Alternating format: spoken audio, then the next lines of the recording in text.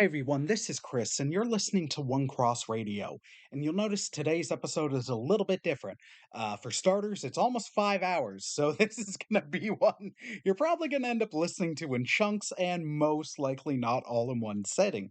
Because if you're like me and you listen to podcasts and audiobooks at 2 to 2.5 times the speed, even that's 2.5 hours. So maybe on a long drive, but probably in chunks. And today's audio is actually lifted from a memorial charity live stream I got to be a part of last Monday. It was put together by the awesome possums, Nathan Marchand and Michael Hamilton from the Power Trip podcast. It was a memorial for Jason David Frank, famed Power Rangers actor who became the face of the franchise. There were a bunch of other awesome guests as well. Kaiju Kim, JR and Jack Hudgens from the Drift Space, Travis Alexander from Kaiju Ramen magazine, and Zeo to Hero also made an appearance. I'm going to attach all their links so you can go check them out.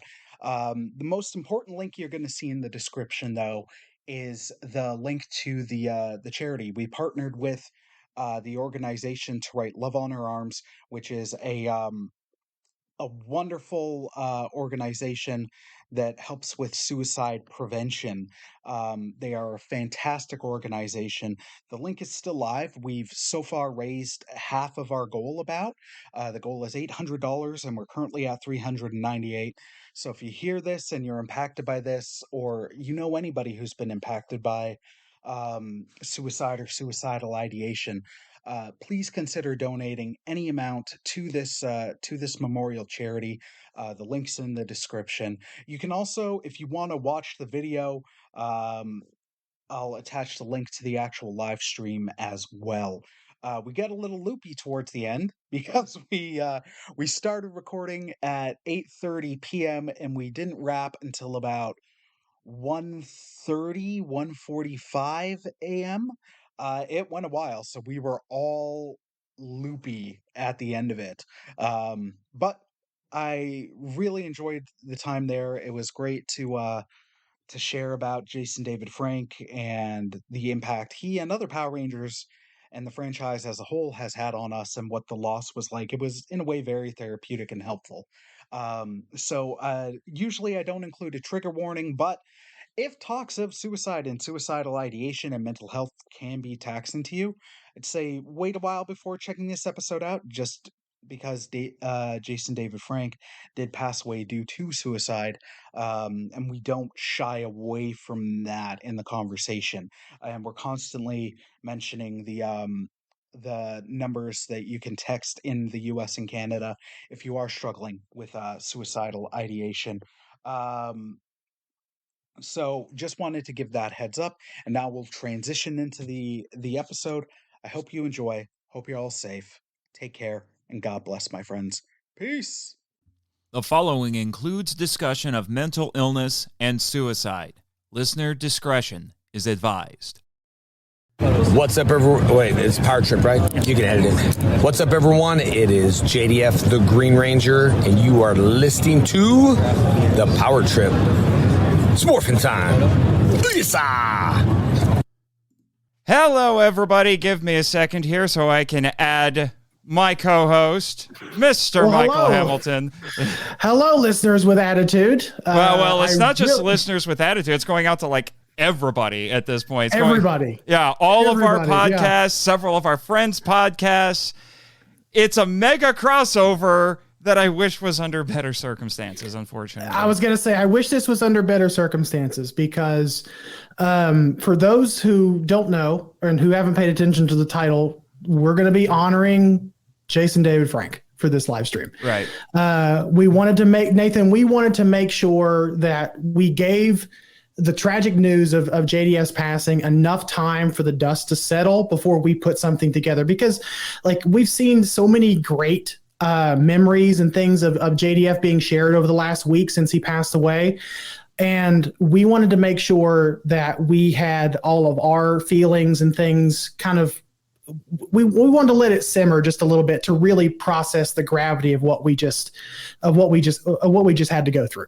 Right. So that's why we're going to be joined by some wonderful people for this live stream, some familiar faces and some new faces, and one no face for this live stream to talk about the life, the legacy, and everything in between of Jason David Frank. Right. And right. I've dreaded and looked forward to this conversation all week. I can understand. And it's only Monday, right?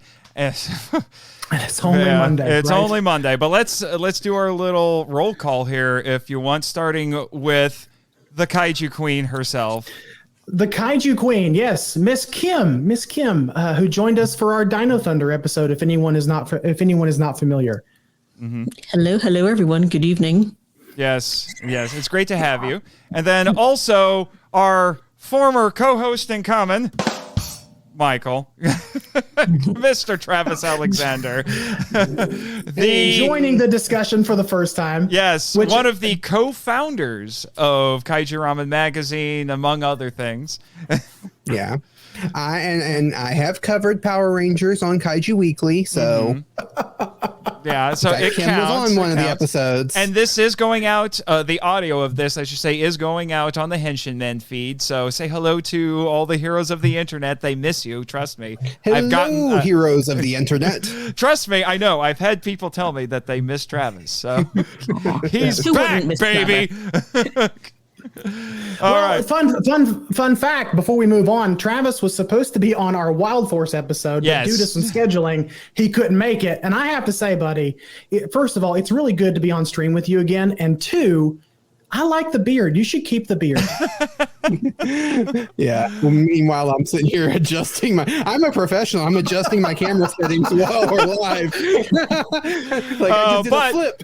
But we are going to try to make it up to you, Travis. Next season, we'd like to have you on to talk some Sentai. Okay, good. Don't have me on any of the Megaforce episodes. No. No. We're going to have you on for Car Ranger. Oh, Lord. All right. And then next up, Die Ranger. Go ahead. We're still figuring it out. Calm the heck down. And then also, host of One Cross Radio, among several other podcasts, and hater of Canadian bacon, it's Chris. I'm going to stop you right there, son. I don't hate Canadian bacon. I hate what you call Canadian bacon. No Canadian calls ham bacon. I don't know what this is from. All right. Yeah. And then we have two of the hosts of the Drift Space podcast who have both been on the Power Trip and vice versa. We have Jack Hudgens, vice versa, and J.R. Villers. Great to have you fellas on. What's up, guys? I feel very honored to share the screen with Jack, who's not showing his face. Hey, I'm just on year 4 of telling people I want to fix my webcam, so we're good. It's all right. How long have you been fixing that webcam for, Jack? I just said I'm on year 4. Okay. Rocky 4,000. I think Jack loves nostalgia way more than I do. It's on record. It's so on much, record. There's a lot of triggering going on right now. I just didn't. I know, right? So much so that he told me himself last night that he is nostalgic for us, Nathan. Here we go. Yep. Oh boy.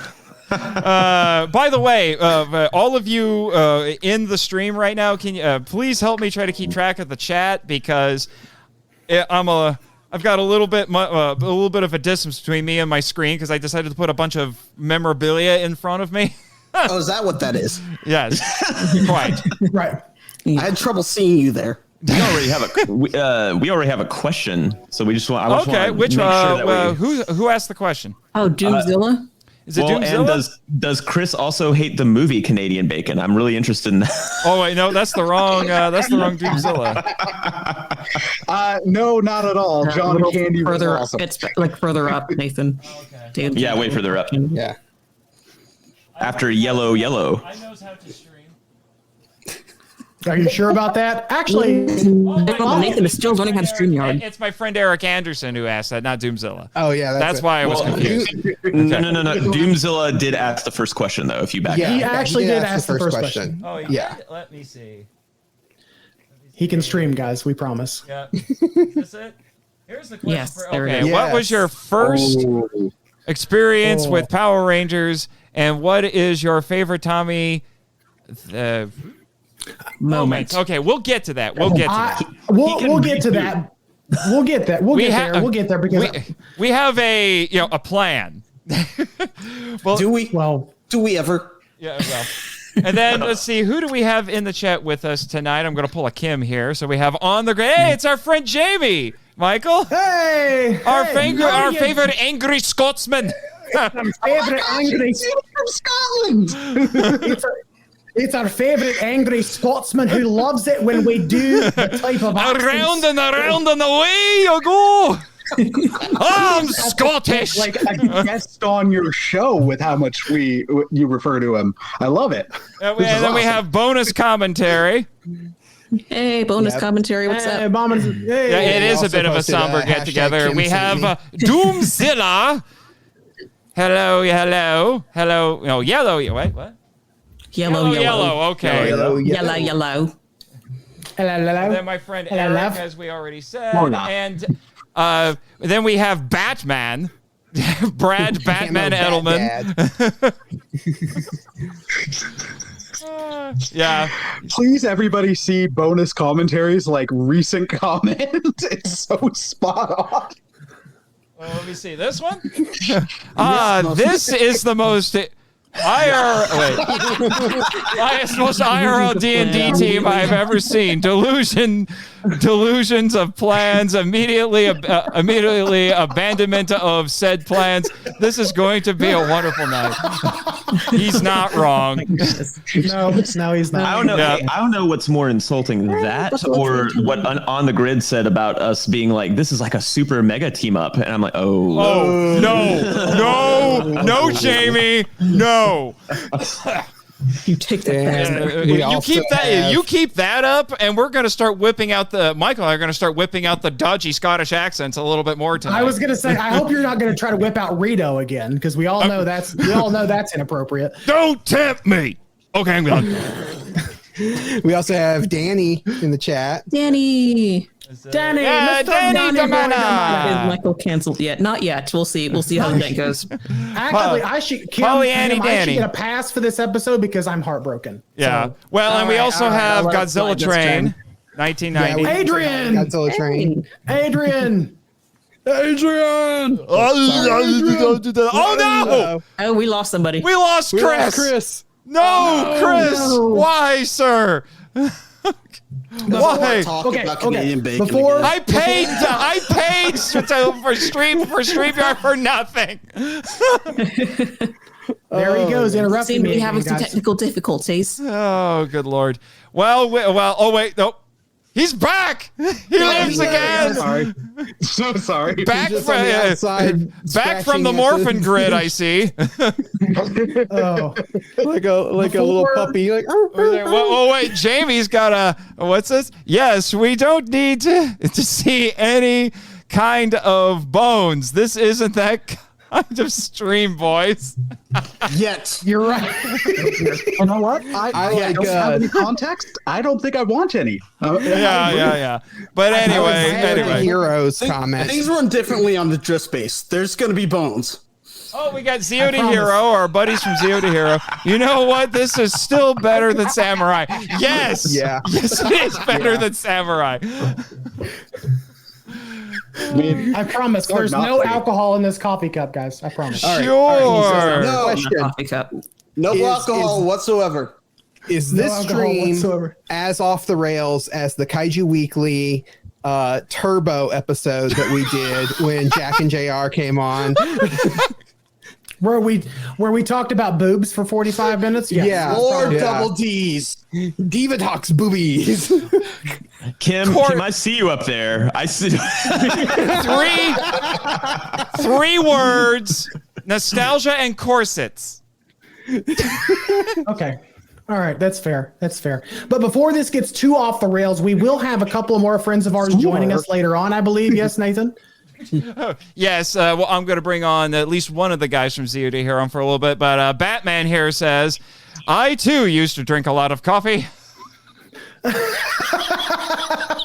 I'm glad that the joke is caught on. Yes. And then Nick Blackler is joining us tonight. Hey, Nick. Hey, Nick. Nick, it's good to see you, man. Oh, and Michael, our buddy Christopher Reiner is here as well. Chris. Yes, I was going to be disappointed if Chris didn't show up. Yes, and I've actually heard Chris talk a little bit. He's more redneck than you. Congratulations. Well, he's from Georgia, of course. Wow.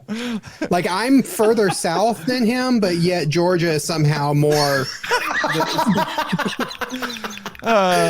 Well, it's because, Travis, you speak with that really sophisticated French dialect sometimes. Zeo de Hero says, off the rails, you say? Was it ever on the rails to begin with? No, it wasn't. I think honestly, it might just be the lot of us just trying to avoid the sad subject at this point. Yeah. Well, I was gonna say, just to keep us on task here, we do have a reason why we all came together. Right. And that is to honor the memory of a fallen Ranger, Mr. Jason David Frank, who tragically passed away last weekend. And Nathan, there's actually a very good reason why we're all together outside of just getting a chance, just having an excuse to talk about the career of Jason David Frank. We're actually going to be trying, or at least attempting to, raise some money for a really good cause. Nathan, do you want to go ahead and tell the folks what that good cause is? Yeah, I will in a second. But I do want to show off here that my apologies. StreamYard is dumb when it comes to PowerPoints. It's not. It's harder to see the text on here than it was when I made the PowerPoint. My apologies.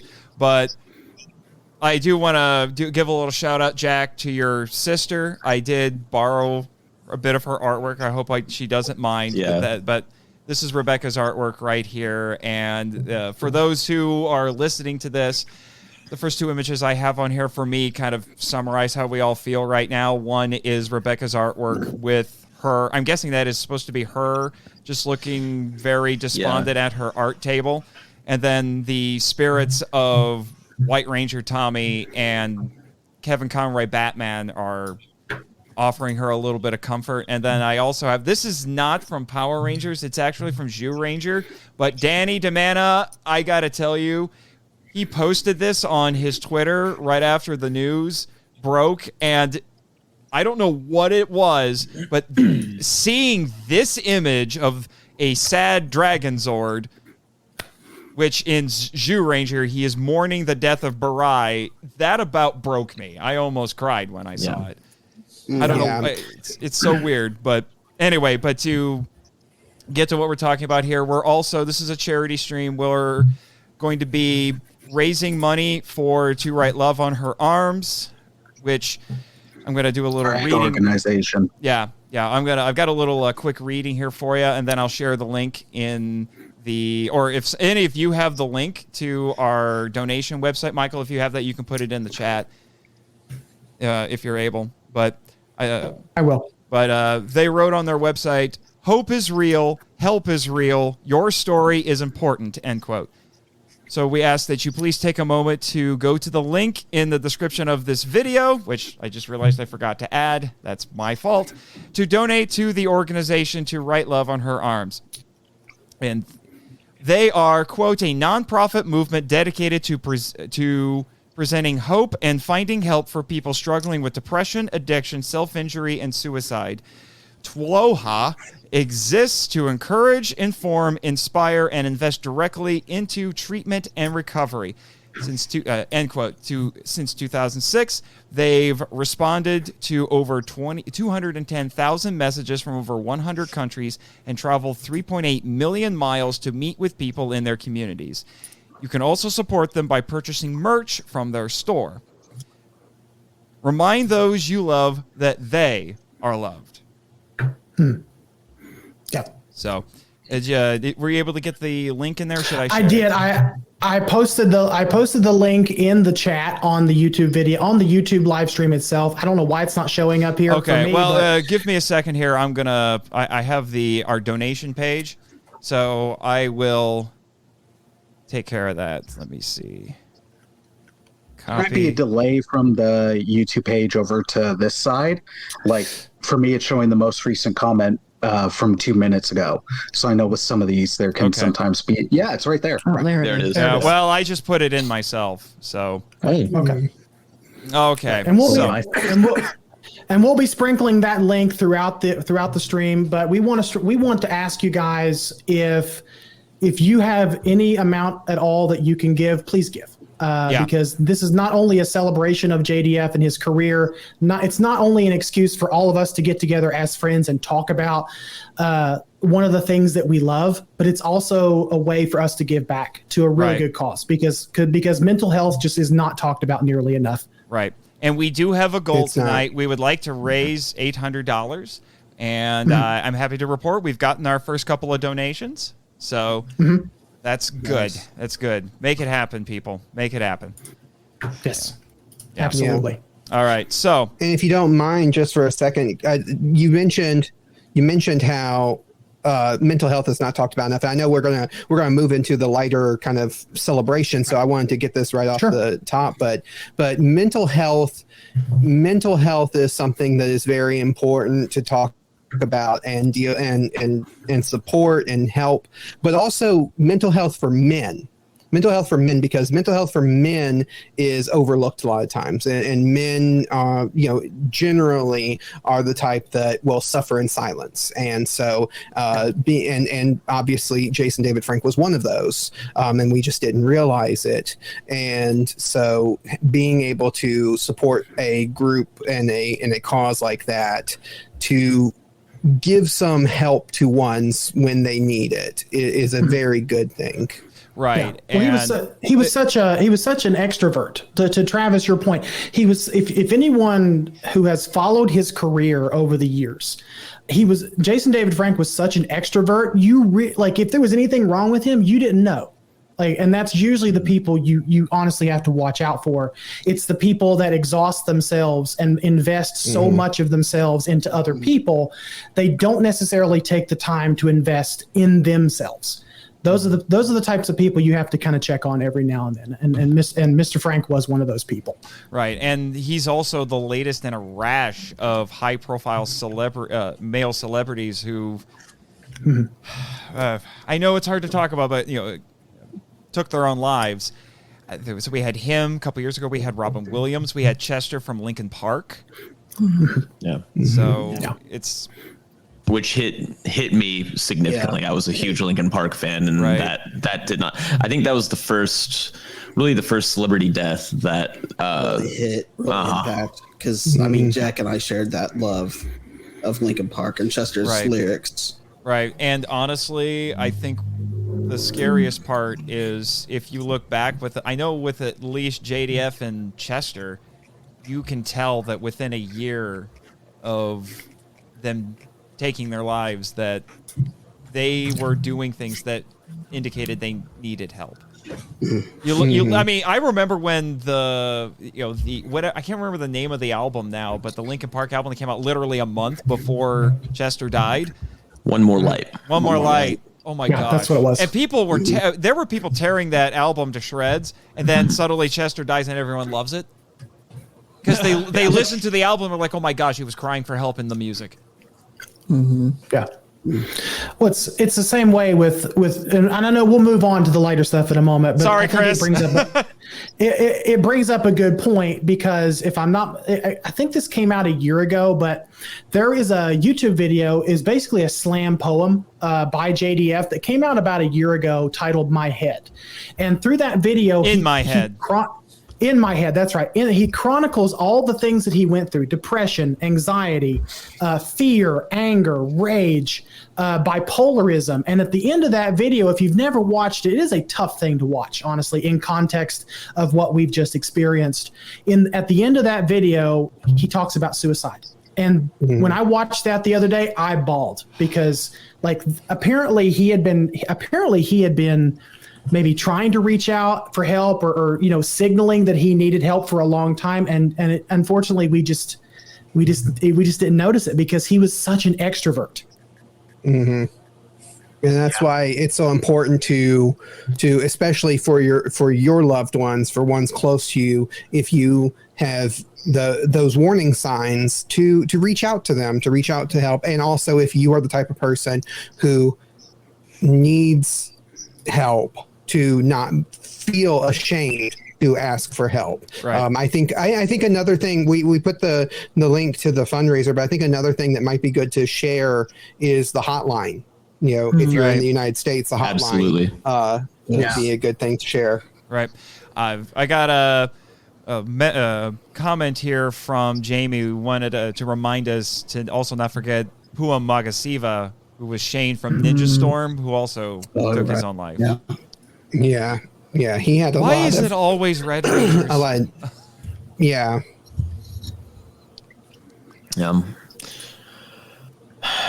Zeo to Hero here. We have a serious problem with getting mental health help in this country. Reach out to the people you are worried about. It will mean so much to them. That is very true. Yeah. And Zeo to Hero did mention that if you're in the United States, all you have to do is text or call 988. That is the national suicide hotline number. You can have that on hand at any time. So if you're somebody who's struggling with even a glimpse or even a thought of what this world would be like without you, I encourage you to talk to somebody. Yeah. But, Now we need to move on to a little bit of the more lighter topics. But I guess not we have necessarily at first, but not at first, because I do want to go. We do want to go around the room or the virtual room and kind of ask you guys, starting with Kim. When did you find out? How did you find out? And what was your initial reaction to it? So it was the day of, it was like 6:30 in the morning. The first thing I do, like many people, is check my phone. I was on Twitter. I see that Jason David Frank is trending, and I immediately get this really bad feeling, like, why is he trending? Oh yeah. Anytime a celebrity's trending on Twitter, everyone panics. Yeah. And then lo and behold, I saw that he had taken his life, and I immediately went into denial. I'm like, no, that did not happen. Please tell me this is fake. Please tell me it's a rumor. And then hours went by, and I kept checking to see if it was a rumor, praying it was a rumor. But alas, it was not. And he is no longer with us. And I was bummed out for the rest of the day. I actually cried. I cried for him. I was in tears for an hour at least. And I just couldn't imagine such a huge part of my childhood is just gone, just like that. And it's just, it was hard. This is the hardest a celebrity death has ever hit me, hands down. Absolutely. Yeah, Travis? I won't take up too much time right now, but this is the third celebrity that who I've met who's died. The other two were Stan Lee and Carrie Fisher. Tucker. What about and Takarada? So it's 4. Never mind, it's 4. Travis, go ahead. So I heard on the day, but it was later in the day because I had a rough night, so I didn't wake up until later in the day. But for me, this whole week and however many days it's been has been kind of hard for me to process, because on top of losing Jason David Frank, who, obviously I cared about as a fan of his work and as a fan, but I also lost a friend of mine. We just had Saturday a friend's funeral. So dealing with the death of someone really close to me, and also the death of someone who I really, had a lot of respect for their work and everything.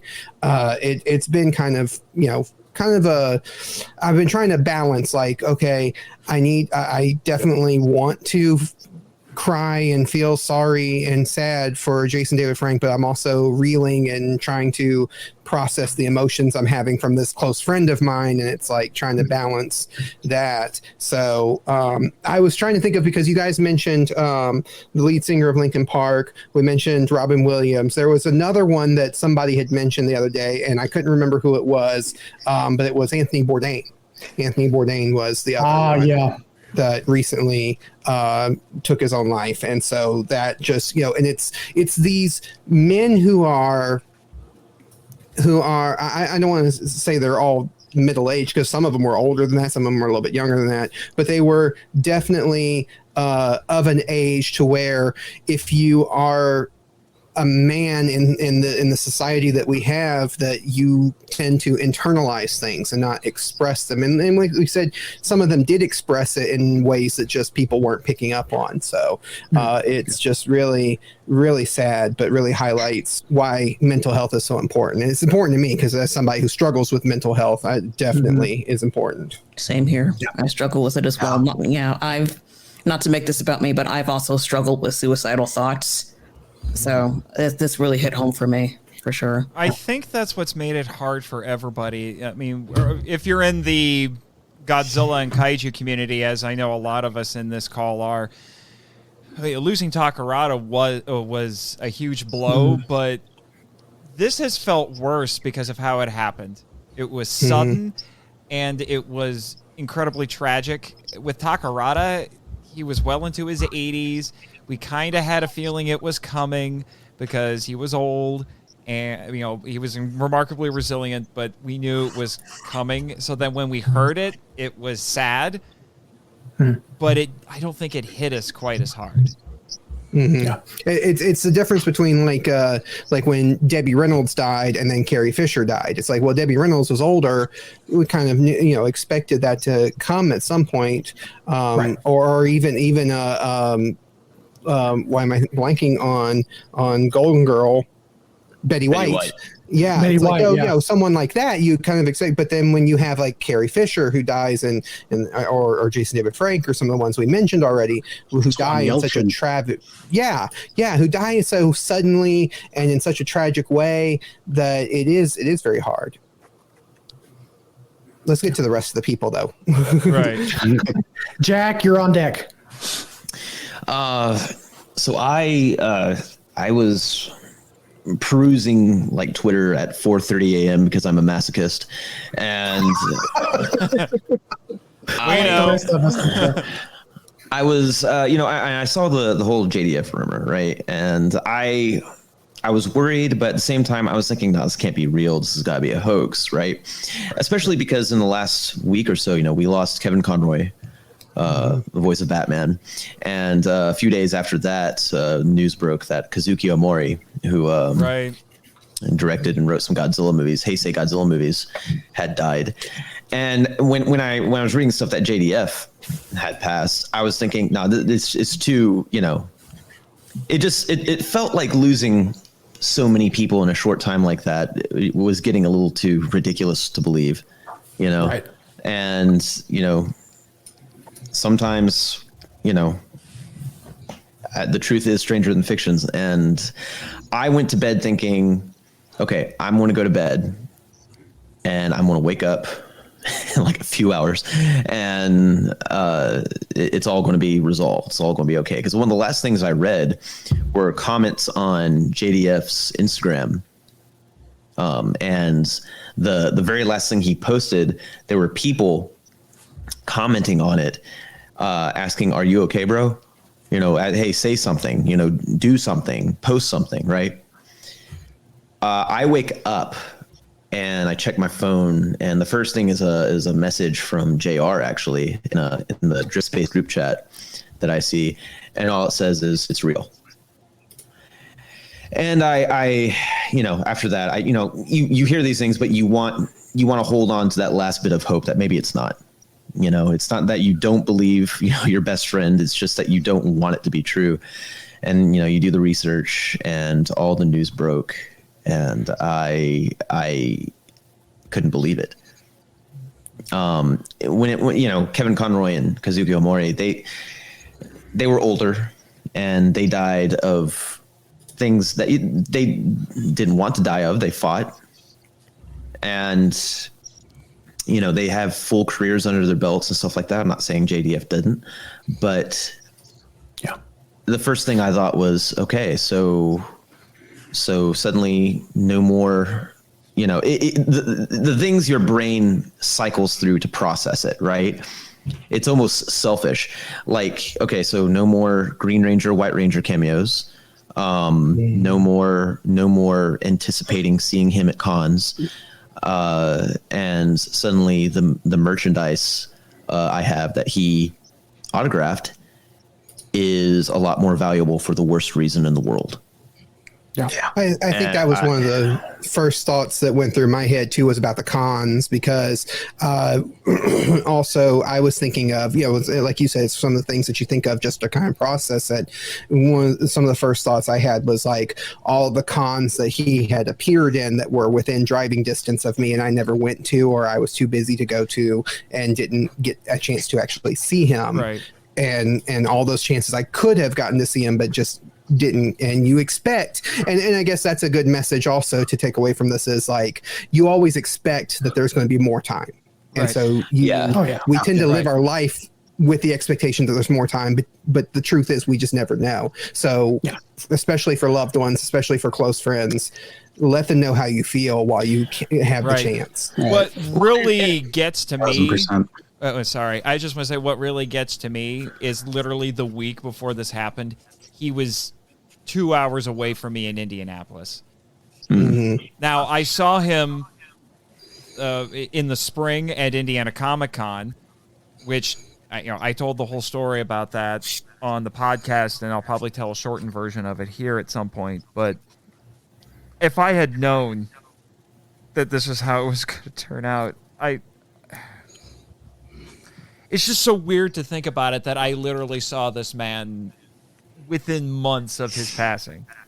Mm-hmm. And then he was, and I even saw, I think it was from Indianapolis, he put up an Instagram video, and I think it was on TikTok as well, of him meeting a fan who got a white dragon tattoo for his next movie.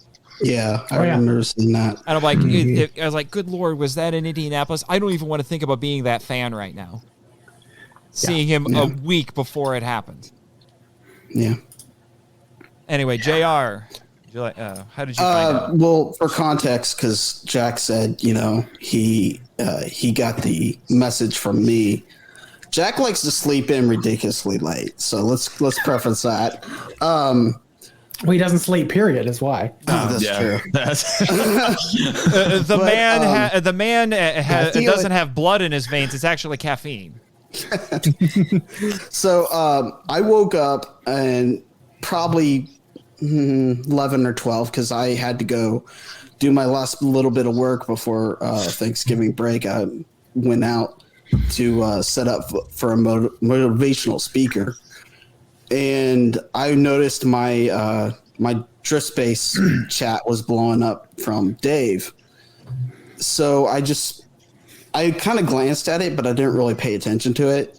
And then a friend from high school who I haven't seen in many years just texted me out of blue and said, "Oh my God, I'm so sorry." And I was like, "What do you mean? What are you sorry for?" And all she said was JDF. And as soon as she said that, I was like, no. I got onto the internet, scoured everything, hoping and praying that it was a prank. And everything I was seeing, just confirmed it. So while this motivational speaker is speaking to the school, I'm actually in the back corner with my camera, just bawling my eyes out. Because, this man I'll go into it later, but this man is the reason that taught me to be strong. Right. And I came home. I came home and I grabbed this, and I cried for at least an hour. I think because in the internet world, we're inundated. It seems like we're getting a brand new celebrity death all the time, like through rumor mills and online chat rooms, people spreading vicious and ugly rumors. I think that's what we all thought it was just another, someone's claiming that JDF's dead. Ha ha, funny. He'll probably be on TikTok later. Exactly. But then it all just sinks in. But I'll tell my story in a moment. I want Chris to talk now. Michael, you're sweet. So I found out at about, I think it was around 11:30 in the morning on that Tuesday. And actually the first thing I did after checking Twitter, because I didn't want to believe it. Losing Conroy hit me really hard. And then with JDF, at first I'm like, I don't want to believe it. This is at the same time that the known hoax of RIP Jimmy Fallon was going on. And he's like, hey, fix this. I'm very much alive. But as soon as Walter Jones posted that Instagram thing, I'm like, oh, crap, this is official. And the first thing I did was actually message both Nathan and Michael, just because we've got a group chat. And I just kind of sat there in like stunned silence for a couple minutes, just because with JDF and with the Rangers in general, even though they're still celebrities and it's not like we're all best friends, it feels different with them because they are very connected to the Ranger community online. Like they're some of the only people I can think of that will actively like posts about Power Rangers from both big and small accounts. So it felt different. It felt like you lost a friend, maybe not your best friend, but like an acquaintance that you've just kind of known from a distance for a while. And I'd be remiss if I didn't plug it. Shout out to whoever plugged the American one earlier. I love that you did that. Anybody who's in Canada with me, if you're struggling with thoughts of suicide or anything, there is the helpline for us. Please don't hesitate to text 45645 if you're in Canada. Please reach out to someone. It was just, it was shocking and heartbreaking to see that because you didn't expect it at all. No, no. And Michael, before we share how we found out, can I share some of the comments in the chat? We have a few people sharing their stories. Absolutely. Absolutely. Yeah. First off, Eric, just good Lord, what a double gut punch. He just said that both JDF and Kevin Conroy are supposed to be at a con he's going to this weekend. God. Yeah. Jeez. I don't just wow. And there were already a couple of people saying, I think Brad Edelman said something about losing both of them within a week of each other. It's like his whole childhood died. Yeah. That's definitely how it hit me. Yeah. So Doomzilla says, I heard the news on Sunday after church. It really affected me and my brother and my parents. And then how do you say that? Ouija Strike? Ouija Strike Gaming. Well, welcome to the stream, because this is the first time I've seen you. I also saw it on Twitter Sunday around 2 a.m. Eastern time. Still can't believe he's gone. Yeah. Godzilla Train. I can't say that I cried, but my heart has been hurting with all these recent deaths. Yeah. Christopher Reiner says, I got a Google News notification right after liturgy. I went into denial mode. That's how we do things usually. Danny DeMana says, sometimes we're hit with so much loss that we're too sad to cry. Grieving takes time and manifests differently for all of us, but it's always hard. Yeah, for sure. Nick Blackler, I was hanging out with my wife and kids and mindless scrolling when I saw it and really didn't believe it until I looked into it, and it has hurt ever since. Yeah. Brett Edelman says I was literal. It was literally his whole childhood just going up. Yeah. So Christopher Reiner says JDF as Tommy really helped me through the loneliest part of my life. I grew up a latchkey in a broken home, and I connected with Tommy because you never saw his parents. I wish he had someone like that. That is true. So, yeah, got a lot of. I'm trying to keep up with the chat here. My apologies, everybody. Oh no, it's fine. Yeah, we got another person here in the chat. Just wanted to say hello to Silverback CP. So he said he was still at work at 11 p.m. watching the Zeo Christmas episode as I found out the news on Twitter. Oh gosh. And then that's rough. Yeah, and then Spyro, I'm not sure, Winja the Ninja, as we call him, said I wanted to cry for at least 2 days. I couldn't bring myself to eat much for a couple of days either. Nathan, can I say something real quick? For those of you who are kind of joining in on the conversation and giving us these comments and stuff like that, also, invite other people to join the conversation. Please do. Because we want more people to see, that this is being organized not only for the sake of charity in JDF's name, but also as an exercise to grieve and to kind of go through the grief cycle. We all do that in our own ways, and maybe this can help some fans sort of rotate through that kind of grief and that adjustment period, because I mean, I'm not special, but I know that it's hit me hard, and it's something that's been on my mind all week long. And I initially was kind of reluctant to even be a part of this whole stream here. Michael, I want to thank you for really kind of pushing me to be a part of it and inviting me as well. And I'm glad you did, because I think in a lot of ways I need this, and I think other people need this too. So if you're here, if you're in the chat, if we're highlighting your comments, invite others, bring them on board, and let's just kind of do this together.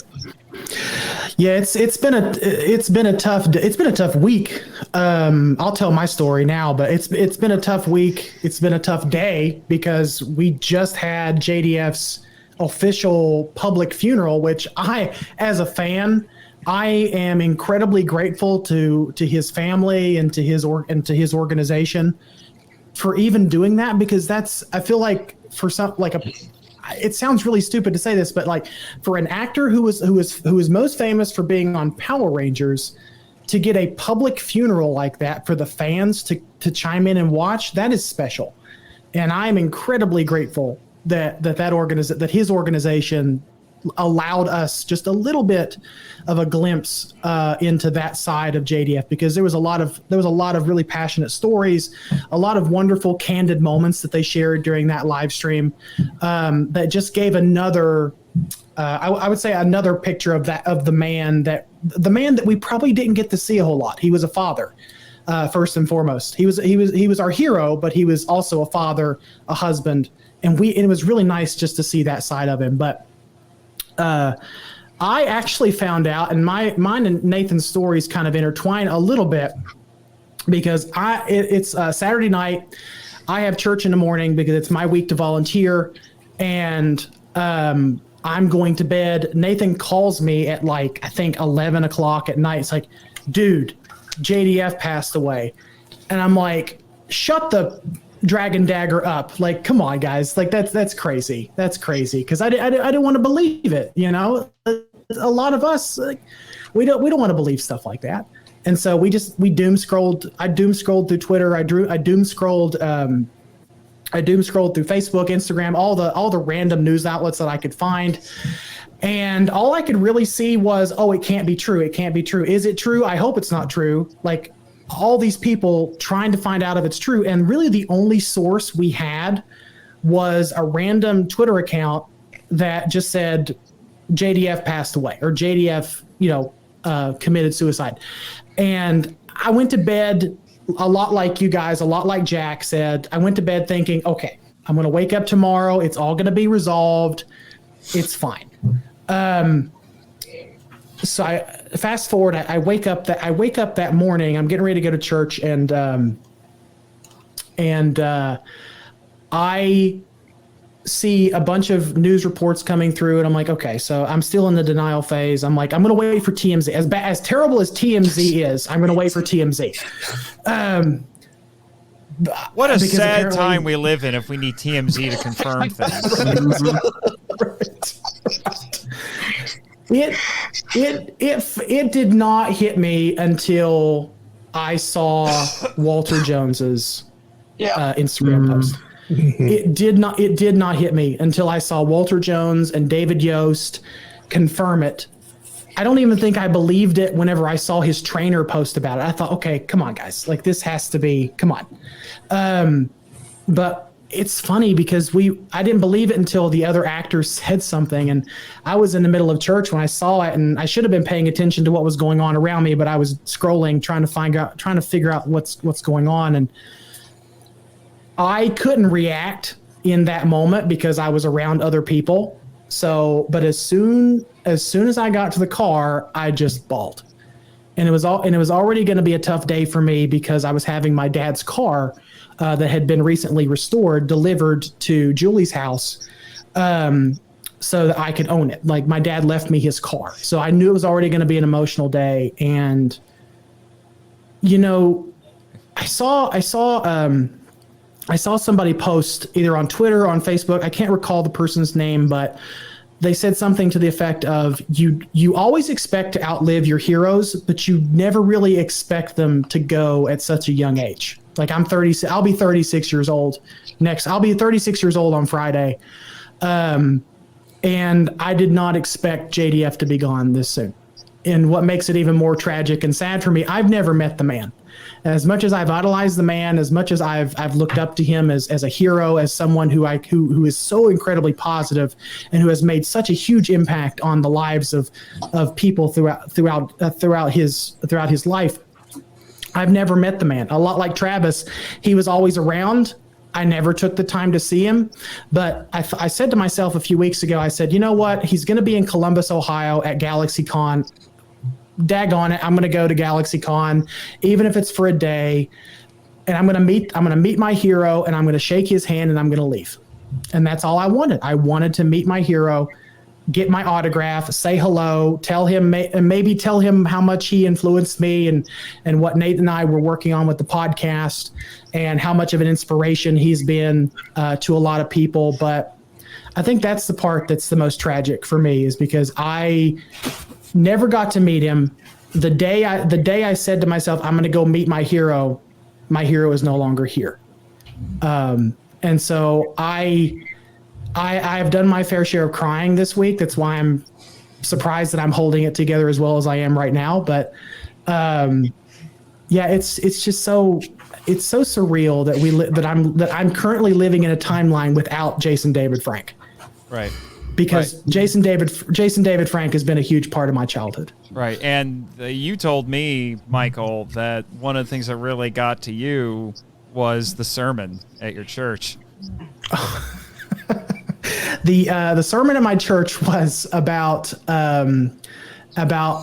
things that will pass away and how life is finite. And if I'm sure that the speaker thought I was moved by his sermon, I was admittedly I was thinking about Jason David Frank in that moment. Right. Now, because sorry. No, go ahead, Nathan. No, I was just going to say I wanted to take this opportunity. I think we're throwing the outline out the window a little bit here, but you talking about not getting to meet him, and the day you make the decision to go meet him, he's no longer with us. Can I share the little video that he made for you when I got to meet him? Sure, go ahead. I'll play that now for everybody. So let me add that to the stream. There we go. Give me a second here. I wish I could pull off a red coat. Michael, what is happening? It is JDF here. Just wanted to send you some Mighty Morphin love and tell you it's morphin time. Aw. Yeah. I know. I think that's a good way to transition into kind of the celebration of Jason David Frank instead. I still need to tell my story. Oh, okay. Yeah, it's go ahead. fine. It's fine. I actually have our friends at Zeo to Hero to thank for this because we have a little group chat with them. It's late Saturday night, and they're sending us messages saying, hey, there's rumors that JDF died. And I'm like, there's no way. And then I started digging around. I was like, there's nothing about this. What are you guys talking about? And then there were a couple of people on Twitter who were kind of talking about it. The guy who was apparently announcing it to the world was getting called out and basically being, basically people were saying, it's like, oh, I don't believe you. There's no confirmation. It's a celebrity death hoax and all of this sort of stuff. But I will confess to you, I was a little obsessed with trying to confirm it. I was going all over Twitter. I was going to news sources trying to find it. And there was nothing that night. Nobody, even close to legitimate, was confirming it. So I was like, okay, this can't be real. All right, we're going to wake up tomorrow and we're all going to find, oh, that was funny, guys. Yeah. Misunderstanding. Sorry about that. But then slowly over the course of Sunday morning, it was being confirmed. And I'm like, this can't be real. And then those jerks over at TMZ basically confirmed it for all of us with their sensationalistic headline. They're still a tabloid, let's not forget. So that's when it all started to sink in, and I will confess I might have watched a handful of Power Ranger episodes that day that were focused on Tommy. I even did something, and for you Power Trip listeners, you will understand how astonishing this is. I did something I said I would never do. Watch Turbo. I revisited Ninja Steel because I realized that Dimensions in Danger is now his last performance as Tommy. Oh. I watched, admittedly, it's the best episode of an otherwise mediocre to awful series of Power Rangers. Now's not the time, Nathan. But I understand. I'm just saying, I said on the record on the Power Trip I would never go back to it, and I did. No. That episode is now officially elevated because of this. I always thought it was a great Tommy episode, though. Just I thought that, what a send off for him, if that, the master morpher and everything.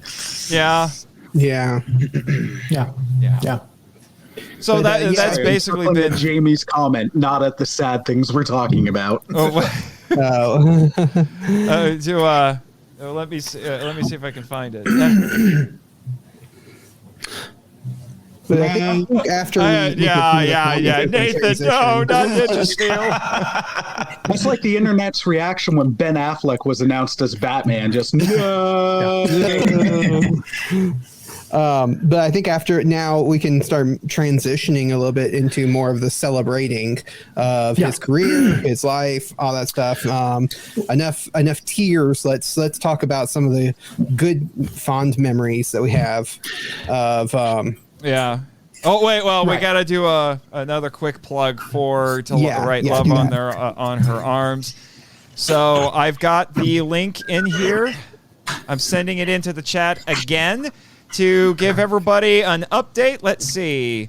What are we up to now? We have $128. Thank you, everybody. That's awesome. Yeah. We're hoping to get to 800.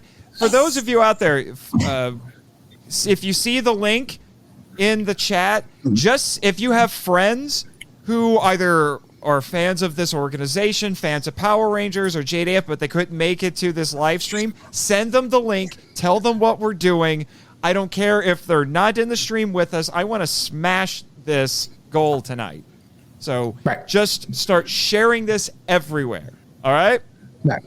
Yeah. Okay. And for those who are unaware, To Write Love on Her Arms is a wonderful organization out of Melbourne, Florida, and they help resource folks that are dealing with depression and suicidal thoughts, and they're just a wonderful organization. We're incredibly happy that they agreed to let us partner with them for this stream. Right. And just for a quick reminder for anybody who came in a little bit later, they are a, quote, nonprofit movement dedicated to presenting hope and finding help for people struggling with depression, addiction, self-injury, and suicide. Tloha, that sounds like it's Hawaiian. Sorry, I'm trying to be funny at an inappropriate time. Exists to encourage, inform, inspire, and invest directly into treatment and recovery. Since 2006, they have responded to over 210,000 messages from over 100 countries and traveled 3.8 million miles to meet people in their communities. And you can also support them by buying merch from their store. Remind those you love that they are loved. Please. Exactly. Please. So anyway, periodic plug out of the way. Yeah, so I guess we've talked a little bit about it. This is, by the way, this is some more amazing artwork from your sister, Jack. Speaking of which, I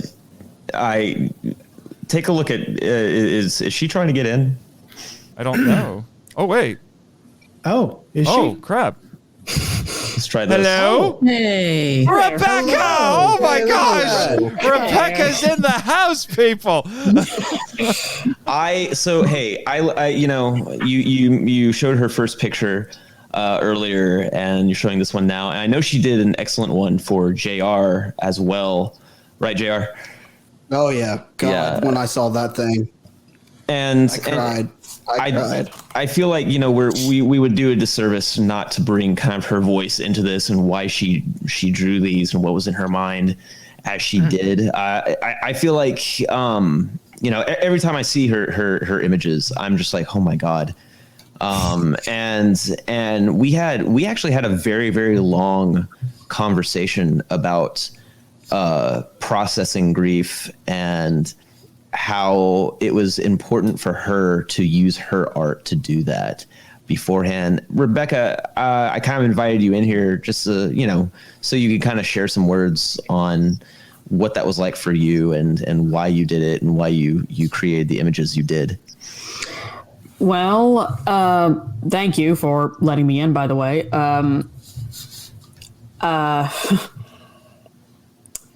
Well, I know I'm putting you on the spot, but you kind of are. Here's a little bit of encouragement for you.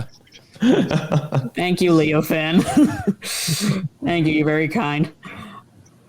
So, what day was it? Yeah, it was the day of. Sorry, I'm reading the comments now. No, that's why I'm posting them up here for you. Oh, okay. I can't remember. It was the day of his death, and throughout that day, I was feeling.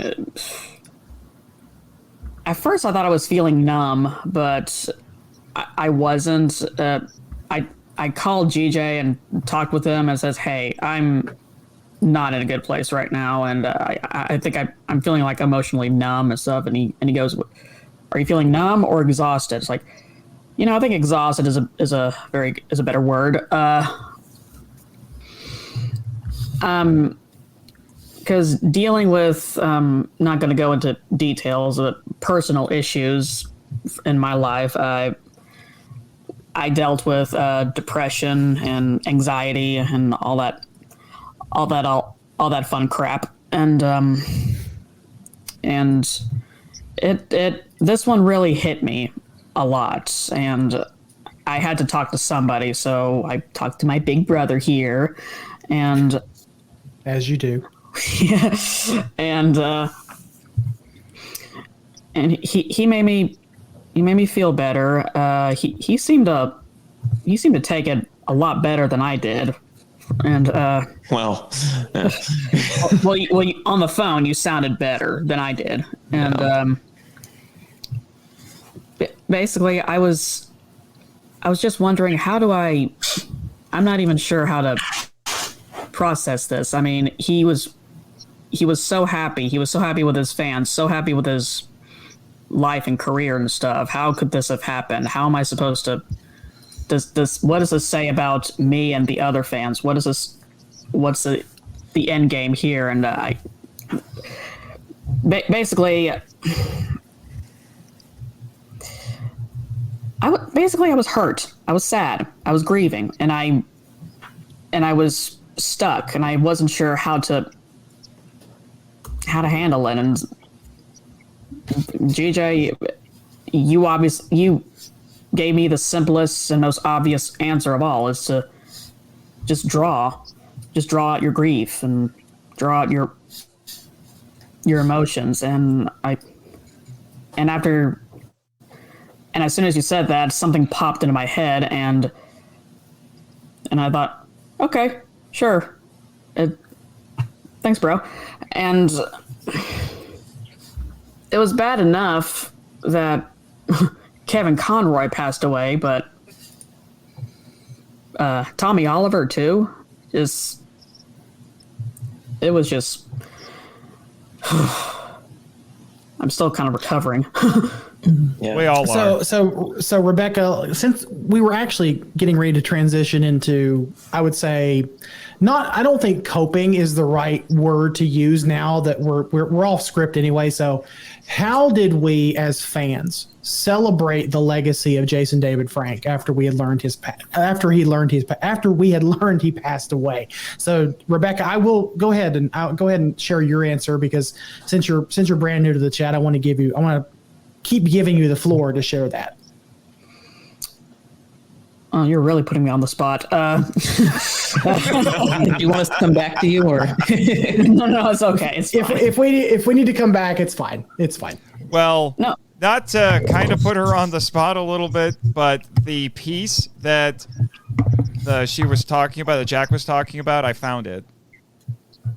Oh, the JRP, yeah. JR piece. JR sent it to me. I don't know how well you can see it. I'll try to zoom in a little bit.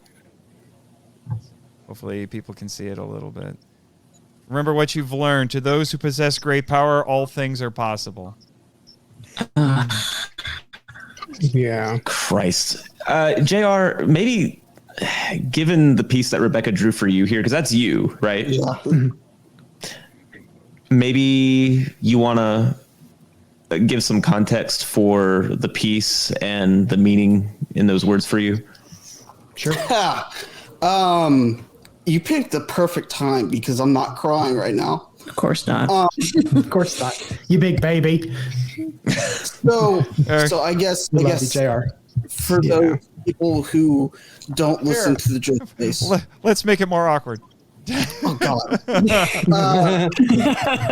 For those people who do not listen to the Drift Space, I was introduced to Power Rangers at a very young age, and I happened to be battling cancer at the time, and it was like brain cancer, and at that moment, people were practically just lining up to tell me goodbye, and so I keep watching Power Rangers, and I'm introduced to Tommy, who at first, he's the evil ranger. He's there just to mess everything up.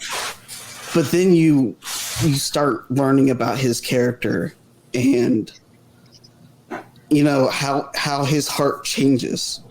And for me, seeing Tommy transition from the Green Ranger, who was evil, to the White Ranger, which is light. Watching him have that transition, watching him have that change of heart, watching him as the Green Ranger fight for his friends, even when he knew the odds were against him, when the candle was dying. It really spoke to me, and it was one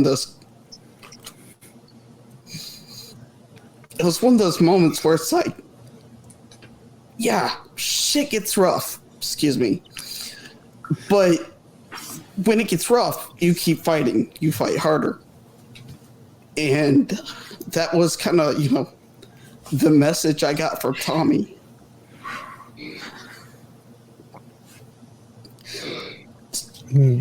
So, I saw a TikTok the other day that said, the Green Ranger fell to depression what chance do I have? And somebody commented back, you keep fighting. And that's Tommy Oliver. You keep fighting. Okay, I'm done. It's all right. Virtual hug, my friend. Virtual hug, my friend. I'm about to And go the over fun there and thing- hug you, like in person. The funny thing is, when Rebecca drew that for me, I asked her, can you express something that shows I'm angry, that I'm in mourning?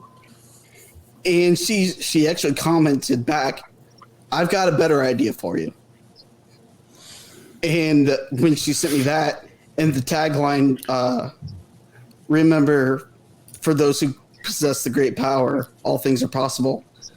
I actually said, Rebecca, that's funny because that's my life verse. I can do all things through Christ who gives me strength. Right. Yeah, mine too. And she's like, what a coincidence. That's mine too. Yeah, and the funny thing is, it seems like there were a fair amount of people who were surprised to find out that JDF was a man of faith today. Yeah. Because he had a very Christian funeral. In fact, I don't want to steal the spotlight too much right now, but one of the things that... Give me a second. One of the things that I got to do when I had the privilege of meeting JDF back in the spring was I did get his, I guess his manager's business card, and when I told him I was a podcaster, he said, "Here, give me a call." Send me an email thinking that, there might be this off chance we get him on the podcast. And I did get to talk to him for a few minutes. And one of the things I told him that I wanted to do on the podcast was talk to him about his faith journey, because it's not something that I've seen him talk about as much when he's on interviews and things like that.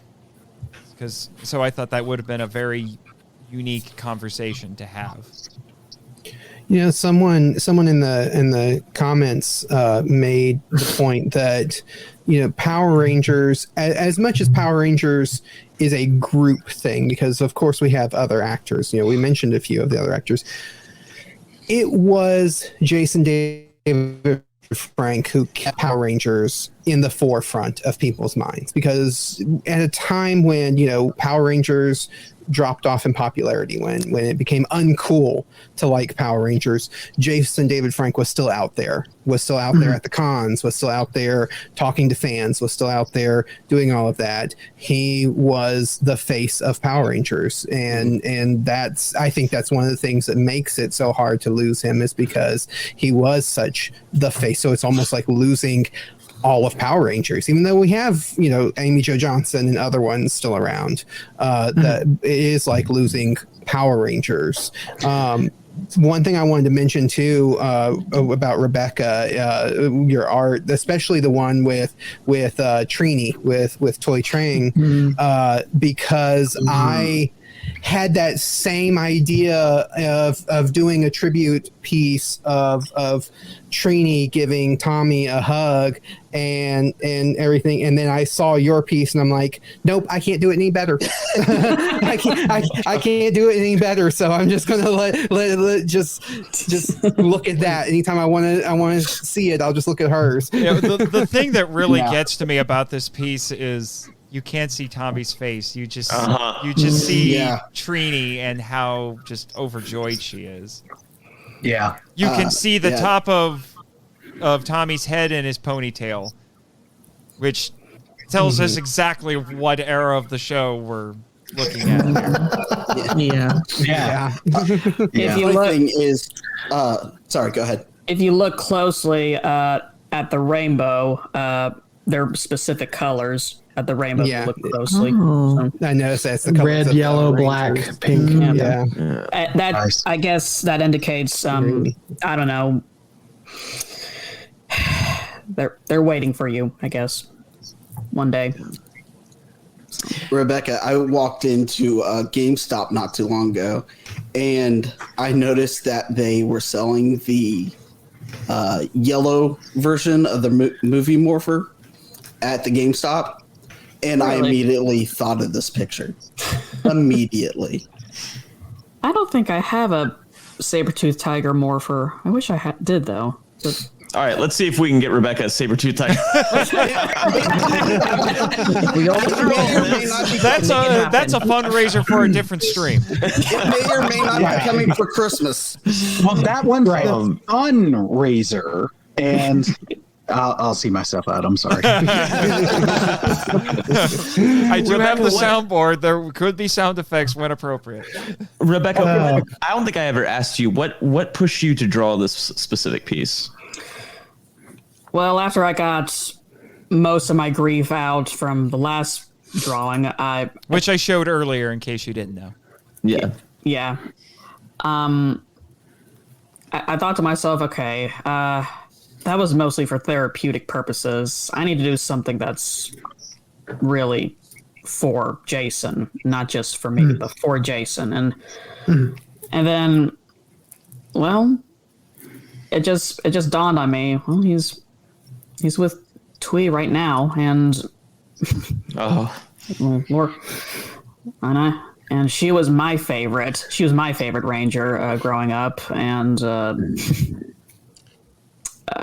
one thing led to another, and here we are. It also occurred to me, I'm ashamed I didn't draw him out, but I just realized he's also with Robert Axelrod as well. And, Robert. Yeah, because it's not been too long since Robert passed away. He passed away like 2000 and last year, wasn't it? 2000 last year. No, he's been dead more than Axelrod's been dead more than a year. I'm sure someone in the chat will tell us. I think he died in 2017 or 2018. I was going to say it's been a few years. It's been a little while, but not too long. Right. Yeah. Well, since we're all kind of in we're trying to move into the celebratory mood now. Well, I mean, since we're talking about people who've done things as kind of tributes here, I mean, I have things from a couple of other people in this chat that I could share. Sure, go ahead. Yeah, that's a good way to segue. Yeah. Since we're still on that subject, but here's the first of a couple of things our own Travis Alexander has been doing. Wow. See, that's what I've had a bigger piece in mind. This was just one part of a whole thing I was going to do that had like every one of his Zords kind of personified. I have that. Well, yeah. See, this was like my concepting. I was concepting. I was going to draw out each of the Zords, kind of coming out with electrical, energy and stuff. And I couldn't get it. And so this was, this isn't the actual piece. This was just me conceptualizing it. But it's a preview of things to come, I'm sure. If I ever get around to actually doing it, because I just kind of got so angry. I was like, I can't do it. I can't do it anymore. Well, I'm just glad you tried, buddy. That's all that matters. It was 2019 for Axelrod. Thank you, Jamie. Yeah. Okay. Got it. Okay. Yeah, but I included I was going to include the Falcon Zord, because I noticed that a lot of tribute art pieces I've seen have, of course, the Green Ranger, White Ranger, the Black Ranger from Dino Thunder, then the two Red Rangers, but they don't feature the Ninja Ranger because he sort of was kind of still the White Ranger. So I guess he was kind of but I was like, no, he had a whole separate Zord. I want to do that. Right. Someone came up with this. I don't remember the artist's name, so if you're listening, please forgive me. Someone came up with this gorgeous piece where they combined all of the Sixth Ranger Zords that Tommy had, or that JDF had played during his career. They combined them all together into this massive Ultra Zord. It looks fantastic. I wish I remembered. It does. I wish I remember what the name of the artist was, but that we lost Michael. What? No!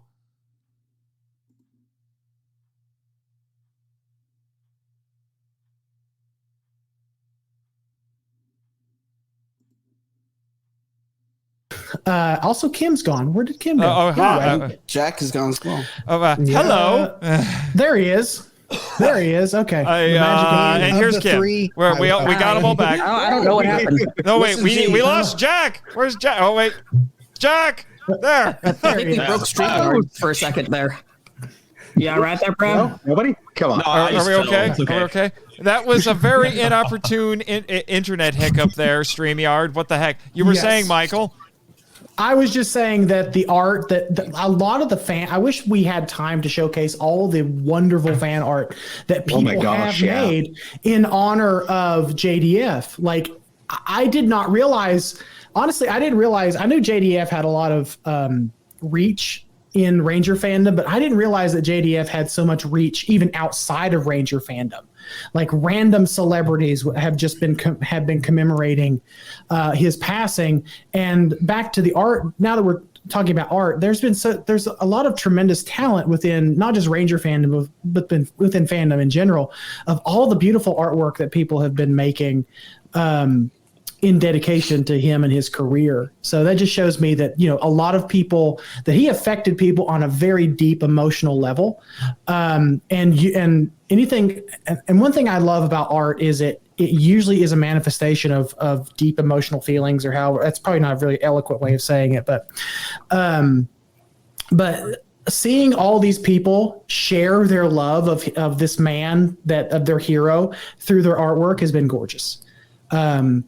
And it's just been a wonderful sentiment. Now, for me, how I kind of celebrated his career, like a lot of fans, I watched a few episodes of Power Rangers, obviously. What do you do? But specifically, I watched Fighting Spirit from Power Rangers Dino Thunder. Yeah.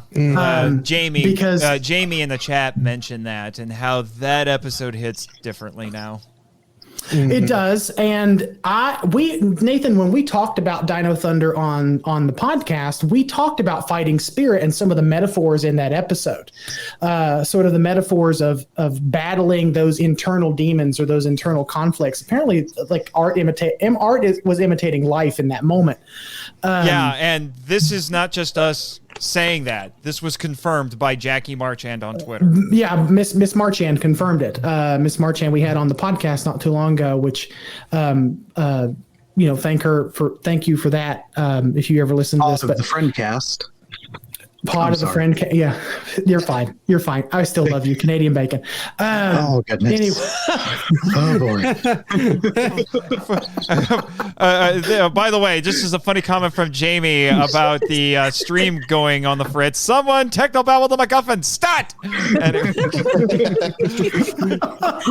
I love it. But yes, Jamie,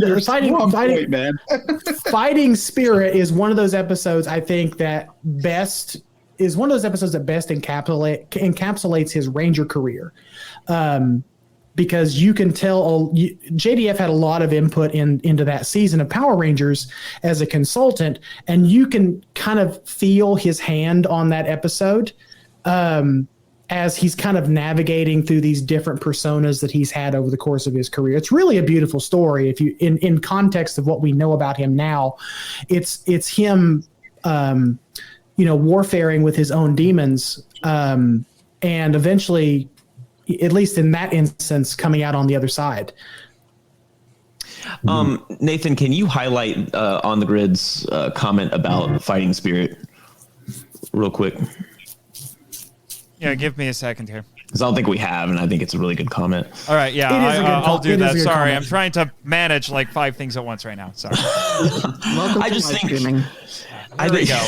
Yeah, Jamie says, let's not forget that Dino Thunder episode, Fighting Spirit, where Tommy fights his past selves, is literally an allegory of fighting your inner demons. The irony of that now is painful. Yeah. Well, and you know what? I think this is probably that episode is probably an excellent transition point.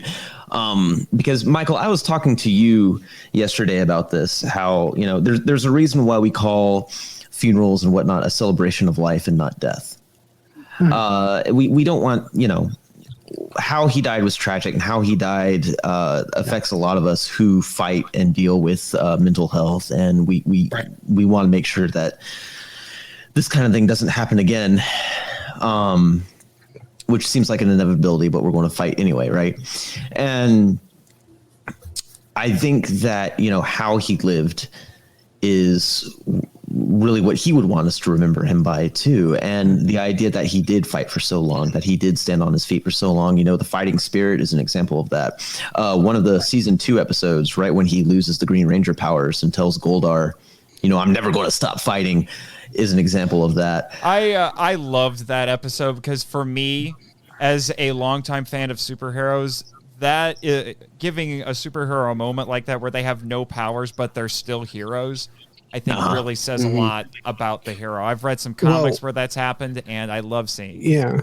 One of my favorite lines and quotes that people have been sharing a lot this week has been from the Mighty Morphin Power Rangers movie, where JDF, as Tommy says, we may not have our powers, but we're still the Power Rangers.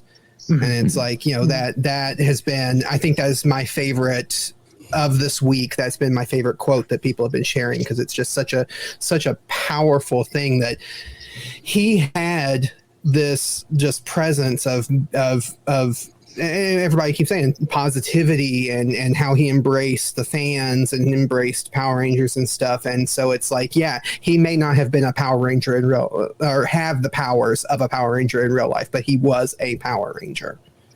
Right. Oh yeah. He embodied a lot of this of the spirit that, you know, a lot of that fans gravitated towards. Like he was the unofficial. Sometimes he was the official.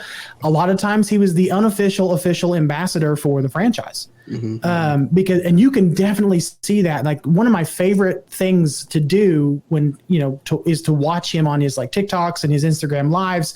And one thing that stuck out to me the most about JDF is that he had this motto, until the last fan standing. Meaning he would not leave until every single person left that arena or conference hall or whatever without an autograph, without a smile, without something, without what they came for. Which I witnessed firsthand. Right, because he wanted to make fans happy. He adored I think I've watched TikToks and videos from other people. I think Amy Jo Johnson, in her heartbreaking video, even said this. Man. Yeah, that Let's not talk about that. I'll start crying again. Yeah. Well, we'll get to that in a second, Kim. But just to let everybody know, we have another guest that I'm going to bring in for at least a little bit because he's got to get to work tomorrow. But it is none other than one of our friends over at Zeo to Hero. It's great to have you on. Hi, guys. Which one is it? Is it Bimmy or Jammy? I can't tell. Sir. It is Jim Jam Double Dam, but or effectively known as the bulk of the Bulk and Skull of podcasting. So you're the true hero, and also apparently Double Dragon, because that yes, Double Dragon, Billy and Jimmy, yes, Billy and Jimmy Lee. Our mom came up with that before the show ever came out. But yeah, so you mentioned in our messages that you had a few things that you wanted to share. Oh yeah, I have Millie and I have talked about this a couple times since the passing and everything, and so one of the cool things, we got to meet JDF when we were kids. So we were like 7 or 8. We were pretty young when the movie came out. They're doing the rounds and stuff for the 95 or 96 movie, for the first movie. And we were hanging out, and our mom took us to go see him, and they were doing stuff at the library. We got to meet JDF, and I think we got to meet David Yost at the time. I remember a little foggy from that point in time, but we got a couple autographs and stuff. So, and it was really cool. And we've talked to our mom about it, and she's like, yeah, he was super nice. And we were really young. We don't really have like full memory of exactly what happened, but she was like, he was really nice. You know, he talked to y'all like people, not like children, but he just talked to y'all. And I was like, oh, that's really cool. Because sometimes, you know, you hear about actors and actresses and people who don't really talk to fans like people. They just blank out and just do things, sign papers and leave. And I thought that was wicked awesome. And I was like, okay, cool. And with everything that happened recently and everything else, It's just been like, geez, like this has been a weird week for a lot of people, weird couple weeks, and it's right on the holidays for us Americans. And I will say this, from seeing this and seeing everything that's happening and being part of this fan group and everything, if you have a friend that you don't know how they're doing and you're concerned about them, reach out to them like tonight, tomorrow morning. Reach out to them, say hi. They might not reach back out to you, but just the fact you're reaching out to them means so much to them. It's going to mean so much to them that someone cares. And I posted the number earlier for us Americans. 988 is the suicide hotline for America. It's completely toll free. Use it. If you know someone, send that number to them. If you have any inkling, just make sure people are aware of it. Okay. That's one of the big things I did want to say. I will say, us as Zeo to Hero, our hearts go out to all the fans who are having a moment, because it hurts. It hurts a lot of people. And we didn't really agree with JDF on a lot of things, but we did respect him as a human being, and he was an instrumental part of Power Rangers. And if it wasn't for him, we wouldn't be here today doing our podcast. Y'all wouldn't be here today. None of us would be here today doing this and enjoying something we actually really like if it wasn't for him. And I got to give mad respect for the man. All right, that's my 2-3 cents. Besides that, though, you guys can follow us at Zeo to Hero across the board. Shameless self-promotion. Oh yeah, gotta do it. Gotta get in there, right? You beat me to it, Jim. I thought I was going to ask you for some shameless self-promotion. But man, thank you so much, because you and I and Nathan and your brother Billy, we had such a good time on Samurai. The reds flowed strongly that night. You guys are just sitting there like, this is what we get for being the first Ranger podcast to reach out to you guys when you started. We get Samurai. We get our Lord and Savior Jaden Christ. What? Blame your brother, Jim. Blame your brother. The legitimate rage I had for Samurai. It boils so brightly. But I will say, I did come up with a fun theory, and if you don't know the theory, go listen to the Samurai episode, and you will have a great time.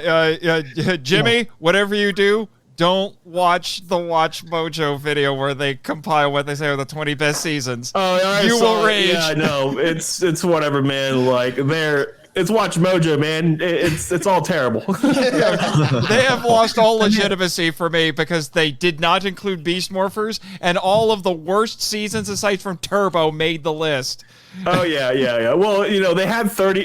They had what 20 something to choose from for the top 20. Okay, yeah, sure, okay. Mm-hmm. Yeah, and Dino Fury was number 20. I'm like, you just said Samurai and Mega Force and Operation Overdrive are better than Dino Fury? Sit down. I have my quibbles with Dino Fury, Michael, but what? Michael, you got to reel Nate in. You got to reel him in. I know I got to reel Nate in because I gave him very strict instructions to not press that stupid button. I have not pressed the button, sir.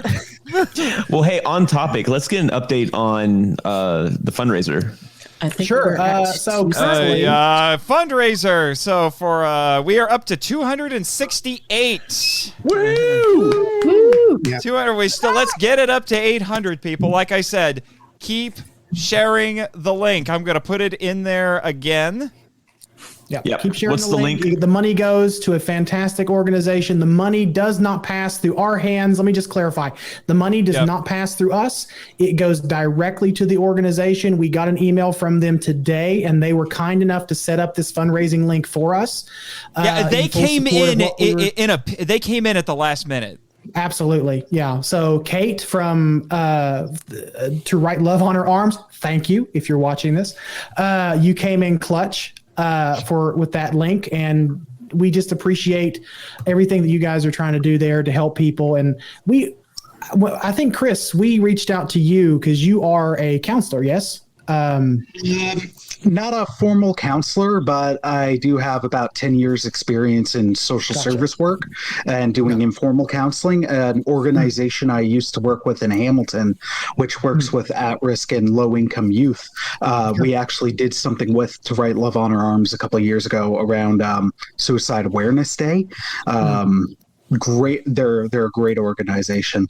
A quick question I actually had for you gentlemen, just because we're going to be sharing this as podcasters in our feeds, is this link still going to be live after tonight? That way if people still want to donate, they can? Yes, from what I understand from their representative, this link is still going to be live. We're going to be trying to raise as much as we can while this conversation is going on. But if you're working and you're asleep while this is going on and you want to donate later, that's perfectly fine. That link will still be active. I've already heard from a couple of people who wanted to participate, but be in the chat and everything, but they couldn't make it. So I'll be sure to be sharing this around. We have a lot of friends in the Toku and Ranger communities, Kaiju communities. So we really want to. We really do want to smash this fundraiser goal. So just a quick reminder for those who don't know, I'm going to read it off again because it's what we do around here. To write Love on Her Arms is a nonprofit movement dedicated to presenting hope and finding help for people struggling with depression, addiction, and self-injury and suicide. Twaloha exists to encourage, inform, inspire, and invest directly into treatment and recovery. That is from their website. So just a quick reminder. Great organization. For everybody. Good. Great organization. And again, let's do the roll. Let's go ahead and just do the roll call. If you are in the United States, just like Jim said, text or call 988 or better yet, save that to your phone because you just never know when you're going to help yourself or you need to help somebody else out. Chris, in Canada, what is the suicide prevention hotline for you guys? So the text number would be text 45645, or if you call 1-833-456-4566. Right. So since we're kind of on the subject, Kim, with your permission, yes, can I share your video? Because before we do that, I want Kim to share what she did to celebrate her love of Power Rangers and remember JDF. So Kim, I want to make sure I'm giving you enough time to talk. Well, I actually couldn't bring myself to watch any of the episodes because as soon as I reached for the DVD, I just started crying. So I just I never met JDF, sadly. But I did get an autographed pop figure of the Green Ranger here. Oh, nice. It's one of my prized possessions, especially more so now. And Green Ranger flip head, the entire DVD set of the Mighty Morphin series and Dino Thunder. So I just put that up as kind of like a shrine. That was kind of my way of paying respects to him. And I also was reeling my head, trying to figure out, I wanted to make a tribute video to him, but I wanted to do it the right way. I wanted to pick the right music and pick the right clips because I didn't want to just throw it together and just put it on YouTube because I wanted it to be done right. And then I finally came across Amy Jo Johnson's heartbreaking video. Oh my God. And she played a couple songs and I ended up just being inspired by that. So I took some clips from the first song that she performed that she said was for Jason. And I put that in the video that we are about to watch right now. All right. Yeah. Get those tissues handy. Mm-hmm. Absolutely. Yeah.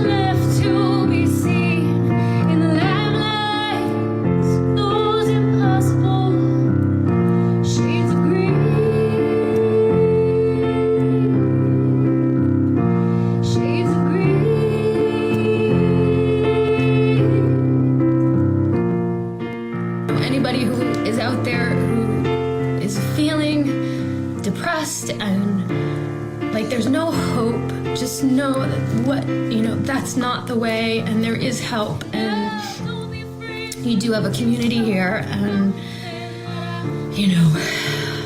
just reach out for help. Sun rises, you stand back up again, and you fight, and you fight, and you fight. We're soldiers, and what do soldiers do? Soldiers keep fighting the fight.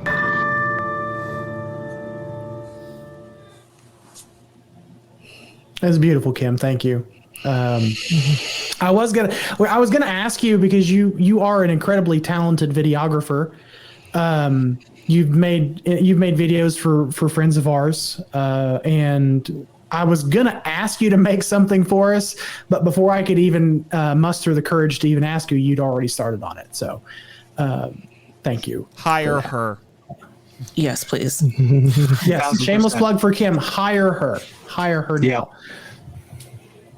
Yeah. Yes. Yeah, I couldn't not make a video. I had to make something. Yes, quite. You know the feeling. Kim, you're getting a lot of much deserved shout outs in the comments right now, just so you're aware. Oh, yes. Yes, Actually, lots of comments. Thank you, Chris. That is a good segue to check in on the chat and see what the chat is talking about. We've not checked in on those guys in a while.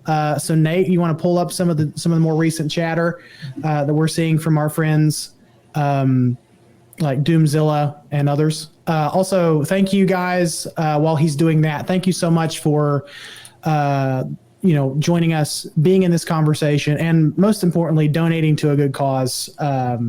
We wanted to make sure that we were doing something that meant something, that we weren't just spending an hour and a half talking about a character. We were actually using our time to support and help other people. So thank you for that. Bonus Commentary's got some comments here. No, not a JDF story, but a Power Ranger story. When I was a wee nerd, I got last at a local... You got lost. I got lost at a local flea market. Okay. And got myself lost. So I knew what I had to do. Go to the police? No. Talk to a stranger? No. The freaking Power Rangers were there, and sure enough, who got me back to my folks, the Rangers, along with the green one. That was a fantastic story. Yeah, it is. That's great. That is a fantastic story. It is 3:18 in the morning for you, Jamie? Oh my God. Oh my. Jamie, let me tell you, Jamie, are a trooper, son. He is one of our faithful listeners of the internet, and he usually has about, I'd say, 4 paragraphs of running commentary before Nate and I even wake up in the morning. So, So we've been trying. You wouldn't dream of doing anything else on a Tuesday morning. Right, exactly. Jack, you were going to say something. Comment is also on point. Sorry. No, you're good, Chris. I think we've been trying to segue into the positives of his life and what we've learned from it and whatnot so far. JR kind of hit on that a little bit and how he inspired him and stuff. I mean, should we start talking about like JDF moments, Tommy Oliver moments, JDF stories? In a second, because there is something, since we're talking about the stuff that we've been doing in response to all of this, I do want to mention something here that I'm actually going to make the official announcement right now. For me, one of the great ironies of the timing of this, because this corresponds with, this had to have been providential. That's all I can say at this point. At the beginning of the year on the Monster Island Film Vault Patreon, I had my friends Derek and Jacob sponsor an episode on Mighty Morphin the movie. I was a little hesitant to do it at first because I did have that slated for a later season, but then I decided, you know what, I'll do it just for them. We recorded that, probably, I want to say like late September, early October, and then things happened, and the production of the episodes for the Film Vault fell behind a little bit, and then, lo and behold, that is the next episode of the Film Vault that's coming out now. And for those who don't know, who don't listen to the Film Vault, one of the things that makes that podcast unique is not only will there be film discussion and stuff on the history and culture behind each of the movies to put them into their context, but I've gotten into the habit of doing some audio drama segments with an ongoing storyline. And it often involves the fictionalized version of myself meeting characters from whatever movie is being discussed that episode. So the plan was to have Tommy show up on the show, and I wrote the first draft of that script literally right before the news broke. So that, actually, to get on your point, Nathan, the Power Trip and the Drift Space actually recorded an episode of Soul of the Dragon, the comic. Yeah. So that's going to be our next episode that we release, and it's so crazy. It's just yeah. But I will confess, I sent this out to Danny DeManna. I sent it to Michael. I always do that because I wanted to get feedback, but after things happen, I'm like, what do I do with this? I mean, how much revision do I need to do? And I didn't do a whole lot. What makes it even more ironic is the setup for this is it does take some cues from Soul of the Dragon. So Tommy in this story is retired. If you know Soul of the Dragon, he suffered a career-ending injury at the hands of a monster. Got his Master Morpher screwed up, so it's taking place after those events, and he's been invited to the island for a thank you for your service meet and greet, which seems terribly ironic now. But I wanted to share a couple of excerpts from that script, so you're going to get a little bit of a preview here. And then I have a big announcement to mention in light of that. Before you do, Nathan, I just want to make sure that we acknowledge Adam's comment, Thirsty Thursday Toys, before we move on. Yes. Oh, what's that? I think it's incredible. You have it pulled up. I think it's incredibly important, and this speaks to the heart of why we're doing this. And Adam says, "Thank you for doing this. We lost my brother-in-law a couple of years ago. I think it's important to have these conversations." And I cannot agree more, Adam. So thank you, man, for even stopping by and saying hello. Thank you for contributing. Deeply appreciate you, brother. Thank you for everything that you do, man. We do appreciate it. And, we just wanted to try to shed some light on a situation that a lot of people don't talk about all that much. Right. Can I quickly say something, Michael, and Nathan, if that's okay? That's fine. Yeah, go ahead, Chris. Just to piggyback off of what Thirsty said, in my line of work, like seeing other people talking about things, mental health, suicidal ideation, seeing others going through this or knowing others have experienced it. Oh yeah. It's great that this is being talked about more, and it needs to be. It normalizes, it helps people who feel isolated not feel as isolated, where even if it's not the exact same thing, they'll now know, hey, I've got someone who might be able to relate. I got somebody who might understand what I'm going through. And as important as services like the numbers we're constantly throwing out for the national services are, it's great that people have other people that aren't just behind a phone that they can go to. So I love Thirsty that you said that, and I'd love to see this happen more, where we don't shy away from these things, because they're uncomfortable and we get upset, but other people need to see that so they don't feel alone when it's happening with them. I was Jack, I think you and I were having this conversation yesterday. When I said that it's just really unfortunate that it takes losing someone like JDF, like a hero of ours, to really sit down and have a very open, honest conversation about mental health, and specifically the darker sides of mental health, especially pertaining to men. as a stubborn man myself, this will be the first and probably the only time you'll ever hear me admit that. As a stubborn man myself, Are you listening, Julie?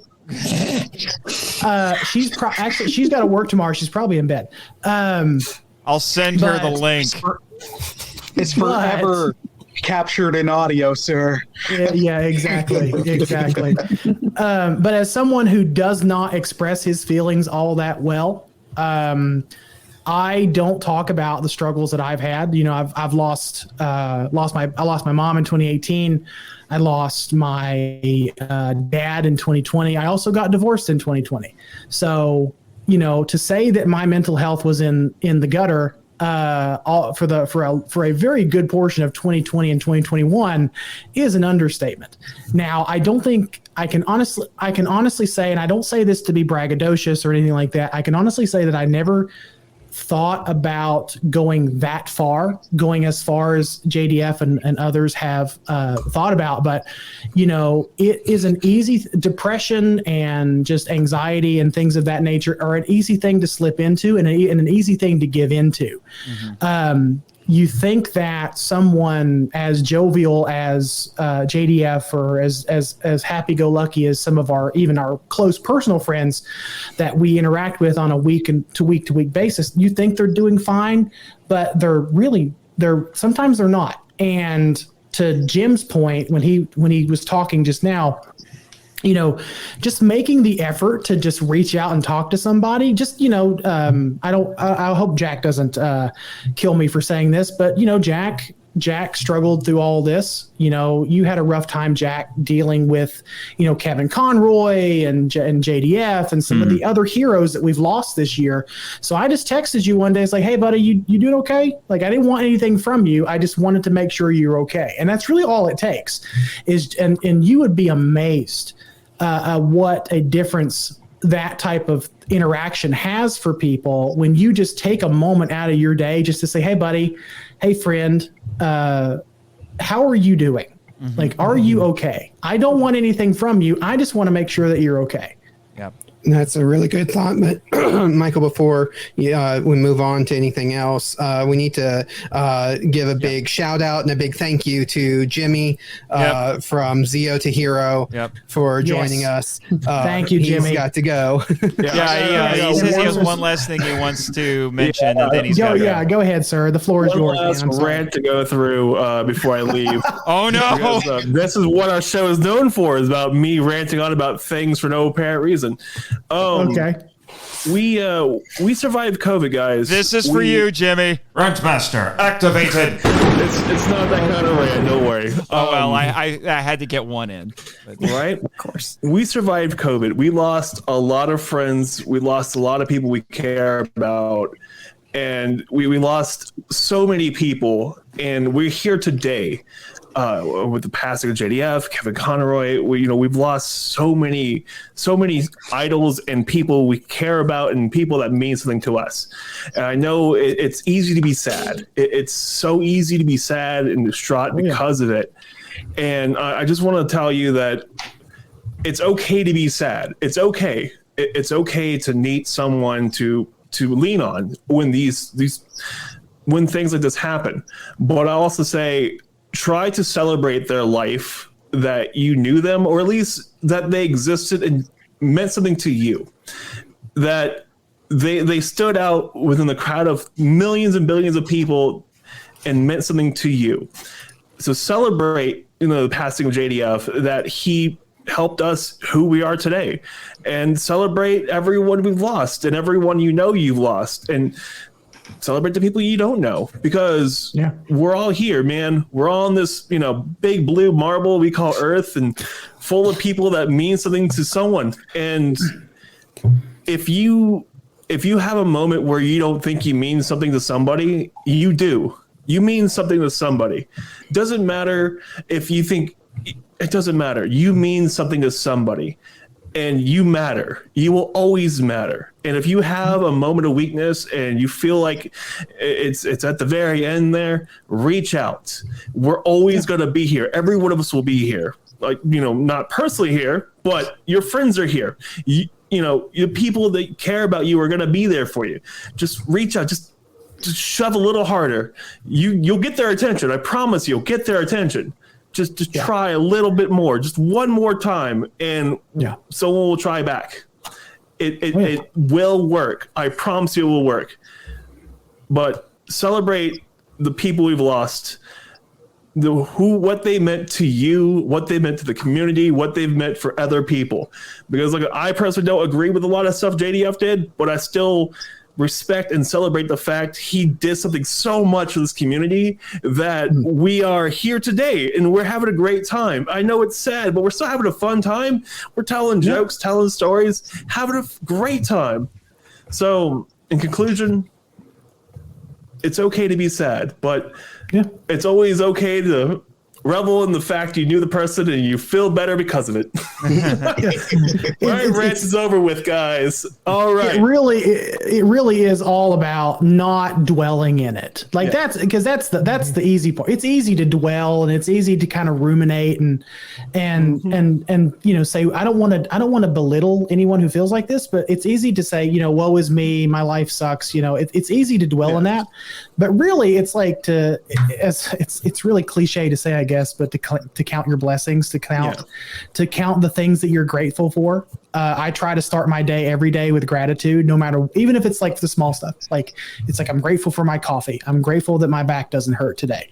And I'm grateful for my friends, and I'm grateful for you, Jim. I'm grateful for you, and I thank you, man, for stopping by. I am grateful. I'm genuinely grateful for you and Billy for allowing us to come and BS on y'all's show, and then we return the favor. If any of y'all want to be on the show, it was Samurai. give us a holler. Give us a holler if you ever want to be on the show. Don't be a stranger. You know how to get in touch with us. Besides that, though, cliche ending of come follow us at Zero to Hero, Zero Hero Pod across the board. Come follow us. We're everywhere. I think. Yes. Because I handle all the social media stuff. Good luck, guys. Enjoy yourselves. Have a great rest of the night. Anyone else who really feels like they need it, reach out to a friend, man, or reach out to someone you care about, okay? Right. Because we all need it. And remember, that number is 988 for America. And Chris, you have the Canadian one, right? I do. And sir, you're my hero right now for always championing it. Seriously, you're Dude, awesome. It's a free service that was put in place and no one knows about it, dang it. It's a great thing. I love that you're doing it still. And anybody who needs it, I got the Canadian number. I just can't comment in the thread. What's the Canadian one? So it's texting would be 45645. All right. Cool, man. Well, with that, guys, I'm out. Good luck, everyone. Enjoy your night. And we'll be around. Good luck, guys. Thank you, Jim. Appreciate you. Billy, I'm sorry, but not sorry you couldn't make it, man. I'll tell him that. I'll make sure he's fully aware. Later, guys. Bye. Bye. Anyway. I would like to jump off on something that Michael was talking about. Because, sure, go ahead, Travis. For me, I've been very open about, how I've struggled with mental illness and have a mental illness that I have to deal with on a regular basis. When talking to a therapist of mine, it was something that I always said that something I was sort of kind of, a little bit proud of was that, I've never really felt suicidal or had suicidal thoughts. But my therapist pointed out, she said there's multiple forms of being suicidal. And that's something I want to highlight too, is because there's the active kind of wanting to harm yourself, wanting to hurt yourself. But then there's an inactive kind, which is being self-destructive in a way that's not necessarily like you're going out and trying to hurt yourself, but you're also not doing anything to keep yourself alive. And I think that's a sneaky form of being suicidal that sometimes we don't pay attention to. And that's something that really hit me really hard when she pointed that out, that's the kind that I was, because I wasn't necessarily wanting to go out and hurt myself, but I also wasn't wanting to live. And so that's pretty much the same result, even if it's not the same thing. And so remember that mental illness takes different forms. But I also want to highlight too, we've talked a lot about reaching out to your friends and reaching out. I think that's something that we have forgotten, especially during the COVID era, that physical contact is such an important thing to a person's emotional and mental state of being. And so if you are around your loved ones, give them a hug. Give them a hug, give them a pat on the shoulder, give them a handshake, do something that's physically connecting with them. You can wash your hands, you can do hand sanitizer afterwards if you're worried about that. But do something that because in the COVID time period we kind of lost that. And that affects people on a mental, on a mental level. And so I think that that's something that we need to remember, that not just reaching out in your words, but also in your actions, you need to have that physical contact of some kind with the people that you love.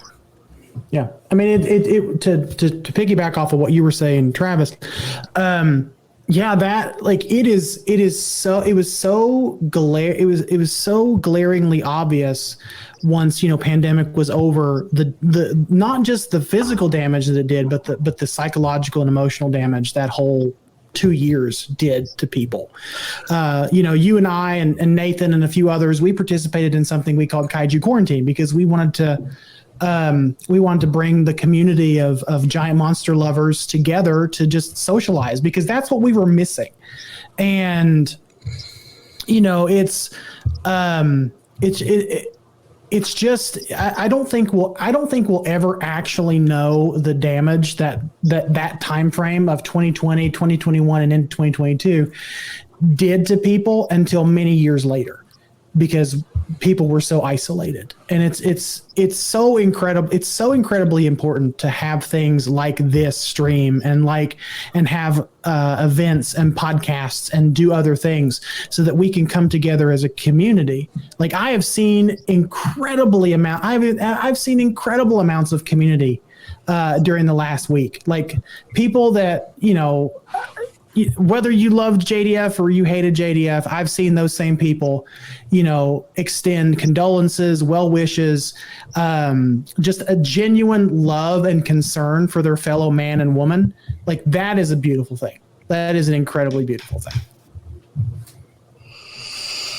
So do we want to transition into some of our favorite moments of I still have an announcement and an excerpt to share. Well, hurry up, Nathan. I kept getting interrupted by more important things.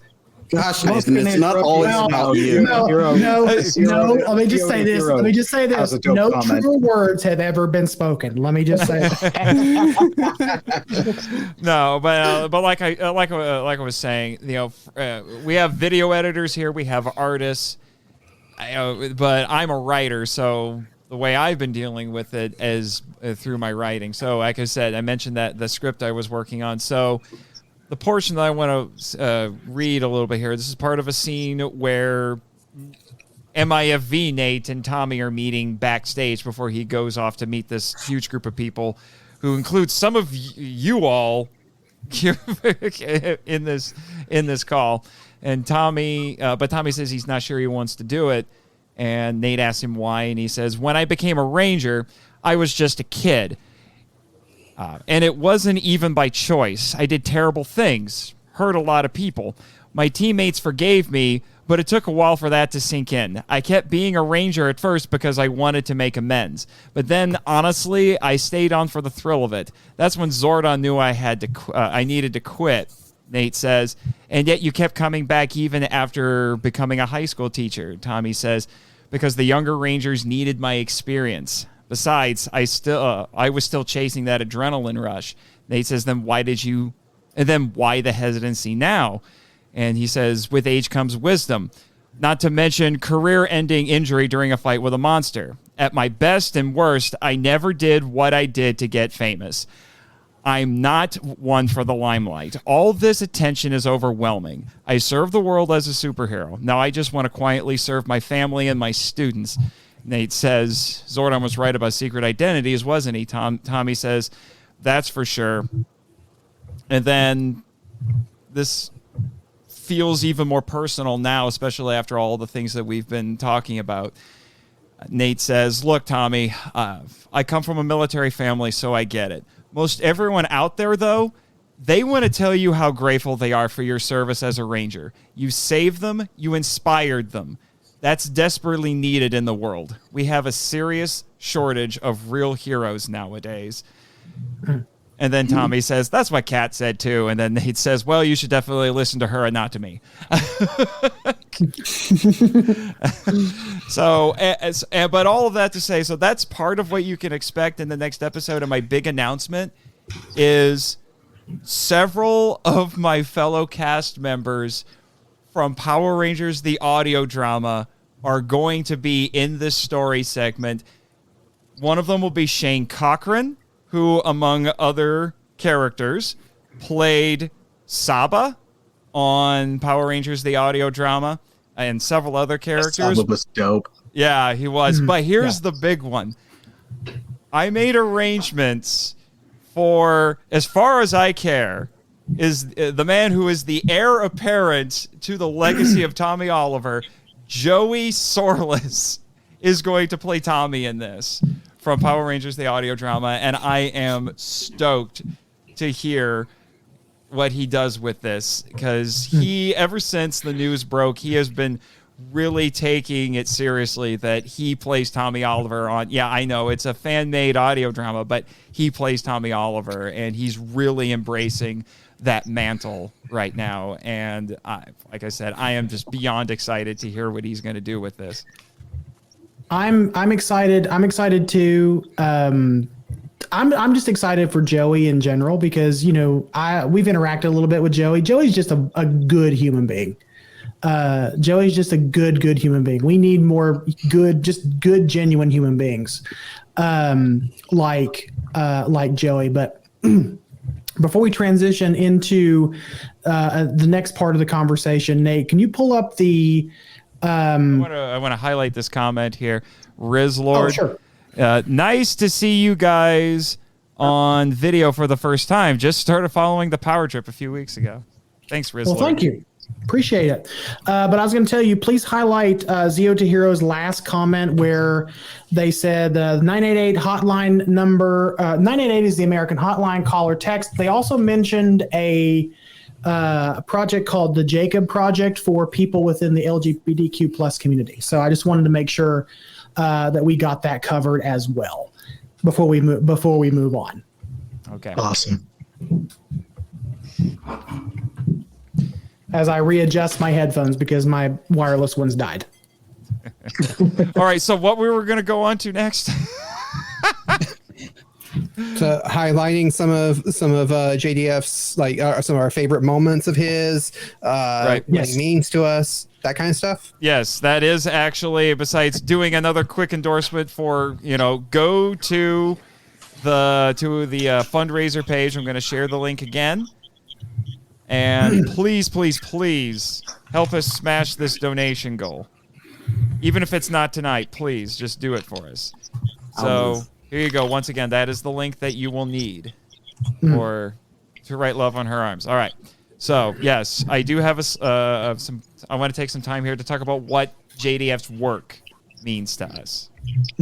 I want to start with Kim again because Kim, you've been a little bit too quiet. All the boys have been talking way too much. Or actually, no. Is Rebecca still here? Did Rebecca still step? Yeah, Rebecca. Well, maybe. Well, there is one last tribute video I do want to share, but I can save it for later. Yeah, let's save that for later. I want Kim and Rebecca to start sharing their some of their favorite moments first, since the girls have been a little quiet. Rebecca, would you like to go first? No, Kim, I went first the last time. You go first. All right, fair enough. Girl fight. So I guess my favorite JDF moment would, I guess, picking Power Rangers moments, obviously. It's got to be, the name of the episode is escaping me. I think it was the Green Candle Part 2, when he's going up against Goldar. And Goldar is like trying to discourage him and showing him all of his failures, so to speak. And then Tommy, he at this point has lost the ability to morph, but then he's still like he's like, yeah, you know what? You just showed me like all the good I did, and then he just fights back, and then the go Green Ranger. Yes. God, that kid is just so awesome, and he's just he fights back as Tommy and not as the Green Ranger, and that was just an amazing moment for me. So that was awesome. That was my favorite JDF/Tommy moment. Yes. Quite. The amount of in-jokes. Well, that started with Kim, so, you know. No, Michael, it started with you and I in private. Yes, quite. I thought it started with Kim. Okay, whatever. I thought it started right before we started recording Dino Thunder. No, that's because Michael and I already had it. No, okay. I'm gonna just, because whatever. We're not here to talk about that. We're here. Rebecca. Because I love Kim so much, I'm gonna let Kim take. Anyway, go ahead. Okay. Well, let's see. How old was I, GJ, when we started watching Power Rangers? Because I forgot. Young. Yeah, okay. Young. Y'all just put out a podcast episode about this. I know. And it's still somewhat a blur to me, but what's not a blur to me was the Mighty Morphin Power Rangers movie. And basically, the whole movie that Tommy's in, all of his scenes were my favorite part of Tommy, and just from the weird skydiving part. I never understood that, but I've always wanted to skydive because of that particular scene. I never have. It was the 90s. That's what typical high schoolers Weird do. things. Skydiving, Limp Biscuit. It was a weird time. not to mention rollerblading and multicolored colors. Like, you guys didn't even mention the Red Hot Chili Peppers? Come on, guys. Can we talk about Van Halen? Although that was an 80s song. Again, I was very young. I didn't know who those were. And from the skydiving part to the weird rollerbladings to finally facing Ivan Ooze for the first time, and just the way he takes that pole and just says, "Welcome to my nightmare." I'm telling you, cheesy one-liners is one of the gifts that the Morphin Grid gives you, because they're not nearly that witty out of costume. Oh my gosh, it was amazing. Every second of that movie was amazing to me, and it still is, and it's even more special to me. I also have seen the first few episodes of Dino Thunder, and when Jack was the one who introduced me to those, and I know what you're about to say, but go. When I first saw the opening credits and it said Jason David Frank, Tommy Oliver, I was like, what? That was my reaction.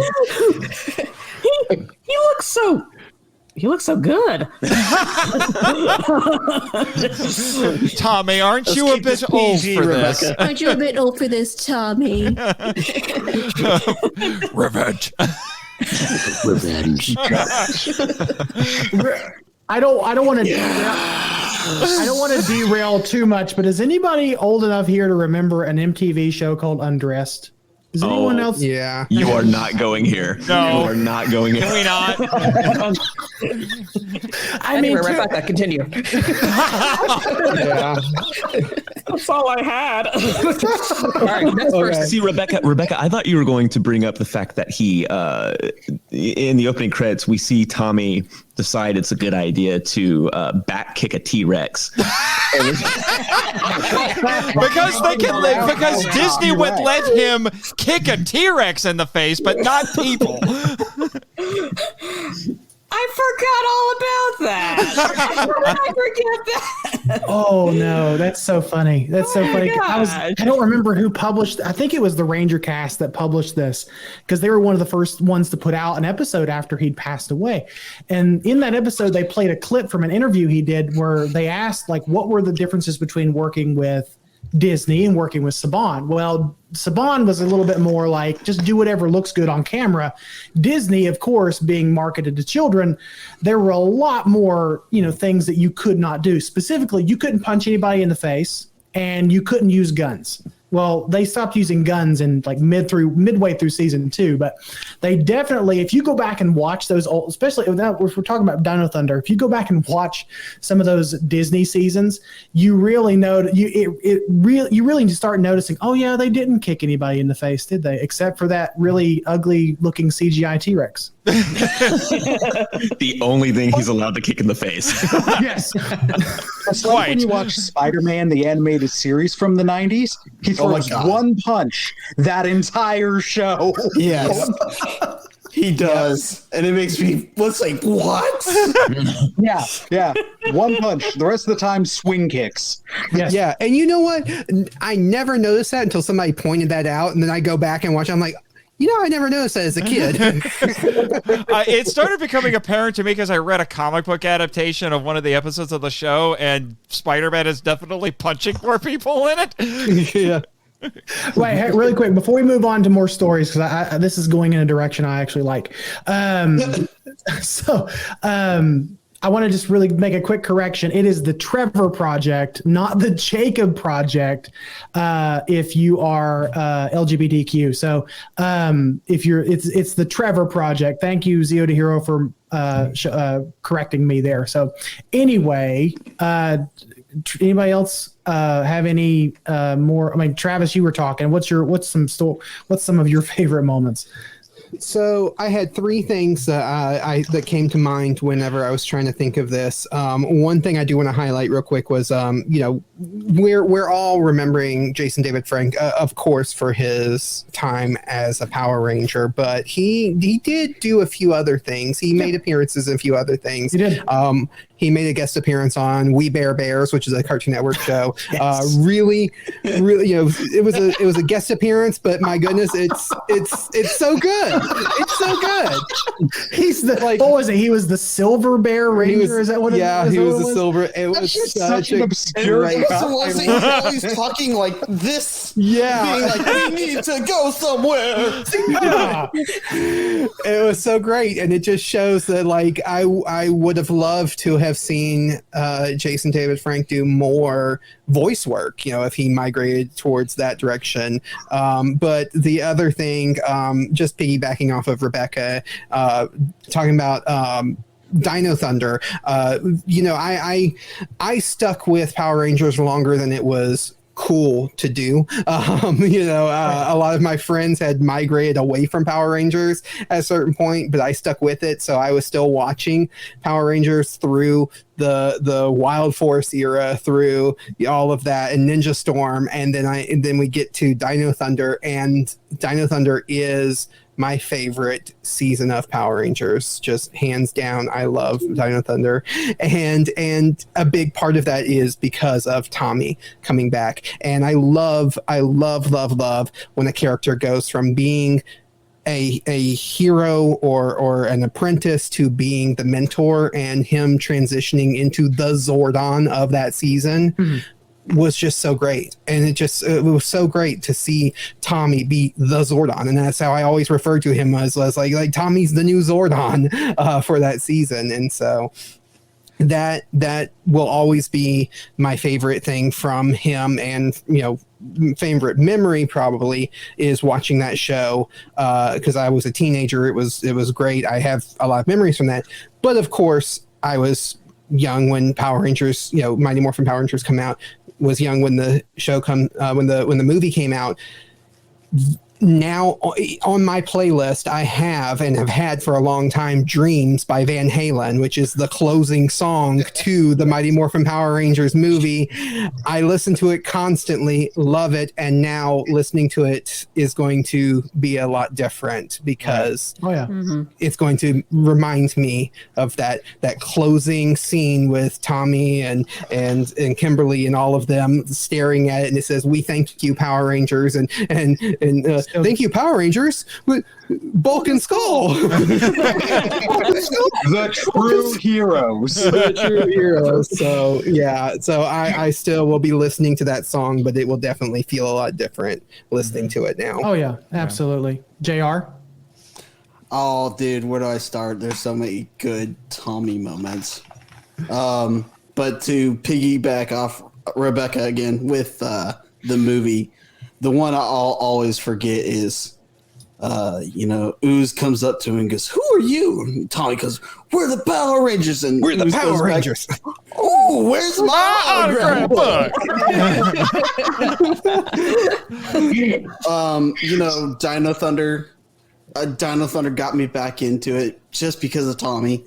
When he did the backflip off the porch and morphed in midair, I was like, I'm a kid again.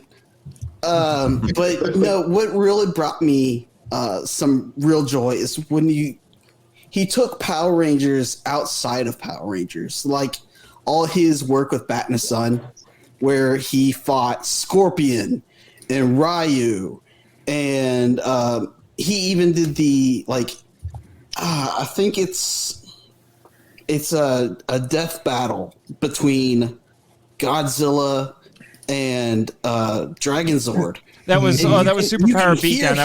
That was SuperR Beatdown. It was still Bat in the Sun. Yeah, you can hear him in the background doing the Yeah, he did the voice.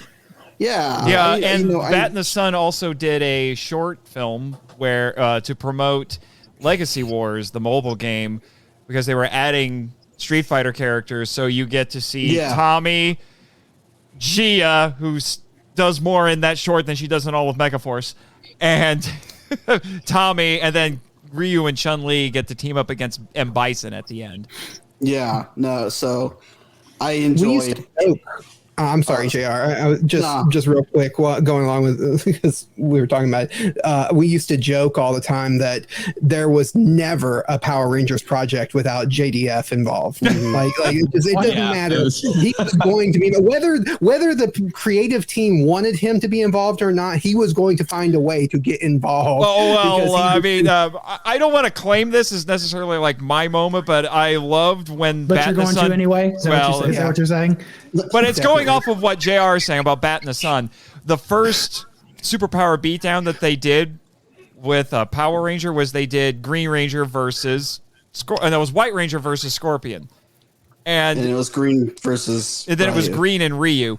But this was the first one, so White Ranger and Scorpion. And this was back when they would do preliminary segments where they would go interview people and say, like, "Oh, who do you think is going to win?" And they went and they talked to JDF. And obviously he's saying, "Oh, the White Ranger is going to win." But then they showed the fight scene, and and then it goes nuts, and then the White Ranger wins because he did win the poll to pick the winner, and then it's right then takes the helmet off, and it's revealed that it was JDF the whole time in that costume. Yeah. It was a very nice touch on their part. Anyway. Which is really, because I want to go back to what JR was saying, the SuperR Beatdown, the Godzilla versus the Dragon Zord, they just, after his passing, they just released what was normally behind the paywall, the alternate version where Godzilla loses in that version. His head. His head. When I decapitate you, I will be a head. Yes. But yeah, that was, I had never seen, because I'm not a patron subscriber to Bat in the Sun or SuperR Beatdown or whatever, but that was such an interesting thing to watch. And I've watched all of the Bat in the Sun stuff, JDF versus Scorpion, JDF or the Green Ranger versus Ryu. I've seen all of it and it's all great. And to Travis, your point, like there was not a Ranger project that for whether fans or the producers or the writers, whatever, wanted it or not, JDF was going to be involved because he took it's like it goes back to this idea of extreme ownership. He took extreme ownership over that character and extreme ownership over the franchise. Whether he was the official ambassador or not, he was acknowledged as the ambassador for Power Rangers. Right. Yeah. Really quickly. JR, oh, go ahead. Oh, I was just gonna say really quickly before we keep having fun here, I want to highlight a couple of comments, specifically starting with Adrian Godzilla Train 1090, where he said. He said, the moment that will always stick out are the original 5 episodes of Tommy coming on the scene, beating the brakes off of the Rangers and joining the team. And of course, when he becomes the White Ranger. So yes, that is the White Light and Green with Evil miniseries. That is such an incredible. Okay, I need to highlight this one from Silverback.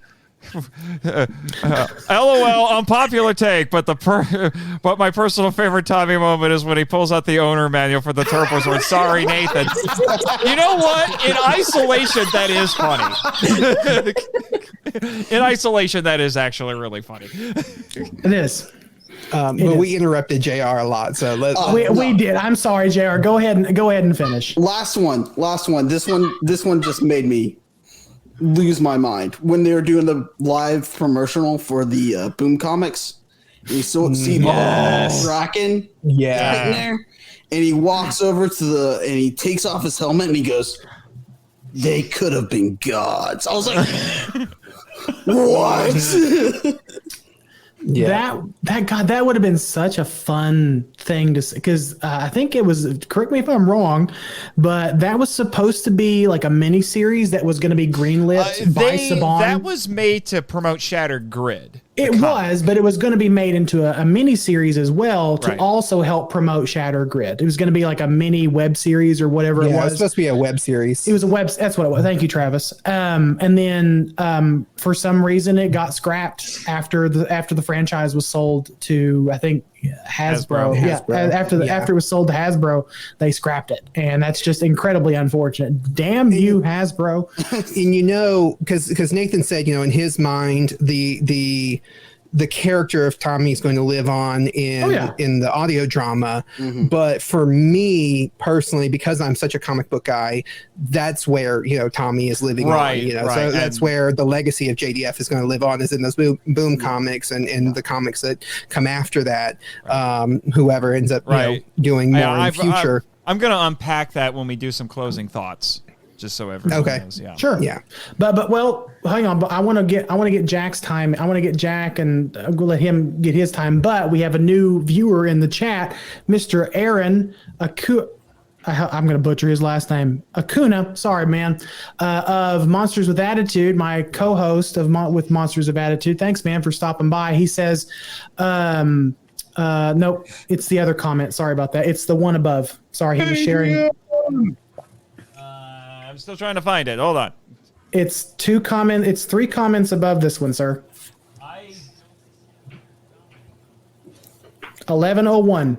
That is the time. Right above the gods. Please stand by while Nate learns how to stream. There we go. He can stream, guys. We promise. And I have to keep track of a lot. Shut up. Aaron says, one of my core childhood memories is when Tommy was revealed as the White Ranger. We just talked about that. That was actually pretty epic, because he basically did. Good Lord. That's one of the scenes when I look at it now, it's just like, oh man, the new context, because it's the White Ranger basically is descending from heaven like an angel. Yeah, actually, that's what I was going to ask, was because we were all young when Power Rangers was on. Some younger than others. Sorry, Kim. But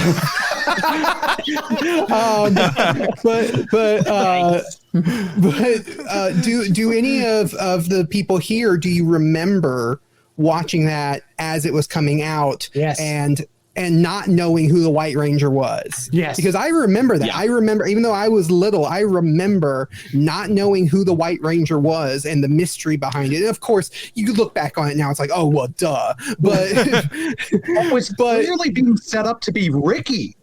right. Poor Ricky.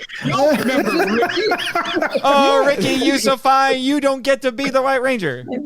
Nope, not. But I do remember like the mystery, because you get the episode where you see Billy and Alpha working on the suit and putting it together and all this kind of stuff, and then you get the reveal of the White Ranger, like Nathan said, and stuff. So I just remember thinking back to that, and I just wonder, because there's going to be a whole generation of people who were too young to remember that, and it's going to be like the reveal that Darth Vader is Luke's father. It's like, well, I'm from a generation where we always knew that, because it was just always there. But from my generation, it's probably the last ones to remember a time when we didn't know who the White Ranger was going to be. Yeah, I mean, it's such an interesting, just talking about Rangers as a whole. And I promise, Jack, I will give you the floor in just a minute. No. I'm not gonna hog the screen time. Sorry, but just talking about Rangers as a whole, like it is so fascinating. Like doing this podcast all year long, and then being able to interact with other fans and hearing how they got into the franchise. A lot of folks came in with Dino Thunder. A lot of the listeners, a lot of people we get to interact with came in with Mighty Morphin. They're old school fans, but then we've met a few that came in with Megaforce. We're sorry, but it happens. It happens, but whatever gets it was all up from there. I mean, whatever gets you into the franchise, that's all that matters. And so it's just like a lot of things. You have such a rich history to either look back on or look forward to seeing. So that's my soapbox. Jack, go ahead and give your soapbox, sir. Well, I don't, gosh, we bring up all these like great Tommy moments. I mean, Kim, you brought up some I love, and JR is just like, he practically stole a ton of that I love, which includes the Bat in the Sun Green Ranger battle. I remember, I hold that one dear because I remember there's a lot of complaints that we actually didn't get to see Tommy, the Green Ranger, in battle, in the legendary battle. Like there's no actual footage of the Green Ranger fighting in that battle, even though Tommy was like at the beginning and end. And I remember JDF, he had read a very disappointed comment from a fan who said, who said, man, the Green Ranger wasn't even in the battle. We didn't get to see him fight at all and stuff like that. And just gave a scathing review to the legendary battle. And JDF like replied to it. He just said, ouch. But he goes, ouch. Well, hey, the Green Ranger versus Ryu battle is coming out soon. That hopefully that'll, give you your scratch that itch for you. And you know what? It did. It really did. I love that battle. I love that fight. I love that was outside of Power Rangers. It's kind of something I just, this like offshoot that I hold dear. And that whole design of the Green Ranger costume is one of my favorites. I love that redesign. I look at that, I'm like, Hollywood, that's how you do a modern take on the Power Ranger suits. Right there. Well, and it kind of reminded me of, like the highlights on the helmet kind of reminded me of the helmet in, is it Fighting Spirit in it's Dino Fighting Thunder? Spirit. Yeah. It's Fighting Spirit. It's the Fighting Spirit helmet. Well, I have to ask you, Jack, just since I got you here, are you a gold crest or are you a silver crest kind of guy? I mean, I win all the time, so normally gold. But in this particular case, I really, really liked the Fighting Spirit helmet. And there were a lot of complaints about it, like, why is there gray on the helmet? But I thought it looked so cool, the highlights and stuff like that. And I think that whole episode is not just one of my favorite, JDF moments, but one of my favorite episodes of Power Rangers as a whole. And of course, now especially, it feels really. It feels really.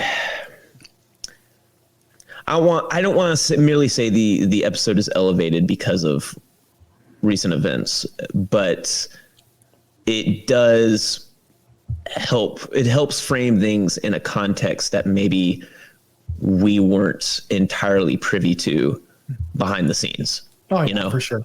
But in terms of a less boring answer, this is a moment that always has stuck out to me. Can I interrupt really quick here, because I think this guy needs a little bit of encouragement. I wish I could contribute, but I'm broken, a nobody. No, you're not. No, you're not. Let me just say this: you're not a nobody. You're somebody to you're somebody to somebody. And if you could just give $1, that's $1. You know, that's fine. If you can't give it, but if you can't give, you can't give. We just really appreciate you, Super Dude, for stopping by this stream. Also, while we're on this train, we have another new commenter. Video. Before you do that one, just real quick to Super Dude, you can share the link and stuff. Yeah, absolutely. So you know that is free. That is free. You know, you don't have to do that, and that would help too. So if you do want to help us out, but even if you know whatever you do, the fact that you're here, that's all that matters, and you aren't a nobody, like they said. Oh yeah, absolutely. You have a dope logo in your here picture tonight. You're part of the Ranger family. Yeah. I just put the link to the page in the chat again, so there you go. Yeah. But also, thank you, Super Dude, for stopping by. Also, thank you to Just Video for also stopping by and saying hello to us. And honestly, we can't believe this happened either. We're all incredibly sad, but you know what? We're making the best of it by trying to celebrate and have a good time. But thank you so much for that. Yeah. And Super Dude, it's enough that you're here kind of celebrating his life, you know. And you know, we all need, I've said this before over and over again, we all need kind of an outlet, a way to grieve, a way to cycle through the grief process, and a way to adjust our brains. And hopefully that this brings us around. You know, there is no timetable for grief, and there is no wrong way to cycle through it. So, you know, welcome to the chat. The last thing I was just going to say is, you know, my less boring answer than, you know, fighting spirit or, you know, things that JR has already brought up is there's a moment. It was Return of an Old Friend Part 1. The tail end of that episode. I knew you were going to bring that up. Yes, it was the tail end of that episode was the first time I felt the show really broke into the sort of cinematic, you know, feel, because we have the kind of like the militaristic drum roll and the, you know, the boots kind of walking into the Ernie's place and the juice bar, and then the camera pans up. And we see Tommy for the first time since he lost his powers. And he looks around and he goes, "What happened here?" And you just hear a brief excerpt of "Go Green Ranger, go!" And then to be continued. To be continued. It was so good. What a great cliffhanger to end on, and a great return for that character. I think, you know, I felt like Tommy's first return to the Green Ranger through when he lost his, up to White Light, was kind of peak Tommy for me. Just that edge and that determination to keep going despite the fact that he could possibly lose his powers was always, I always felt like I was a little on the edge of my seat anytime he went into battle, you know, like he could give out at any moment, right? Like he could be in the middle of a fight and then boom, his suit's gone. But he took that risk anyway, every single time. And it was just a great, you know, era for the Green Ranger, I think. Yeah. One thing before we move on, because I have to. Well, Chris still has to give his. I know Chris. I know Chris still has to give his. I've been sprinkling mine throughout. Don't worry about me. Yeah. But I also wanted to highlight. Can you go back to Super Dude's question, like what Ranger we would be? Or what color? what color we would be, and I'm gonna team. I'm gonna preface this by saying I know this is a JDF stream, but no one is allowed to say JDF. Just say it. No one's allowed Darn to say it! green.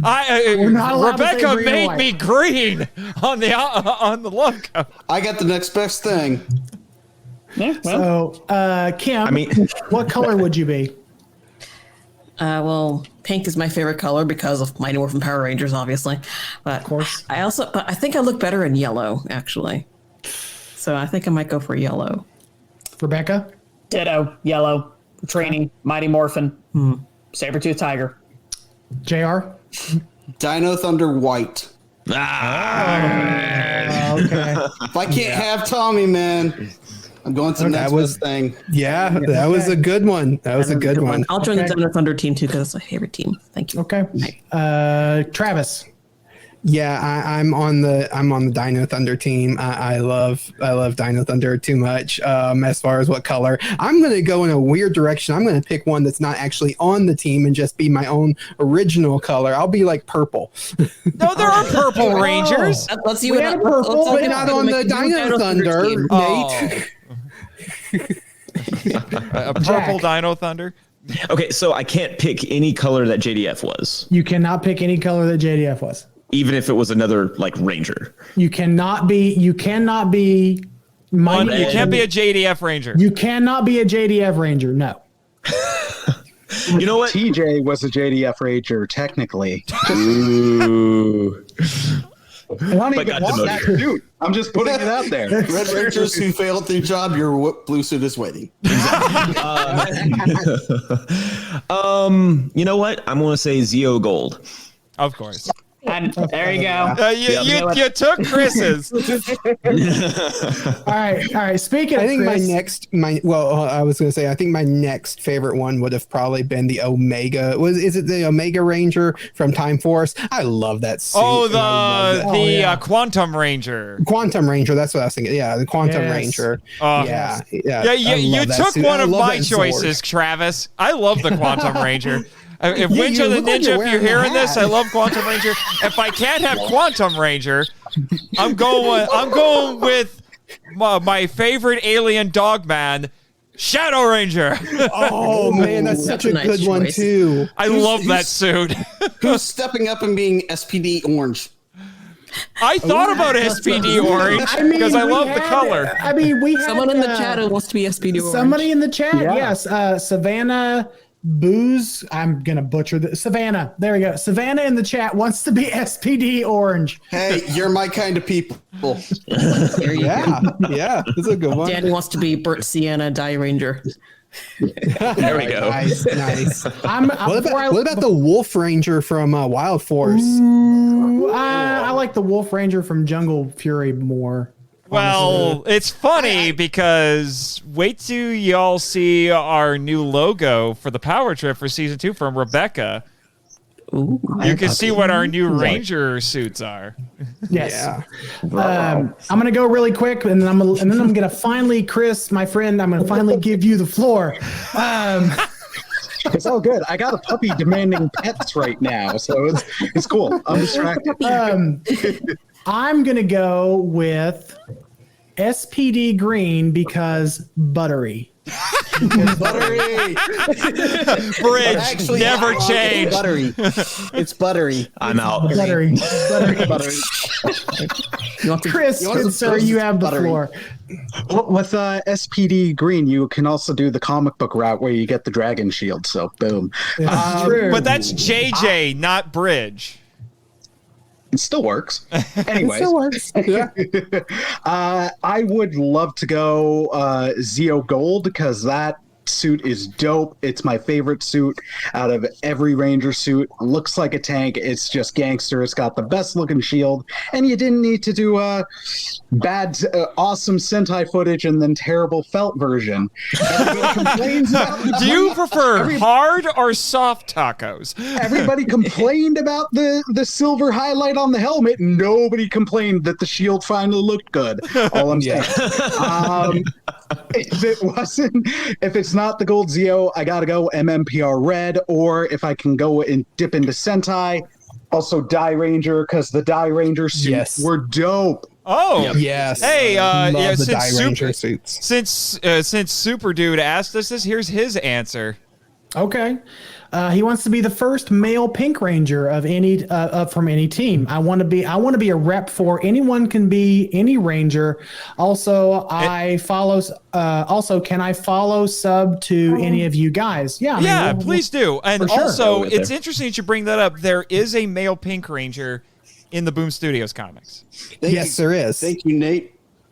I was also going to mention actually to Super Dude that, sir, if you're liking this kind of chat and chatting with people about Power Rangers, you should really check out Michael and Nathan's group on Facebook, Power Rangers Legacy. Yeah. It's a great community, very supportive people, where you can go deeper about some heavy stuff in real life, but you can also keep it light and talk Rangers a lot of the time. It's a great group.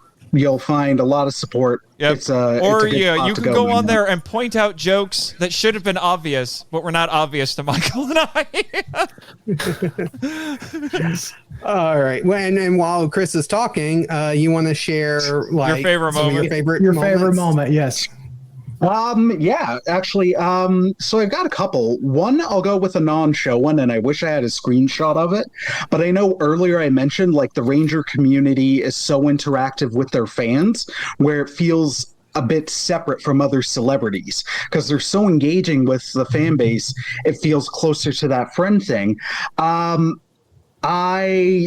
One time, just on a random Power Rangers comment, I made a joke about how they should have taken the rad bug and nobody would have had an issue. And then JDF liked it. And that just made my day. I was like, 5-year-old Chris's mind was blown. And then 28-year-old Chris at the time, his day was made. For the show, of course, the original Green with Evil arc, that outstanding shot of the White Ranger descending, the crossover you got where Tommy as the White Ranger fought his clone as the Green Ranger. I don't care how cheesy it looks at times. I totally forgot about that. Stupid rat costume subplot aside, the rest of it was dope. That was a great episode.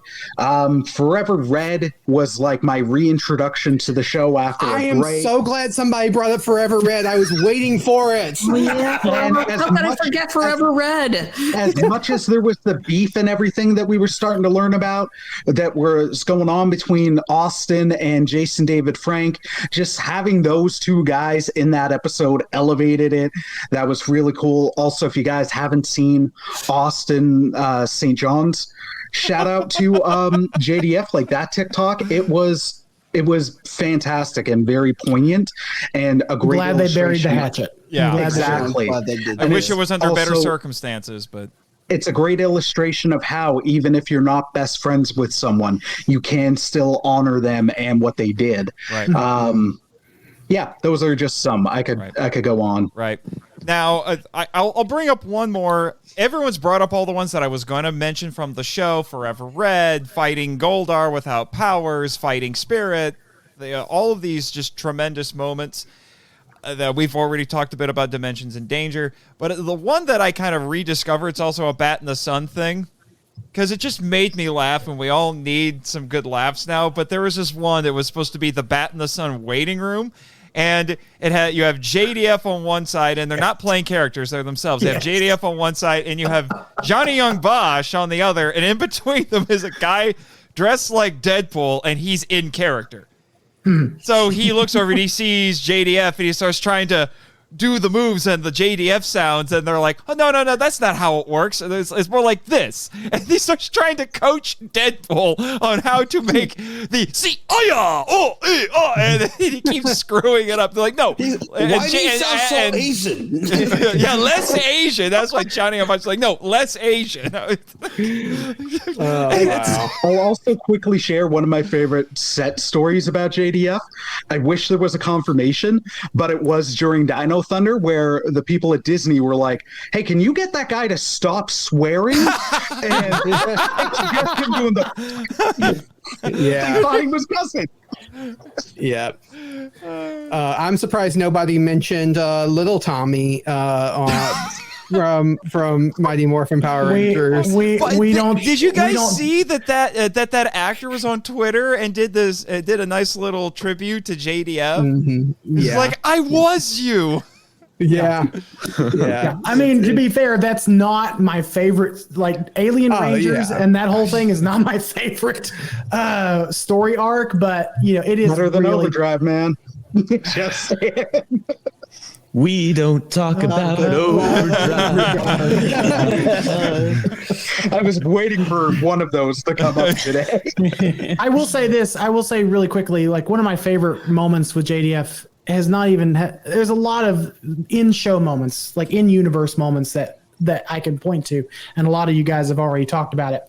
But one of my favorite things about JDF and one of my favorite moments is during pandemic, he started the Power Ranger Protection Program where he would go around to struggling comic shops and just sign things with no prompting. I mean, obviously he probably, made arrangements, but he would just sign things out of the kindness of his heart and then let those comic shops sell them to help bring in revenue. And that is an incredible thing. Yeah. And I just want to say this and I'm sure Travis, you'll be able to vouch for me, and Chris as well, the comic readers in here. Well, we have several, we have a lot actually, but comic shops have been struggling a lot since the 90s. A lot of them went out of business because of a bunch of idiotic things that were done in the industry back in the 90s.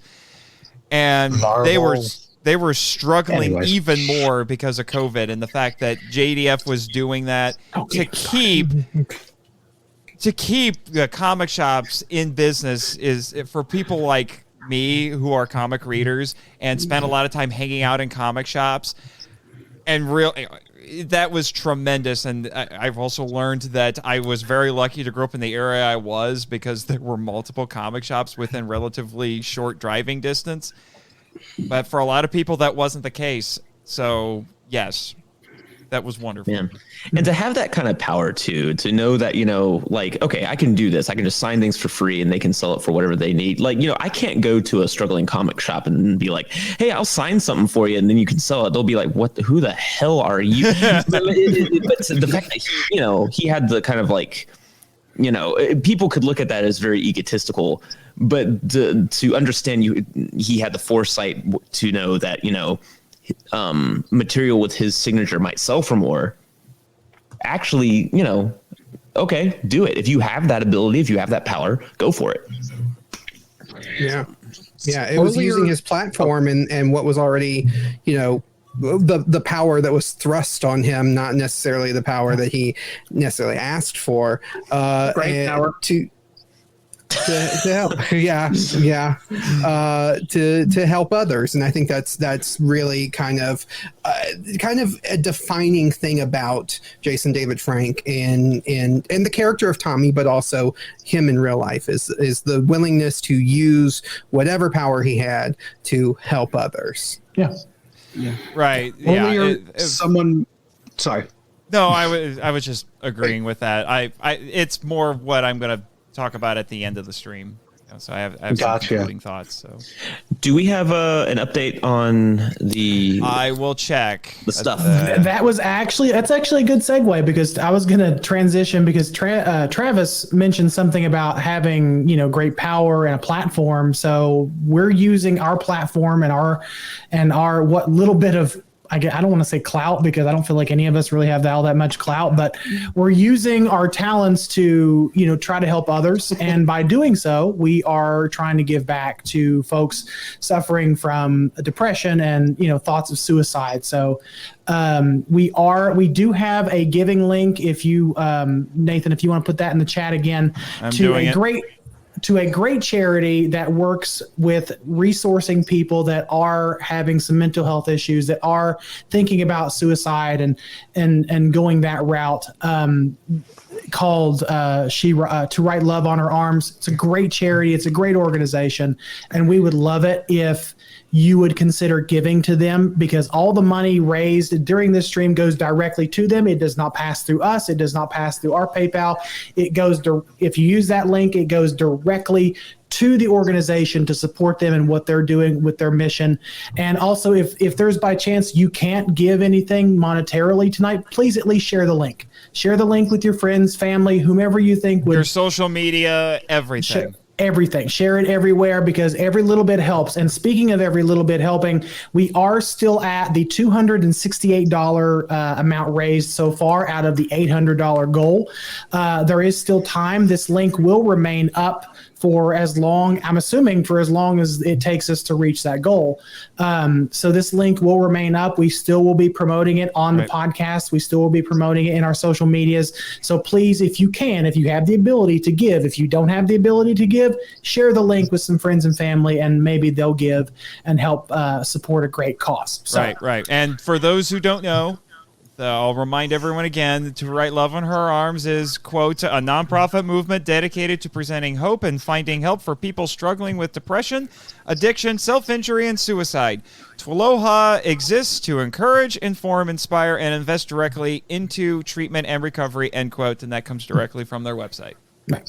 And to answer your question, Riz Lord, the campaign will go on for as long as it takes to raise the money. Hopefully we can get it raised sooner rather than later.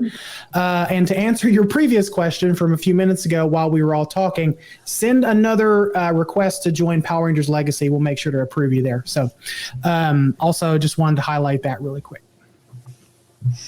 There's actually some good questions that have come up. Yes, thank you, Travis, for too. Thank you, Travis, for mentioning that. I had a brain fart there. Okay, this gets into right here from Chris Reiner. Like This Black gets Panther. into my closing thoughts. So do we just want to go there? Maybe we should wait and save that one for later, because let's answer some of the other questions, because we've got some other questions too. Yeah. So we'll save that one. Chris Reiner, we'll save yours for last because it ties into the final thoughts. You can star the comment if you don't want to lose track of it. Mm-hmm. Santa asked a great question. What's the best Power Rangers theme song? How much time we got? Okay. We are about to be friends. I'm going to go first on this one. Because it's probably going to be a very controversial choice. I think that the best Power Rangers theme song, barring the original that I have heard so far while doing this show, is Dino Charge.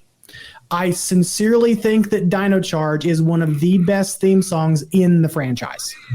It's good. It is. It's up there. I do like that one. It's not transcended, but yeah, no, it's good. I like it. I mean, it's not Operation Overdrive's theme. I get it. Shut up. We don't talk about Overdrive. So going along with this topic and this question, one of my favorite moments from Kaiju Weekly was us discussing the music. JR, Jack, and Michael and me discussing the music in Turbo, because I still hold out that the Turbo music is not as good. Are you saying there's hope for the world? Hope for the world! Hope for the world! Why must you wound me, you two, or you three? Come on. Guys, we're on to a dynamite idea here. With that vocal style, I think we just need a Creed album where they cover the various themes. Tell me that wouldn't be awesome. I am not rapping Overdrive, okay? No. Or Mystic Force for that matter. But to answer the question, a Creed album. To answer your question, but to give my answer for the question, I don't know. I feel like this is a theme that doesn't get enough appreciation, but Zeo. Dang nabbit, I can rock out to that Zeo theme. I love how it's even more hardcore metal. And it's just so. It took everything from Mighty Morphin Power Rangers and dialed it up a few notches. Yeah, stronger than before. Did Chris hear what I was? Did Chris hear me what I said? Is that why you're laughing? Hear what you said. No, I'm laughing at Santa's comment about how the Overdrive rap slaps. Oh God, no! Oh wow! What? I don't know if we can be friends now, but. Hopefully, what did you say? But no, and then another one that I will. I got into a little bit of an argument with Michael about this on the show, but I like the 1995 movie version of the theme. Because it sounds big and cinematic, so it's like it was the only thing that might have made it better would have been Juan Wasserman's voice, but I'm okay with that. And then just to throw a hot take in there, RPM, fight me. I love that theme. Shut up. I've listened to nothing but the 95 movie original score and soundtrack while drawing these tributes. I have been listening to the soundtrack a lot lately. I have listened to We're in Trouble. I don't have that. Chris, not to interrupt, but we have a direct question for you from Super Dude. I did see that. I was also going to say, hey, viewers, if you're noticing we're getting a little loopy, it's that time of night and the stream where tiredness is kicking in. So, Super Dude, to answer your question, I stumbled upon that on eBay. There might still be some there, but yeah, I just lucked upon it on eBay. Unfortunately, I can't find anything else for the rest of the team. To toss in my 2 cents on this, though, I got to go with the original theme. Let's be real. That thing was perfect. It's the basis for all the other themes. If I got to go beyond being a basic boy and going with that theme, second favorite, weirdly enough, I got to go with In Space. Yeah. It took everything awesome about the cheesiness of the original theme that was also arguably enhanced with Zeo. It's like, yeah, we're doing a silly rock opera, a space opera with this, and we're going to throw in like a speak and spell countdown, and then 5, 4, 3, Rangers in space. I'm like, yeah, let's go. I'm so happy that one of Kim's answers and Rebecca's answers was the theme from the 1995 movie, because if people don't know this, it also made it into the 2017 movie, which is fantastic. Which you didn't know. But you didn't know that. And I knew it. Found that out on your and I knew it from the very beginning. Shut up. Hey, give me your fan card right now. I remember hearing that and just being like, that's from the 95 movie. And just come back here, it wasn't. I totally knew that the whole time. I'm not BS! BS! It's like, I swear, go look at it. And just quiet. And a few moments later. Super Dude just shouted out the Turbo song was better than the show. I think we're all in agreement there. Yes. And the Gold Ranger theme was also it was also good. That was like, I think, the last solo Ranger where it's like, hey, the sixth guy gets their own private theme song. That didn't happen after that, right? Like the Phantom Ranger didn't get a theme. That? Yeah, that's a good question. The Wolf Ranger and Wild Force might have gotten one, or at least Zoraku, the villain, did. Zanaku, I think Zanaku got his own theme. They stopped doing like Ranger themes after the Saban era. They only did it for a couple of different things, but they stopped using some of that that in episode music like they used to use. Now it's all just now it all just sounds manufactured and generic. But who hasn't shared their that's what I was trying to think who hasn't shared theirs, so I'm just gonna pick randomly. We all kind of I'm just gonna pick randomly. Jack, I don't think you shared yours. I mean, I've kind of fall in the same category as Chris. I mean, the original is the best, but if I don't want to be a basic bitch here, I tried cleaning it up. let's we got to go with, okay. I mean, we'll I'll say a lyric and then you guys respond. All right. Okay. Here we go. Stronger than before. Go Zeo. Whoa, okay, the audio on that was so. I can't handle Even up the score.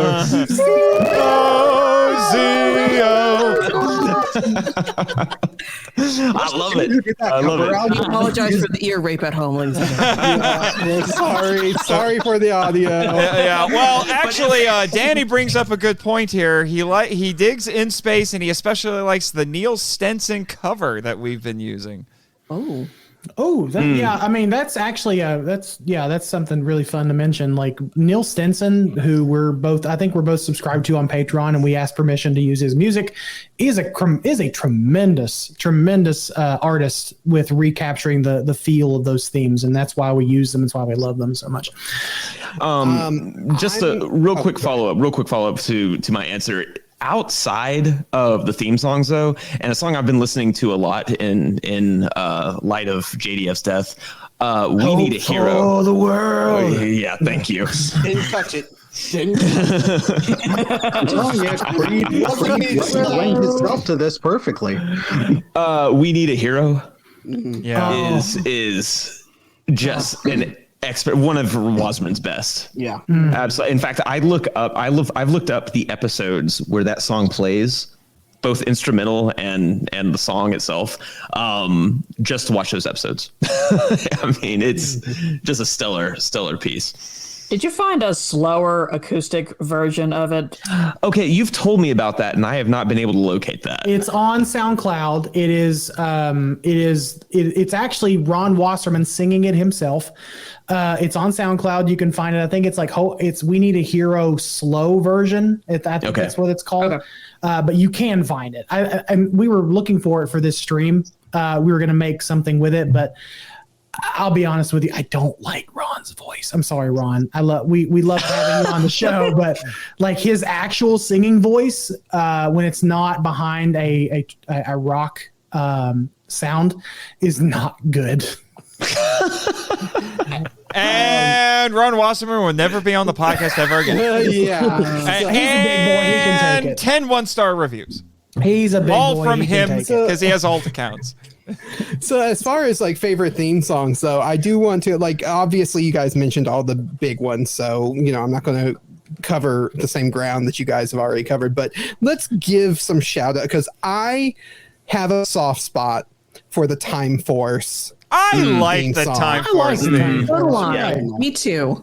It is so catchy. You say that as if it's considered a bad theme. I've always just because it's not brought up in the conversation because it's kind of in that middle ground. It's like it's not terrible, although but it's not the ones that we shout at the top of our lungs. Right. So it's like in that middle ground that people don't mention it enough. Oh yeah. Although if you compare it to the Time Ranger theme, it's got some pretty stiff competition because the Time Ranger theme is good.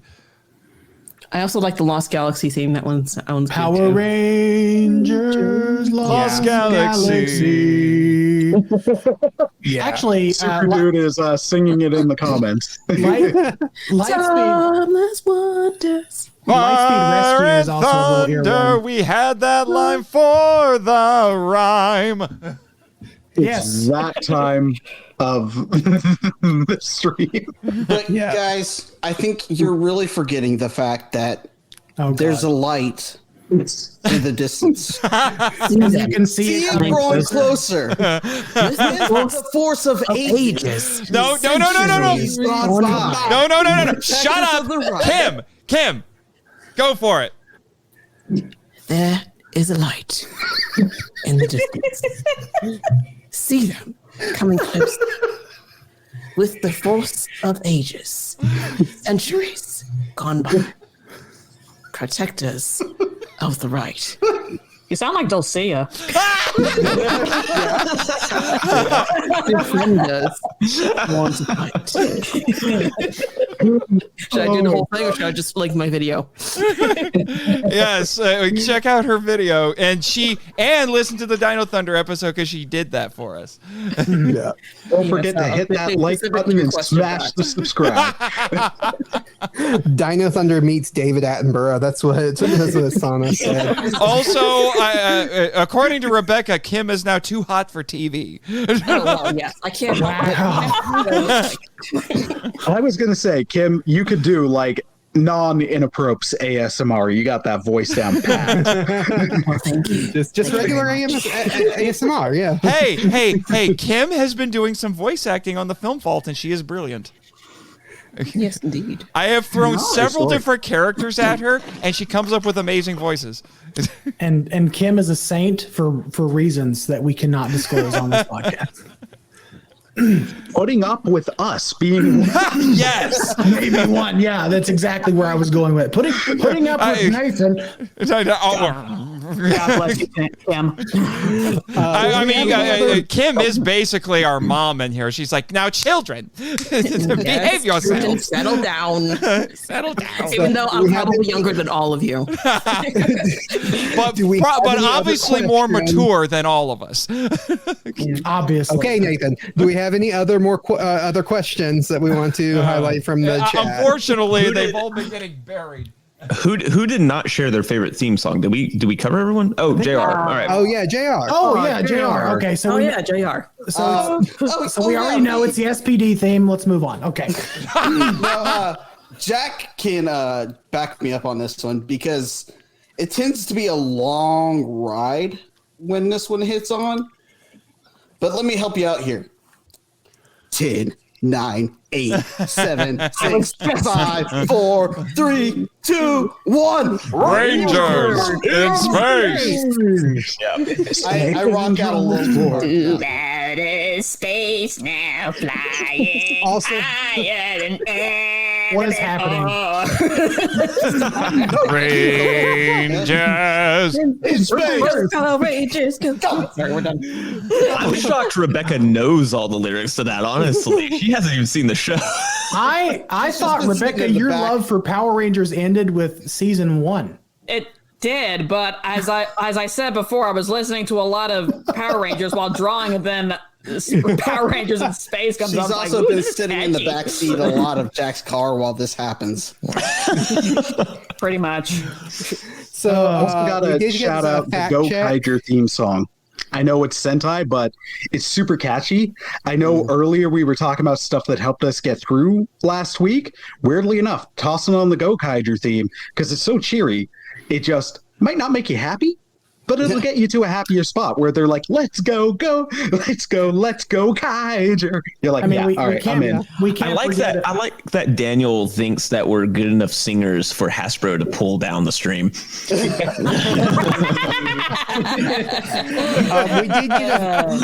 We did get a Go fact ahead, check. Travis. I want to say we did get a fact check. So Wolf Ranger and Wild Force did not have it's his own theme song. Rizlord's corrected me on that. Zanaku did, though, like we had already said. But Super Dude said that Quantum Ranger actually had his own special theme song, so he would be probably the last of the like 6th Ranger. That is true. Themes. That is true. That is true. So Also, just a little bit of shout out there. Also, Kakurenja Ninja. Oh gosh. That's another one of my favorites, and the Die Ranger theme. Have you heard the ending score song for that Die Ranger? No. Yes. Or Kaku Ranger? Yeah. It's, No. yeah, Well, okay, yes, Kaku Ranger. I have. Yeah, So catchy. Actually, my favorite Sentai song, themes are my favorite bangers, song man. in Sentai has to be Dora Dora Dora Dora Dora Dora Dora La La Dora La La See, Dora. if we're going Sentai here, it's got to be the opening to Kaiju Ranger. Which I don't know Kaiju that one. Ranger? It's what they Kiruger. Kyuger. Yeah. what they brought off of Donald see Trump. all the names blend together to me, so I have to know the Power Rangers season. I don't know how to Also, saying some of the Sentai names out loud, it sounds like we're having a stroke. Yeah,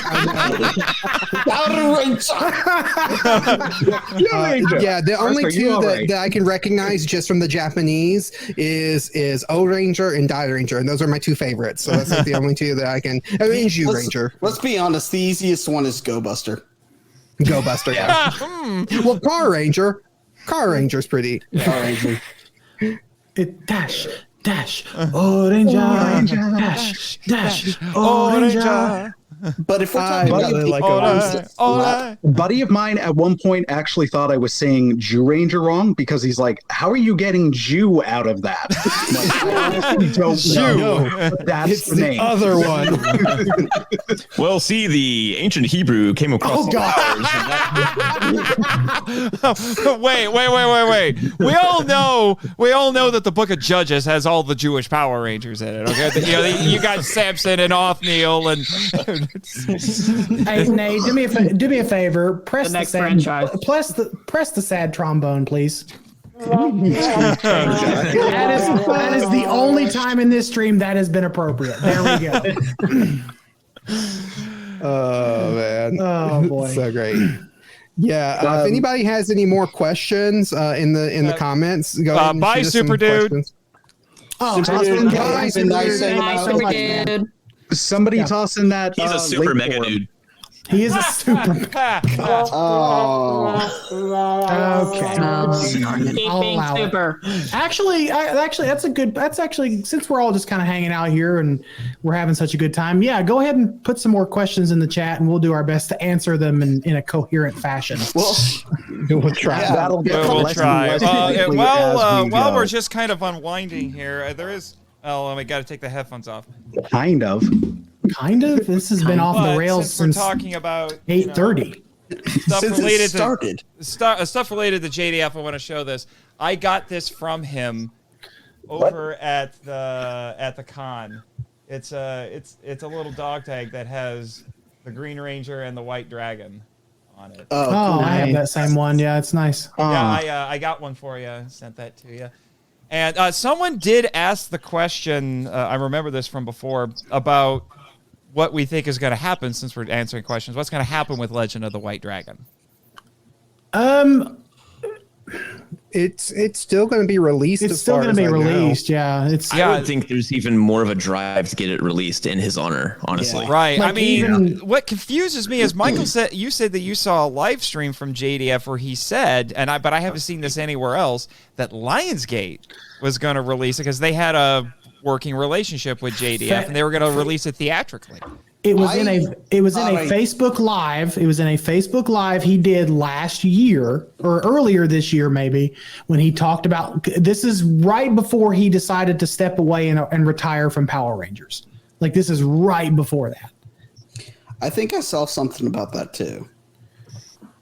Right. So I think that there's like to Jack's point, I think we're all in agreement there. Like there's even more of a push to release Legend of the White Dragon as his last work. And even during the funeral stream today, I think I can't remember who it was that said it, but they talked about Legend of the White Dragon in future tense. So basically, I'm assuming his family has now is going to give the green light to have Legend of the White Dragon released. Right. And if they really are going to have Lionsgate really owes it to themselves and to the fans to do that. By the way, for those who may be out of the know, Legend of the White Dragon is a film project that JDF has been trying to get off the ground for a while now, and Bat and the Sun decided that they were going to make this happen. They kickstarted it a couple of times, I think, even, and they're in post-production for it now. It is a Power Ranger pastiche. If you look up pictures of it or anything, it looks like it's a Power Ranger movie. It's not. It's Power Rangers what? For the people pastiche. who are It is a pastiche is something that looks like something else, but it isn't that thing. Basically. Oh, okay. Why didn't you just say that? Huh? I'm just. We're not going. Just that's enough. Anyway, I'm sorry. I'm picking on Nathan. I'm sorry. Yeah, but anyway, it's what you do. It's in your it's in your contract for the power trip. But but be warned, I pick back. But anyway, so the other thing that's exciting about this is that there are other Power Ranger alums who are in it. Jason Font from Time Force is in it. Sierra, what's her last name? Gia from Megaforce. Oh God, Sierra Vincent. No, it's not Vincent. Jeez, that's Serena Vincent. She's in it too. Serena Vincent from Lost Galaxy is in it as well. To answer your question, Super Dude, that is the logo. Yeah, black with white writing. Okay. Yeah, so this is something they've been working on for a while. They've been promoting it Hannah like is crazy. her last name. Sierra Hannah. Thank you, Hanson, Trey. that's right. Yeah, they've been promoting. That's the chat. The chat's coming. Oh, in. okay. Yeah, but they've been promoting it like crazy, and I know it's been delayed a couple of times. I saw the most recent trailer, which was made a year ago, said it was supposed to be out this year. Obviously, that hasn't happened. So it looks like it's supposed to be out in 2023, and I promise all of you, for the Power Trip listeners who are listening or watching this right now, we will cover it. If it comes out in 2023, we will cover it. Michael and I were talking about doing it anyway, but now in light of recent events, it's like we owe it to all of you to cover it. So it is on the docket. Yeah. So we've got 2 questions now that I want to highlight. So Sana, it's a ways back, so I'll just read it out. Sana asked, "Is Hyperforce canon?"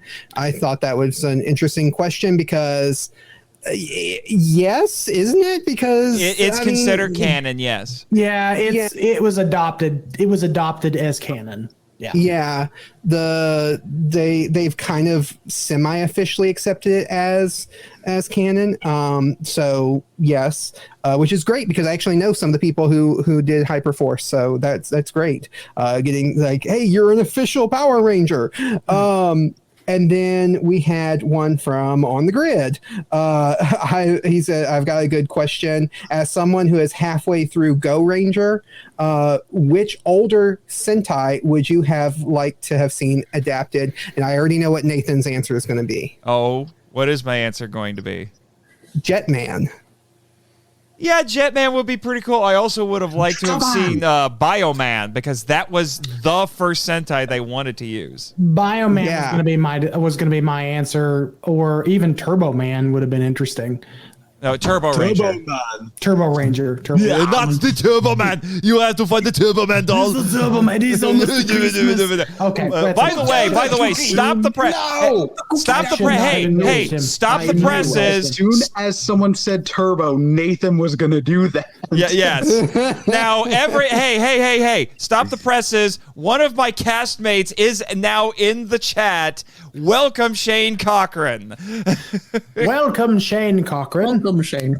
Yeah, I'm glad you could make it. This just shows how long that this stream has been going. But yes, Shane wasn't able to make it earlier, but he's in the chat right now. It's great to see you, man. Yes. Now okay. This is something interesting because this is an answer to that question from Super Dude, who hasn't left yet, even though he said he was going to be leaving. So what's up, dude? No, I'm just kidding. He's feeling nostalgic for us. We're getting some good answers in like people's like 5-man. Super Dude has probably the best answer. Die Ranger. 1000%. But how? Because they already kind of halfway adapted Die Ranger in season 2 or 3. Was it 3? It was 2.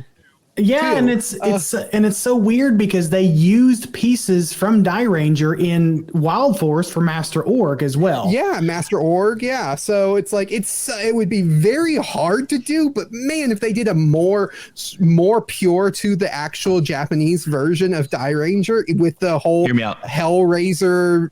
The Cenobites looking. Hear me out. No.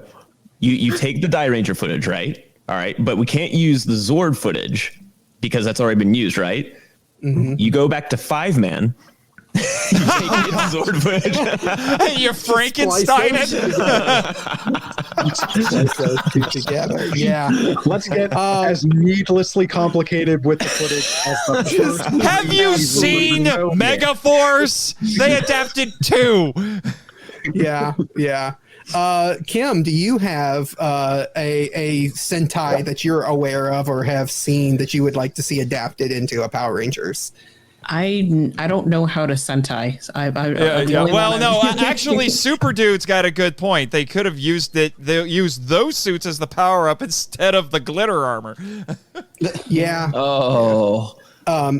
So you don't have any? Yeah, I don't. I'm not well versed on Sentai by any stretch of the imagination. So yeah, I don't I can't answer this at all. So I'm just gonna let you guys. What about Danny requires us to nerd out about the Godzilla versus Mighty Morphin comic. Well, yes, but we'll get to that after. We'll get there. We'll get there in a minute. Let's focus on one topic at a time, Nathan. I don't know when we're transitioning at this point. It's that time. Just having fun at this point, man. I agree. I would have loved to see Die Ranger, but I would probably go with Jetman. Okay. All right. Jetman! Jetman. The Sentai? Oh, okay. Totally Jetman. I'm in for Jetman. Yeah, Jetman. And it makes sense because like it's the only one of the Sentais that hasn't been adapted into Power Rangers that is being released along with the Power Rangers through who is it that does it? Media Blasters? Shout. Well, they just released 5-Man. Oh, that's right. They did. Okay. 5-Man and Abba Ranger, and now we're gonna get. I think Deca Ranger is next. That's what it appears to be. Chris, do you have a Sentai that you would like to see? Yeah, straight up Die Ranger. It's probably my favorite Sentai. It's dope. The suits are dope. I would have loved an actual version of it. I get why they couldn't in the OG show. But I would just love to see those suits get their day. I know it got quasi-adapted, but it was, if you actually watch the Sentai, you're like, man, this is just so much better. I'd love to see Gokaiger get done well. They did it with Super Mega Force, and it was terrible, but in Gokaiger, it had so much charm and fun, and those suits are awesome. And then you're like, man, my main association with this is this terrible season. Yeah, mostly those two. 5-Man would be dope. Jetman would be dope. Changeman. Some of these are harder to do, but I think if you do them as animated web series, that could be a fun version of it. Definitely.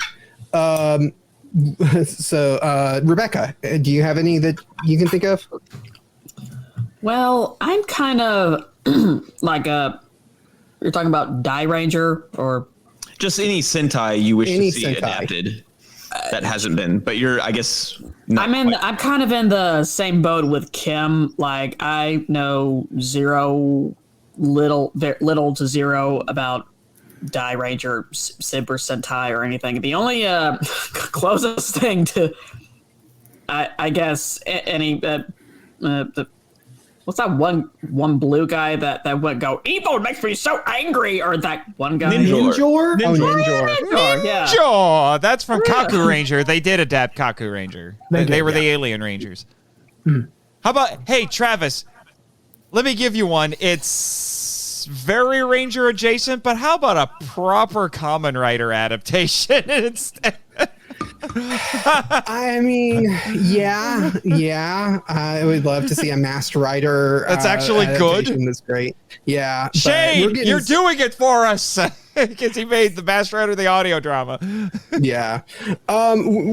We're talking about Sentai that you and again some of the Japanese names I can't remember them, but Lupin Ranger is one that people have mentioned on Twitter would be fun to adapt. That would be fun. Lupin Ranger versus Pato Ranger, right? Yeah, Pato Ranger. But that was one that the producer had said that they probably weren't going to do because of just like restrictions and stuff. Oh no, is this the one I think it is? Akiba Ranger is That would be insane. That is the parody one, but it wasn't an actual Sentai. It was a completely separate thing, and then it got grandfathered in. And then they brought it in. They were like, "This is popular. It's a parody," and we're like, "We're gonna make it canon." And they brought it in. And made it there you canon. go, Shane. Masked Rider, the audio drama from Scyther Audio. There, shameless self-promotion.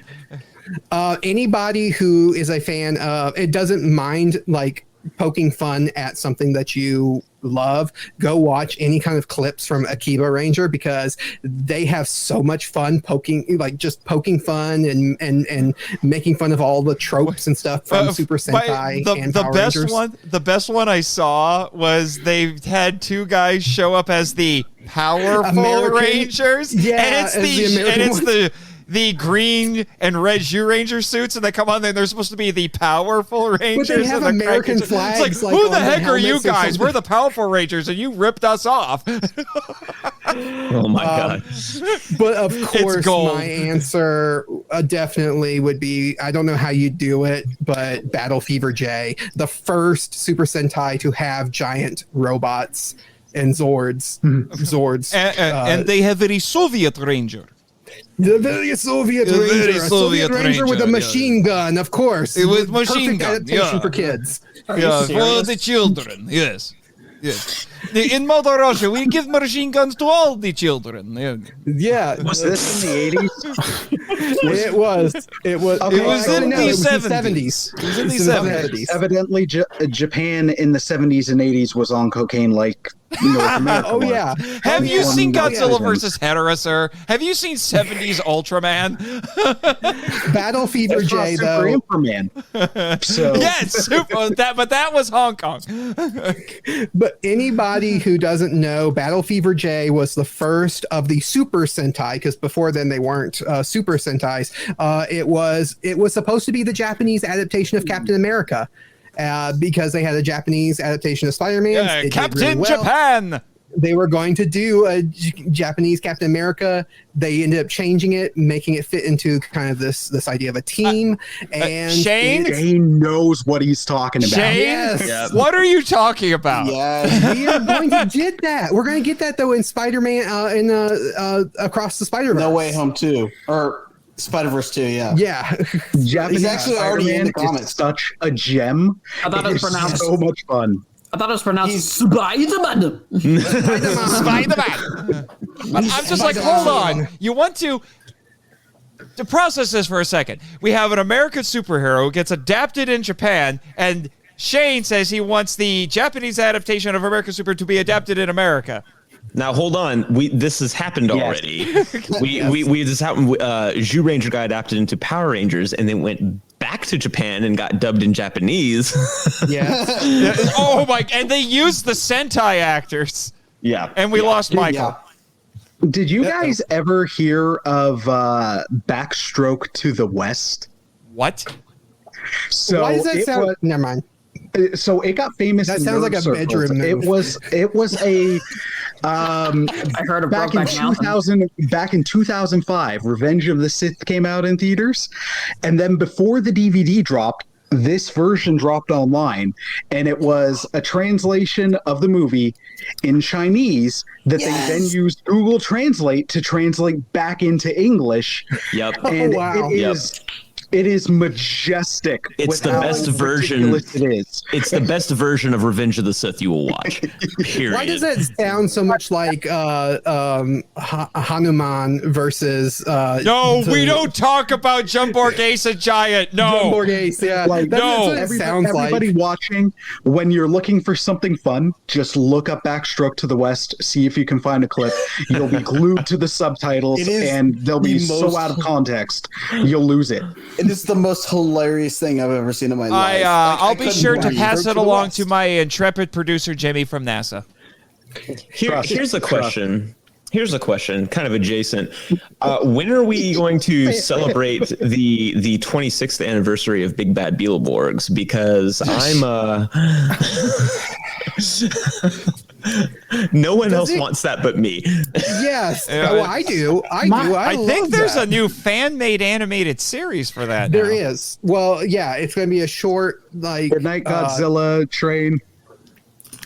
Good night, Adrian. Good night, Adrian. Thank you, man, Good night, Adrian. for stopping in. Oh wait, no, that's Yes, Aaron. Yes, he's in my behind. It's that kind of out of Oh, context Santa. gem. We are VR. We are VR. It's just none of those other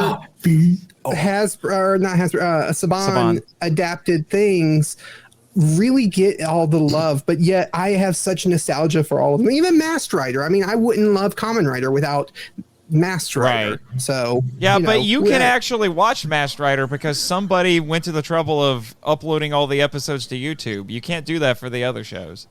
No, but yeah, I do think big bad Beetleborgs deserve some attention. But you know that what also I think hurts that. Oh, thank you, Shane. Thank you. Okay. But I think what hurts that is that the Mystic Knights Japanese versions aren't going anymore, and I think that's another thing. Like one of the things that keeps Power Rangers around is the fact that Super Sentai, is still going, and so they can feed off each other. Bye, Darren. Bye. Thanks, Aaron. Bye. Bye. Bye. Thanks for job. Bye. So yeah, we don't get that with the Metal Heroes and the other ones. Please highlight Rizlord's comment right Yes! now. Right now. Yes! Yeah. Bring back Mystic Knights. I'm rewatching that show right now. Where? Archive. Internet Archive, homie. And I think it's on YouTube. It's the gift. Internet Archive is the gift that keeps on giving. And in that first episode, you get like a guy who's the spitting image of Sir Anthony Hopkins. Oh no, Shane! Don't lie to us. Don't toy with us. Shane, you have to do this. Shane, I will audition. Mystic Knights actually has such promise that you're just like, if they could have gotten beyond the budgetary limitation, it could have been beyond dope. Poor Kim. Los Luchadores. Okay. All right. To be fair, we're talking a lot about things that Kim probably has no clue about. Or Rebecca, now for that we matter. transition. And now we can finally transition into talking a little bit about, we'll say, the cultural and pop cultural importance of Godzilla versus the Power Rangers. There we go. So, Kim, since you have been so patient and so kind, I will let you start this discussion. Why you love that comic book so much? Because it combines two of my childhood heroes, Godzilla and the Power Rangers. It's just, isn't this every 5-year-old's dream? And let me just put to my favorite. Let me just. Okay. Of course, like that is every childhood. That's every childhood's dream. Like I will say, Is that when he fights Megalon? No, you fool! I can't see it very well. He's blind. that's Megalon. issue 1. Jeez. I know Megalon's in one issue. But I'm talking about him facing off against Dragonzord. Hello. Oh, okay. I couldn't see You're it very well. such a fake fan, Nathan. Come on. Oh, shut up. You didn't know that the 1995 theme was in 2017. All right, Nathan. Fine. Anyway, Good night, Super Dude. Good night, Super Dude, Good night. for the 12th time. Good if you stick around, great. Good night. We're glad that you were here. Yes, absolutely. Very glad. I will say that I enjoyed Godzilla versus the Power Rangers for the most part. And here's the problem that I have with it. I'm getting overstimulated. Actually, I have to go. Thank you guys, girls, for being nice to someone who needed it. Signing off the grid. Thank you so much. Seriously, thank you so much, Super Dude. We hope you have a wonderful, wonderful evening. But I was really excited about Godzilla versus the Power Rangers, and this is me not trying to be mean, but until I read it, I enjoyed it for the most part. But once you get past issue 1 and that initial like nostalgia, little cocaine buzz, the novelty of it, there's not a whole lot there. Now, they teased the cover for issue 5 that I really wish they would have went with. If the cover for issue 5 was 2 little kids. Yes, that one. Yes, the one that Kim's holding up. If they would have actually went that route, that the whole damn thing was was a brother and sister playing with their toys, that would have been brilliant. That would have been so brilliant.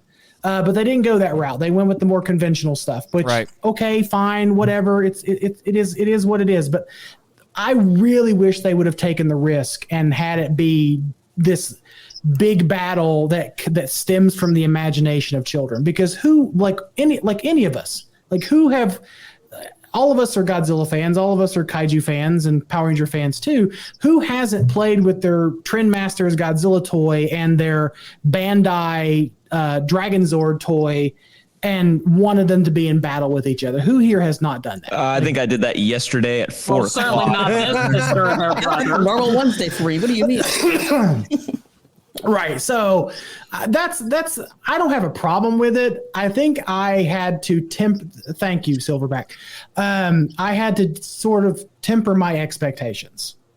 Yeah, and like Danny just said in chat, it's the Lego movie approach, which I think you're right, and that works. And just to give a little quick shout out to Kaiju Ramen magazine, we have a short story that's coming up in issue 8 of the magazine that is a Gamera based short story that is basically that. It is like it starts out as like Gamera fighting the monsters and saving the day, and then you basically pan back and it's a kid playing with his toys.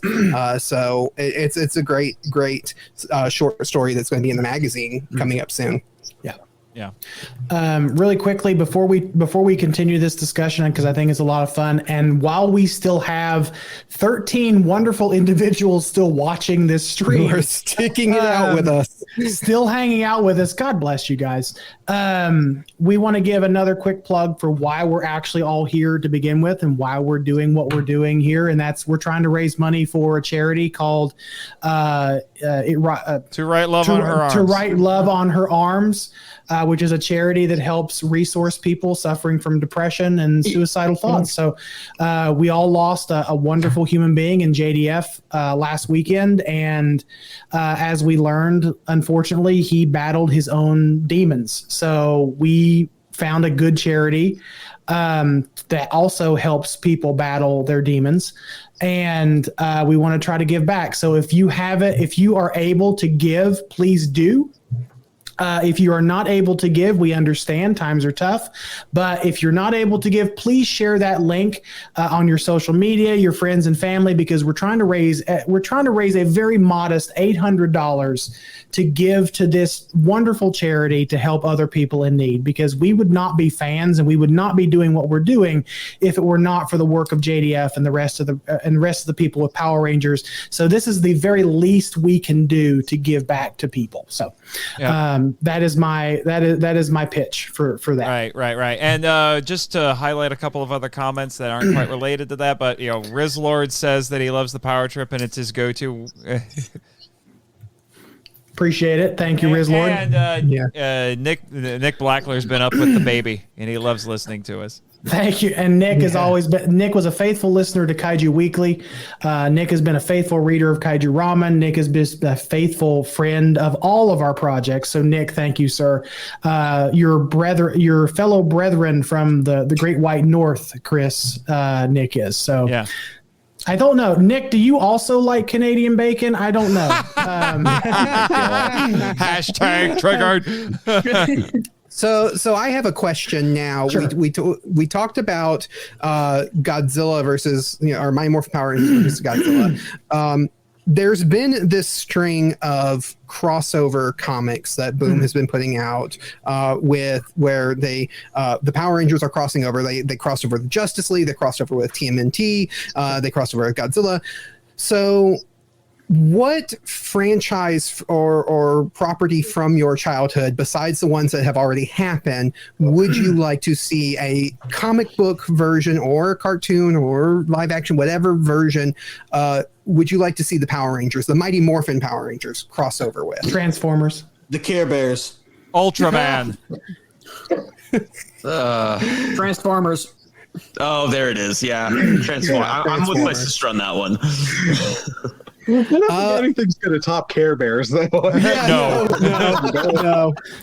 I mean, it works. Christopher Reiner just put in the chat, and this is the one that I was not that one, Nathan. G.I. Joe. That's where I was going to go, because Transformers and G.I. Joe have crossed over many times in the comics. So why not have Transformers and G.I. Joe crossover with the Mighty Morphin Power Rangers? I mean, come on. Or better yet, Cobra Commander and Lord Zed and Rita. I mean, come on. Or better yet, I like this one. Goldar and Starscream Starscream. popped up. Oh, what? Mighty Morphin Power Rangers and Mortal Kombat Popped up. Oh, Power Mortal Rangers Kombat. and Mortal Kombat. Yeah. You mean My Little Pony? Strike that, My Little Pony. Yeah, My Little Pony. Yeah. Hey! How about one of the more obvious ones? How about Voltron? I mean, Ooh, yeah. Ooh. Not against it. What about Mighty Morphin Power Rangers and He-Man? because you want Skeletor and Rito to hang out. Yes, it's exactly why. Power Rangers and Spider-Man. Power Rangers and Spider-Man. Oh, wait, we already have that. All in one. That show. is happening. Hey, but no one's commented. Did everyone forget I said Ultraman? I would love to see that. Yeah. Yeah, Power actually, Rangers. I would. Power Rangers and Attack on Titan. There it is. There it is. Except here's the problem. If the Power Rangers showed up in Attack on Titan, the show would be over in 10 minutes. No, you're missing the comment that you should be fawning over, but from Christopher Reiner. Pacific Rim, There it is. That's the one. I feel like there's a crossover cover, like a mash you could do between like the Power Rangers theme and the Pacific Rim theme that someone has not taken advantage of yet. If you're out there and if you're listening, Shane, Shane, what are you talking about? And Salad Fingers. Power Rangers and Metal Gear Solid. Is that from Invader Zim? Salad Fingers is an internet. It's a webcomic. Yeah. Ooh, Yeah. Power Rangers and Gundam. What? Rangers Danny and says Gundam? Power Rangers and Alf. Okay. Hear me out. Digimon also was mentioned by Sana. Oh yeah, Digimon.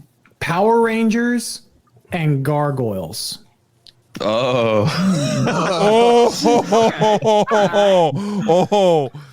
that Power would be Rangers good. and Big O. Ooh. Power Rangers and Darkwing Duck. If it's the Time Force Rangers, they suit up with gargoyles thematically. Everybody's really moody. I like this. In Time TMNT, Force. Bulk and Skull become mutated when their DNA is Mixed with that of a hippo and gazelle to become Bopby and Steady Rock. Actually, you know what? Here's something. You know what I would actually, and I think Boom could try something like this. I would love to see Mighty Morphin Power Rangers and Zhu Ranger. Like you do some crazy interdimensional stuff, so they have the exact same suits, but they're completely different characters. You could have some fun with that. Guys, Power Rangers and Star Trek. Oh. But can it be in space? Can it be in space? Crossover. Space Power Rangers with Star Trek. I mean, we've had Power Rangers. We've had Star Trek and Transformers. Let's not count it out. Yeah. Star Trek and Planet of the Apes, Star Trek and Green Lantern. So, I mean, it is completely within the realm of possibility. Star Trek and Doctor Who? Anything is possible. Of course, at this point, we can just go anywhere. How about Power Rangers and Frasier? For God's sake, Niles. Power Rangers and Breaking Bad. Power Rangers and Gilmore Girls. The Zeo crystal would be a lot different in a Breaking Bad. I feel if we're going You into got Breaking Eddie? Bad, You that's got how we me, Power Zeo? Rangers. Okay. Chris, I missed what you said. I heard it too. I heard what he said. Yeah. Yeah, that's how you get Power Rangers. We go into Breaking Bad. Zach snorting coke now suddenly makes a boatload of sense. It's not completely out of left field. Power Rangers and Muppet Babies. Muppet Babies. Okay. I love the idea of Power Rangers and Frasier. Frasier as Zordon? Come on. Oh, Perfect. Only because it's top of mind right now. Then Since we it's got to be Malcolm in Rangers. the Middle. Rangers. Power I'm Rangers listening. and Malcolm in the Middle. Rangers, I'm listening. Rangers, may I see in the kitchen? For God's sakes, Jason. since we just talked about this, in an upcoming episode of MIFV, does anyone remember the show Dinosaurs, or is it just me? Oh my God. Power Rangers and Street Sharks. Yes. There you go. Man, I thought I was the only one who remembered that one. Here you go from I'm glad Jamie. somebody else remembers. No, it. here I got one from Jamie. Power Rangers and Will and Grace. Oh God. Oh my goodness. Power Rangers and the Powerpuff Girls. Oh, See, that that would be actually fun. would make some sense. Can you imagine Okay. Goldar hanging out with Jojo? Jojo, yes. Power Rangers and Sailor Moon. Those two. Yes. shit. Yes, that will Perfectly. make my friend Bex incredibly happy. And honestly, I've been watching some Sailor Moon. It's just Super Sentai, except in anime form and all girls. There is a live action Sailor Moon yes, series. made by Toei. Yes. Yeah. Yeah. It is I like haven't it is. heard that good things about, but I want to watch it anyway. I still like The it. fact I that don't care it what hasn't anyone says. happened is No, you really rock it, Kim. crazy. See, I'm so, Danny says, oh wait, I missed it. Where's that? Danny said Fraggle Rock. I want you to highlight Shane Cochran's comment from a little bit above that. Oh my god. Thank you. Shane, Thank you have a Thank wonderful you. episode coming Thank your you. way. Thank you. I'm so glad that I am not the only person on this earth that remembers dinosaurs. No, you're not. You're not. I'm gonna go ahead and say and it. to Oh no, Nicholas Blackler, Power Rangers and Spawn. Ooh. They fight Giant Violator. He also said Power Another Rangers and Captain origin Planet. We story. actually Power already Rangers got and that. Planet of the Apes. Well, that's part of the Podcast of the Apes series we're going to do, Danny. And it's Power Rangers and Captain Planet. We've already got that. It's called Wild Force. Shane? Wild Force, yeah. Shane, Power Rangers with Terminator and RoboCop. That's already happened. It's called Power Rangers RPM. Okay, Nathan. So, Rebecca, you were going to say something, and then everybody cut you off. Yes, sorry, Rebecca. Well, I mean, it's kind of redundant since it Power Rangers and Dragon Ball Z. Yeah. Yeah. Oh, the Megazord would get blown to pieces. Are you kidding me? Whoa, It would take whoa, several sir. episodes, but yeah. Hey, guys, This has take happened. this- It's called Wild Force. I just Nathan, we already went said through that. that. let's take this Catch in a up. completely different direction, okay? Power Rangers and Sharknado. Okay. Here we go. It just punches a tornado. Here we go. Since we're already obviously loopy, Power Rangers and Teeth. Love it. Beautiful. Green light. I mean, I won't say no to that. If anyone has ever watched that movie, Teeth, God bless. you. No, I have no idea what that is. you don't Don't want to look it up. know. Don't look it up. Don't look it up. Do Don't not look it up. Google it. Hey, don't Google it on a business phone, okay? Chris Reiner, you said, okay, since we have many cast members from MMPR and Power Rangers, the audio drama, and then I don't see an answer. And then the next thing he says is, I promise that wasn't a ploy for a Rito appearance. What are you talking about? All right. I think I opened up a can of worms when I asked that question. So, anybody have another question that they like other than? my God. We'll take one more because we just hit 4 hours, so we should probably wrap up. We'll do one more.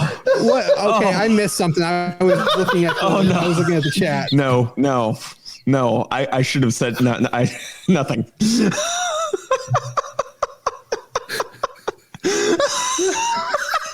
Did I miss something? Yeah. Yes, apparently. I was looking at the chat, so I missed it. So anyway, yes, we are Is it coming up this on one? our- This is normal. He does. Oh my god. Well, So Yes, I think that's exactly this is a good time, Nathan, to bring up the question that we said we were going to put on hold from earlier, Right. which is what do we think is going to happen with the main show, and how are they going to handle the character of Tommy Oliver going forward? Right, yeah, let's is go around the table for this one, guys. Yeah, which is something that I have a little thing here in the PowerPoint about that. Oh God. So I'll go last. All right. So who do you want to go first? Michael. It doesn't matter. Kim, go. What? I'm sorry. I'm half asleep right now. It's way we know. We know. We're right there with you guys. Welcome to a typical episode of the Power Trip. I was just gonna say this is like a normal thing for you guys. It's also a normal. It's also normal for Kaiju Weekly. I've heard. Yeah. This is why, Kim. This is why it makes them. No, on Kaiju Weekly, me and Michael would be fighting more. Okay. All right. So, what do I think should happen with the main series going forward? I mean, obviously, I think they should, pay tribute to Tommy, and I don't think he can't really be replaced, because JDF was Power Rangers and he was Tommy, so you can't really replace him. But the best thing to do is just honor him, I guess, in some way. I don't know how they would do it, but by the way, fundraiser update 319. Yay! Thank you all, you beautiful, beautiful people. Thank you. Continue, Kim. Yeah, that's basically all I had to say. Is just honor him in some way. Not sure. I'm sorry, my brain is not working at full capacity right now, so can't give a more comprehensive answer. But yeah, it's totally fine. I mean, we talked about Power Rangers versus Care Bears for like 45 minutes or something like that. It's fine. It's fine. Rebecca, go for it. Well, honestly, I was thinking maybe they could pull something off like they did in Fast and Furious. Ooh, Power Rangers and Fast and Furious. But anyway. Power Rangers Turbo and Fast and Furious. Turbo. Or RPM. That could work too. I was thinking, well, when Paul Walker died, they did not kill off his character in Fast and Furious. So but they made it seem like he's out somewhere else. Yeah. But right. I know JDF is gone, but Tommy doesn't necessarily have to be gone, does he? I mean, right. Yeah, that's a good point. Which is that was what I was going to bring up here since we're broaching it already, but we've mentioned it already a little bit. There are certain actors that just so embody a superhero that they basically just define the character in one form or another, and then everyone who comes after them, whether it's an actor or creators in comics and all that, they just follow suit. So obviously you had Christopher Reeve in Superman, and ever since Christopher Reeve played the character, it's been hugely influential. Another one we've talked about tonight that is very important to a lot of us in this stream would be Kevin Conroy and Batman. Yeah, they are the iconic versions of those characters. But I would argue it's the same thing with Tommy Oliver and JDF, and my argument would be just like Superman and Batman transcend Christopher Reeve and Kevin Conroy, Tommy Oliver needs to transcend JDF. I don't want Tommy to die with JDF.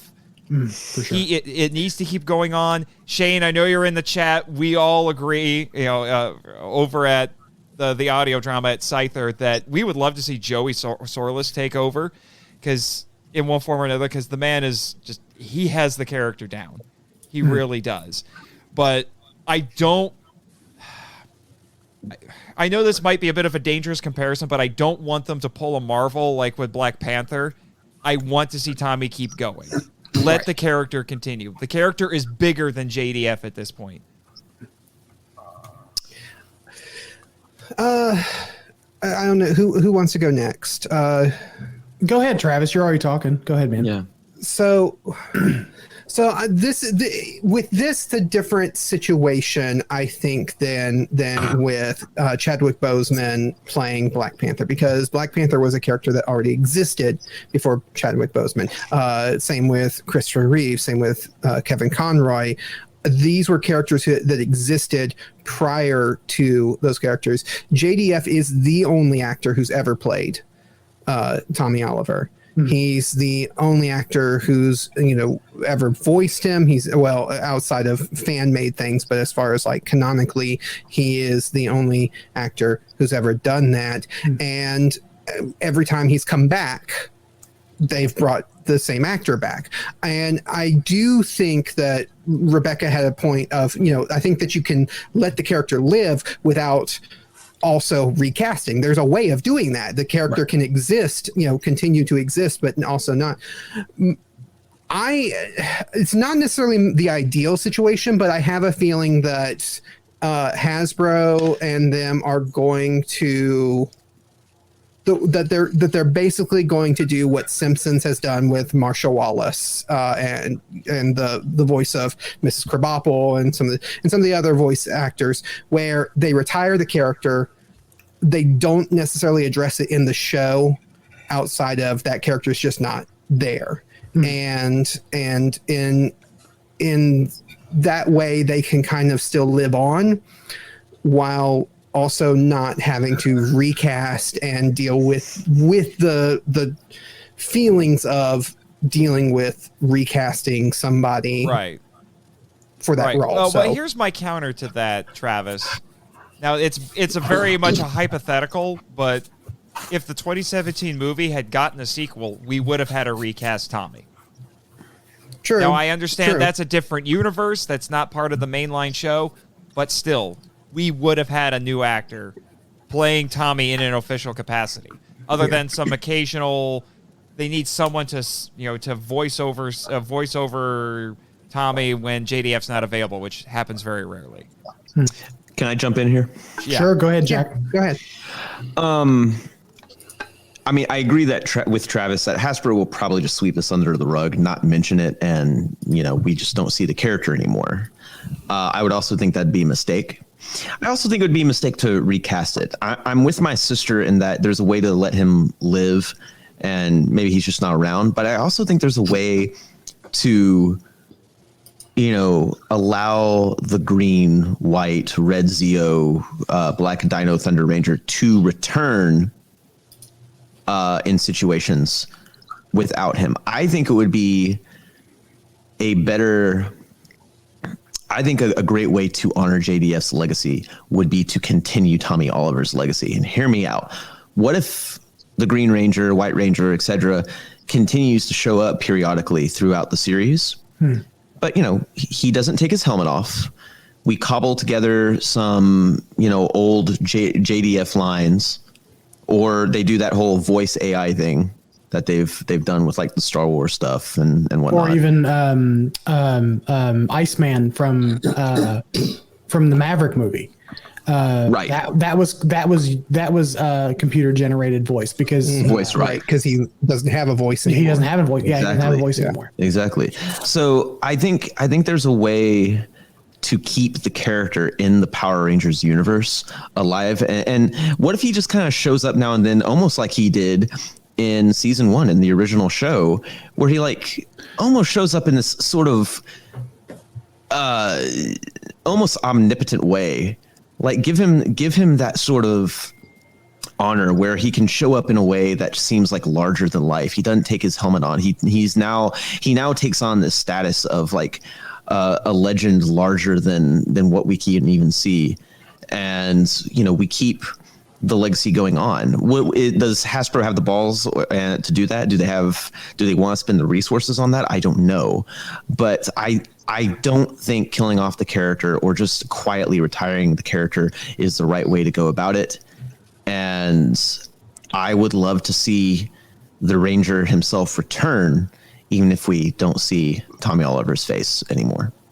Well, they kind of sort of retired the character anyway, didn't they? I mean, that was kind of his last appearance was sort of kind of supposed to be the last hurrah. So was it? I don't know. At least it felt like that. I don't know. It seems like just another kind of like anniversary appearance to me.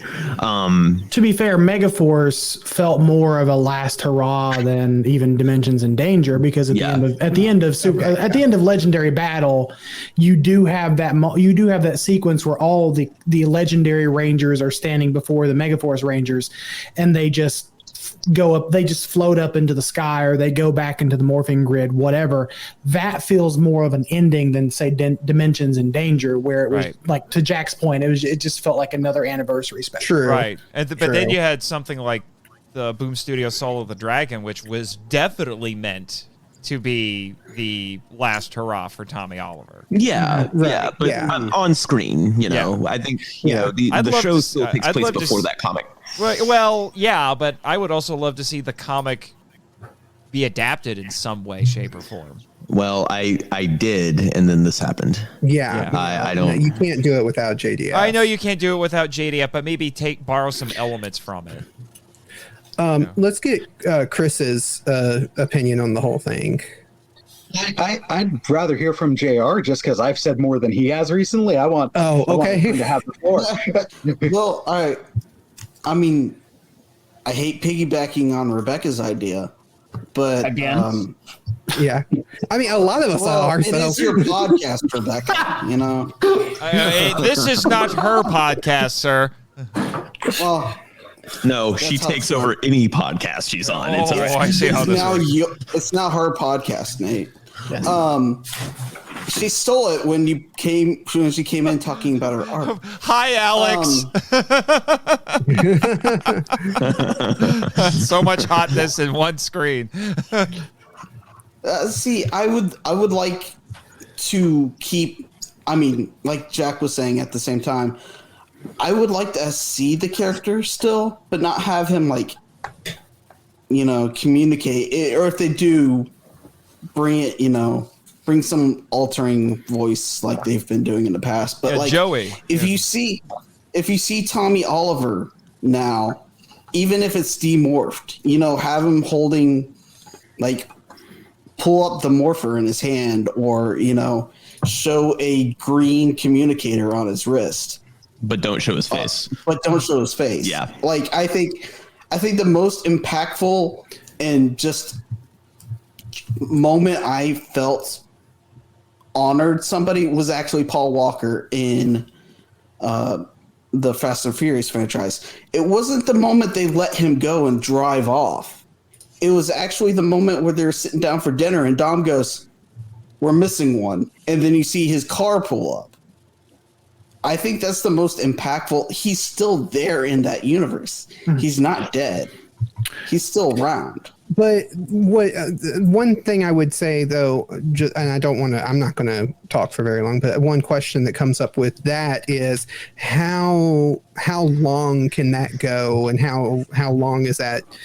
Or is that a sustainable method? Because I mean, that's good for a few times, but after a while, and it's the same with the Fast and Furious movies. After a while, it is starting to become more and more not necessarily noticeable, but just egregious that it's like, yeah, we don't have Paul Walker, and we can't have him in this scene. So is it going to that's great, a great tribute to Jason David Frank, and it's nice to have Tommy, but after 5 of those appearances, after 10 of those appearances, is it going to become just something that now it's something that hurts more than it helps? Well, that's why you do it strategically. The difference is Paul Walker was a main character in the main character in the Fast and Furious series, whereas nowadays Tommy just shows up here and there every however so many years. So when you say Tommy shows up 5 or 10 times, I mean, how often will that be? Every 2 years, 3 years? I don't know. It's not something that you can do a lot. It's not something you overuse. Right. Well, but that's also assuming that Power Rangers continues as we understand it. There's still rumors going around that is it Entwistle? Is that his name? Entwistle, yeah. Entwistle, that he's doing a full-fledged reboot, and some people are wondering if that means Cosmic Fury will be the end of Power Rangers as we know it, and then we just start over completely. You could theoretically, if that's the case, just recast Tommy, but it's a new version of Tommy. Which leads into a question I had. It actually, our friend Jamie actually brought it up in the chat, and I'll just kind of shorten it here. Is it feasible? I know all of us say yes, but is it practical? Is it feasible for Hasbro, in light of what just happened, to go back and refilm some scenes and either have Tommy addressed, or maybe refilm some scenes with Kat and Kim. Kat and Kim and just have them address it in some way? Is it worth it to do that? Because my fear, hang on, Nathan, my fear is that all they're going to do is just have a black splash screen and say in memory of Jason David Frank. See, I honestly think that's what they're going to do. Like, I mean, realistically, that's not what I want. Right. But realistically, I do think that's what they're going to do. And I think that's just because there's no other option. I don't think they can really do much. And I don't think as a big company, they're not necessarily the type that would do that. Well, you know what? I hope Simon Bennett fights to have something done. Even if it means we have to wait a little bit longer to see the 30th anniversary special or even Cosmic Fury. Because I, like a lot of other fans, assumed that maybe they were going to bring Jason David Frank back, but they were just kind of keeping it hush hush and secret. I don't see a world where, if that was the case, they would have not already said something. So that tells me that he actually just was not involved.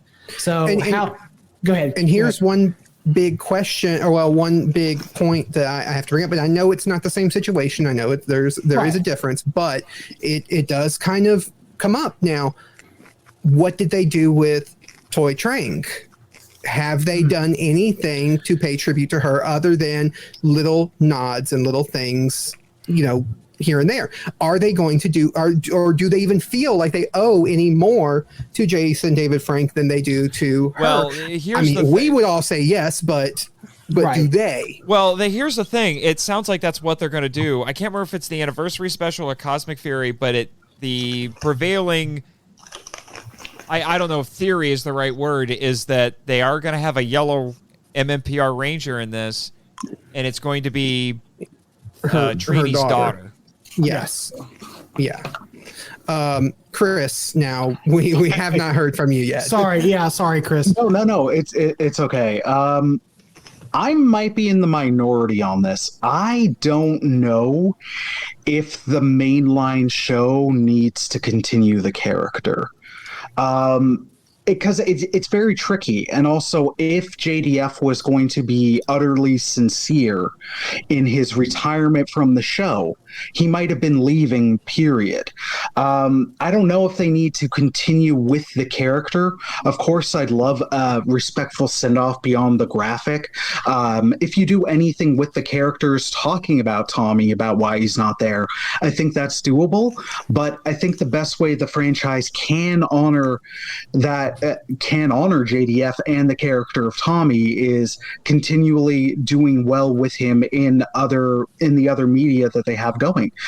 Joey is doing such a bangerang job on the audio drama. The characterization in the Boom Studios comic has been awesome. What we don't want to see is the character just disappear. So when you get to that possible sequel of the show, or eventually when they reboot it again and then they're getting to that sequel, honor the character with a good reimagining that honors JDF the person and what he brought to the character and the character itself. But in the mainline show, with how often it changes and how nebulous the continuity can be, I'm not sure if there's a good way to continue the character or if it's necessary in that realm. You don't want to get to the area where it's insensitive, or it is with like some of the later Fast and Furious ones, and I love them, but you're like, this character would be here for this, and the only reason he's not here is because the actor has passed. That gets uncomfortable and that gets awkward. Yeah. And me and Chris are definitely on sorry the same. to rain on the parade. No, that is exactly. No, I mean, exactly Chris, I don't necessarily disagree with you. I'm just saying the character in some form or another needs to continue. Well, absolutely. I'm just not sure the mainline show is the spot.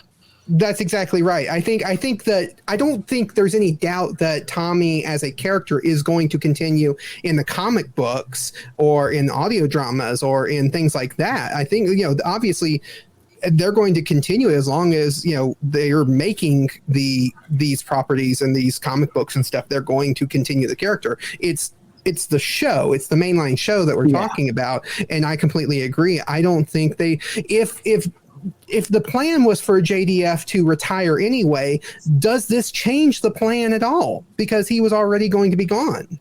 So does this change anything? No, that's really the question. That's a valid question, I think, because JDF made it very, very clear and publicly that he is retiring the character. Now we can all argue whether or not that was sincere, because the joke was, after he announced his retirement, the joke was always, well, he'll be back, because JDF always comes back. That's the thing. Yeah, that's the stick. That's the joke.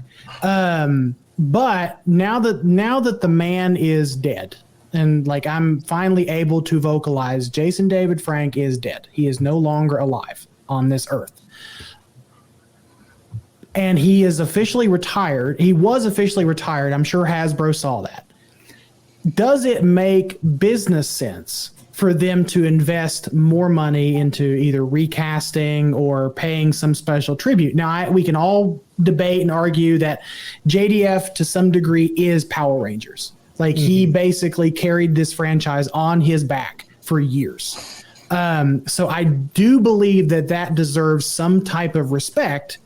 I just don't know how much business sense it makes for Hasbro to do it. And that's where I'm at with, like, that's why I'm kind of going back and forth when I'm explaining things, because besides Daisy biting at my computer, hello. Hello, Daisy. It wouldn't be a podcast without Daisy. It wouldn't be a Travis podcast without Daisy. But I keep going back and forth because there's the side of me of what I want for the character, what I want for them paying tribute to JDF because of how important he was to the fans and to the franchise. But there's also the side of, this is what I think they're going to do, and this is what I think overall is the best course, for the franchise. Those are two opposing things. So, well, and you confused. And you think about too, and I want to start landing the plane, because one, it's late. We've been streaming for over 4 hours, and thank you guys for being so awesome and hanging in there with us. Like, you think about what Hasbro's trying to build with the Power Rangers franchise. They've got, like, they're investing a lot of money and a lot of PR into the Dino Fury cast. And we've already seen some of the actors from Dino Fury say, we'll be happy to carry the mantle. We'll be happy to do this and do that to carry on the legacy of Jason David Frank. So I personally, regardless of what I think they should do, what I think they will do is invest more time, more PR, more money into elevating those actors and actresses that they have now, instead of going backwards to JDF. I know that sounds awful. That is not what I want at all as a fan. And I think JDF will live on in some way, shape, or form, either through fan productions or, it's not going to be the last time we ever see the green Jew Ranger suit. I mean, come on, let's face it. Like, that thing is iconic. We're going to see it at some point. But will it be Tommy Oliver? That's the question. I don't personally think it will be, but the suit will be there. Same with, Dimensions in Danger, Grid Connection, all of that, where we saw the yellow saber-toothed tiger suit, but Trini, if we believe that's Trini, that wasn't Dimensions in Danger. That was the crossover. Grid Connection on Beast. That's right. She wasn't in Dimensions in Danger. Never mind. You're right. Grid Connection and others. Please highlight Daniel's comment. It's so good. They invested a lot of PR into Power Rangers. Yeah. Yes. Yeah. Thank you, Danny. It's late. I love that Sana was comparing me to Giovanni from Pokemon. Thank you. I love that. But ultimately, it doesn't matter what Hasbro does with the character. What ultimately matters is how we remember the character, how we honor the character as fans, how we honor the character in. I mean, come on, let's face it, guys. Like, there's going to be a ton of Tommy merch pop up over the next couple of years. Like, people are going to take advantage of this. We're going to have opportunities to honor that character, regardless of whether or not Hasbro cares enough to do it. Right. Here's what I would say that I would like to see them do. I think the more realistic one would be maybe, as we've talked about, we see suited up Tommy show up at big moments, like some sort of huge cataclysm is going on and they need big firepower to do it. So they bring Tommy in and he does stuff, but you never hear him talk. My pie in the sky version would be you let Joey Sorless voice him in suit if you don't have him play him on set. Because I think that would be doable. But maybe going forward you only ever see Tommy in costume. But it's only at big moments. I mean, I want to highlight too, Nathan Rizlord's comment that it is very likely if they're going to adapt some things from the comics, it is likely that we might see JJ show up at some point. That would be a way to honor the character. Maybe he says oh, my dad's retired. I have his morpher now. The only thing is that they might have to do a time jump. Otherwise, we've got Justin 2.0. He just happens to have a famous dad. We're not technically we've not made it to the right year where JJ would be old enough to be part of SPD and the Green Ranger. Yeah. I think now's a good time that we can start wrapping up because just like this whole situation with JDF and how he died, this is a very complicated situation, and it puts it definitely makes things very complicated. Okay. So there's no right or wrong answer on this subject. Oh, I don't know. I kind of like Shane's idea. Shows up, kicks ass. Someone says Tommy and demorph and it's Jennifer. Oh God. Who's Jennifer? His wife. His daughter. Oh, his daughter. His daughter. That's right. Yeah, that's right. I thought I recognized the name. Yeah. So we can start wrapping up now. Jack's is having technical difficulty, so if anybody is watching or listening and you notice that he has dropped out, that's why. He said he will try to be back on for the wrap up. So, what do you guys, Nathan? Do you want to share the stuff for the charity and everything? Right. Yeah, let's do that one last time. One last push. Yeah, and then I have one more little video I want to share. Because it's probably one of the best tributes that I've seen come out for JDF. But here's the link again to donate to write love on her arms. It's so late, but just remember that for anybody who's stuck with us, for anybody who's listening to this later, we're doing this as not just a tribute to the memory of Jason David Frank and the character that means so much to us, but we're also doing this to raise awareness for people who are suffering with mental illness, because now we know that Jason David Frank suffered in silence for a long time, for many years with this. So we wanted to reach out to a charity, so they were willing to work with us, and so we're trying to get to the goal of $800. And so if you can donate, you'll be able to donate for as long as it takes to get to the goal. So the link will still be active even after the stream ends, and you can still get on there and donate. But if you can share it, if you can't donate yourself, definitely share it around, because that is a big help. Yeah, for sure. Yeah, and we got Jack back. And there's Jack.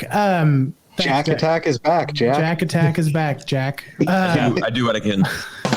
But to Travis, like what Travis is saying, we've had a good time. Like we've had a good time reminiscing, hanging out with each other, just talking about fandom and Power Rangers in general. And thank you guys for hanging in with us. I know Doomzilla he said I'm here till the end, so thank you. Yay, thank you. Thank you. You are a hardcore fan or a hardcore listener. Yeah, I and guess. Shane says he's happy he was able to make it. Or you just don't have anything better to do. Shane, we loved having you. And you do a great job. Yes, Shane is wonderful. But no, thank you guys. Thank you to everyone who donated. Thank you guys to everyone who interacted. Thank you. I think we topped out at like 30 people tonight watching the stream, which is great. Thank you guys for that. This will be posted later. The link will still be active until the goal is met. We will share it on all of our socials, and we hope that you guys can participate in some way. So, Nathan, we do have one more tribute, and I cannot think of any better way to end this stream, but in the man's own words. Hey guys, before we go, I got one thing before we go.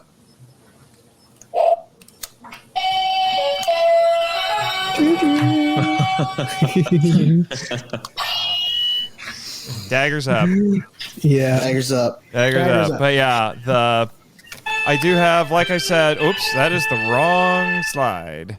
I can StreamYard, but one of the best tributes that I heard for JDF. I forgot about this. And then we'll get to the man's own words here. But I want to share this. This one made me cry. This one right this here. was great. This one is great. I'm going to play I'll play it for our viewers, and then for those who are listening to this after the fact, I will translate a little bit. Hello, I am SuperR-Illustrations, who was a Dragon Ranger in Japan. 私は今日、とっても悲しい知らせを受けました。アメリカでドラゴンレンジャーを演じられたジェイソン・デビッド・フランクさんがお亡くなりになったそうです。分身でもあり、兄弟のような友人を亡くし、大変ショックを受けています。でもどうか皆さん、悲しまないでください。これからもいつまでもドラゴンレンジャーを応援してください。お願いします。All right. So I don't think people, let me just say this really quick, Nathan. I don't think people realize how huge this was. When it came out, right? Like for the actor who played Barai in Jew Ranger, the Dragon Ranger, for them to publicly acknowledge the death of a Power Rangers actor, that is huge. And I just don't know if people really realized how big that was. Right. And I said this on the Henshin Men Twitter, and I'm playing this a lot for the Henshin Men listeners. This is proof right here that Power Rangers is, contrary to what some people may say, is part of the Super Sentai family and legacy. And somebody from Toei and Super Sentai acknowledged it. They said it right there. Because honestly, and I think Toei and Super Sentai need to realize this, if it wasn't for JDF, I don't think Super Sentai would be where it is now. Yeah. They rode on the back of Power Rangers when it comes to international marketing. And, I'm going to try to read what he said. You heard a little bit in English. Now, admittedly, I'm reading this verbatim. The translation is a little bit busted, but he said, a sad news has arrived today. I heard that Jason David Frank, who was the Dragon Ranger in Power Rangers, passed away. The shock by the news of Americans like my siblings. Everyone, please continue to support Dragon Ranger. Forever and always Dragon Ranger. Yeah. So, yeah, it was a huge thing, and it just shows the mutual respect that the actors, even we talk about the companies between Saban, Hasbro, Disney, Toei, all these big, huge companies. Putting them aside, the people who were these characters, they did have a lot of respect for each other, and even the ones that didn't always get along, like we've talked about in the past, earlier. They did bury the hatchet. They had a lot of respect for each other, and I think that this was just fantastic to see. And I love the fact that he calls him the Dragon Ranger, not the Green Ranger. Right? Yeah. He acknowledges that he is that character as well. It was really, it was just a kind thing to do. Yeah. Right. So I know there are some people I even like in the community who say that Power Rangers is a bastardization of Super Sentai, but I mean, the man just said it. The man said it. I wonder if he ever got to meet JDF, because how epic would that have been? Yeah. They're siblings. They really are. The two franchises can coexist in a way that they are siblings. Real quick, who in this chat did meet JDF? I'm not trying to say this to like rub it in people's faces. I just want to know who was able to. I did. Rebecca, yeah, you can't raise your hand. So okay. And Nathan, what, as we wrap up here, can you just briefly tell us what that was like? Well, we did a lightning round on the power trip where I told the whole story, but Cliff Notes it. Yeah, I'm trying to figure out how to Cliff Notes it, and we showed some of the stuff that I got there. But that's where this autographed Lightning Collection Green Ranger figure came from. Funny thing is that I had the figure on display, so it wasn't in there, and JD was like, "Where's the body?" Which was just really funny. And then this was the professional photograph that I had taken. I had a selfie with him as well. So, oops, I'm just knocking everything over. But honestly, the big takeaway that I got from that, and that's something that I've been seeing a lot of people talk about, is just his sheer dedication to the fans. He took time for everybody. He even skipped out on his own Q&A panel because taking care of the fans who have been standing there all day to see him and get an autograph was more important to him. He even said, hey, well, and this is kind of ironic now, but he said, the promoter may not ask me back. Good Lord. And but then the funny thing was the promoter for Indiana Comic-Con came over and he said, oh, don't worry about it. It's fine. Because they were old friends. And then he told the story about they did another show together and how he was sick and the promoter had to cover for him and all of this sort of stuff. But he took time for everybody. He highlighted a little 2-year-old kid who was there with his parents. I think an older sibling who was a few years older. And he stopped everything, jumped on top of the table, which he did a lot that afternoon, and said, hey, everybody, I want you to know that this kid here, I can't remember the kid's name. I might have said it in the Power Trip episode. I don't remember. But he said, this kid broke his arm yesterday, 2 years old. Broke his arm, but still got up this morning and said, I have to go meet Tommy. Ugh. And it was just wonderful. And the fact that he went out of his way to give all the extra things I got 2 signatures, one for me, one for Michael. And I told him I'm a podcaster. My co-host couldn't be here, and he's an even bigger fan of you. And then he's just like, you want to make a video for him? Which I should. No, I did play that earlier. Yeah, it's been a long stream. But, so that was a spontaneous thing that he did. I didn't ask him to do it. I did ask him to record the shout-out that we've been using on the Power Trip. And now, sorry for those of you who don't like it, it's not going away now. Even when we're talking about Super Sentai, it's just always going to be JDF at this point. But, I asked him to do that, and I thought it was a long shot that he would do it, but he did it. Real quick before we move on to other people sharing their things, I do want to address. You don't have to bring it up, Nathan, but Sana in the chat. So one thing that I want, and it's been a long stream, I want to call back to early in the stream when JR was sharing his personal story. And we won't go into it because we don't want to start crying again. Yeah. But the thing that JR focused on and honed in on was the keep fighting. The what do? We keep fighting.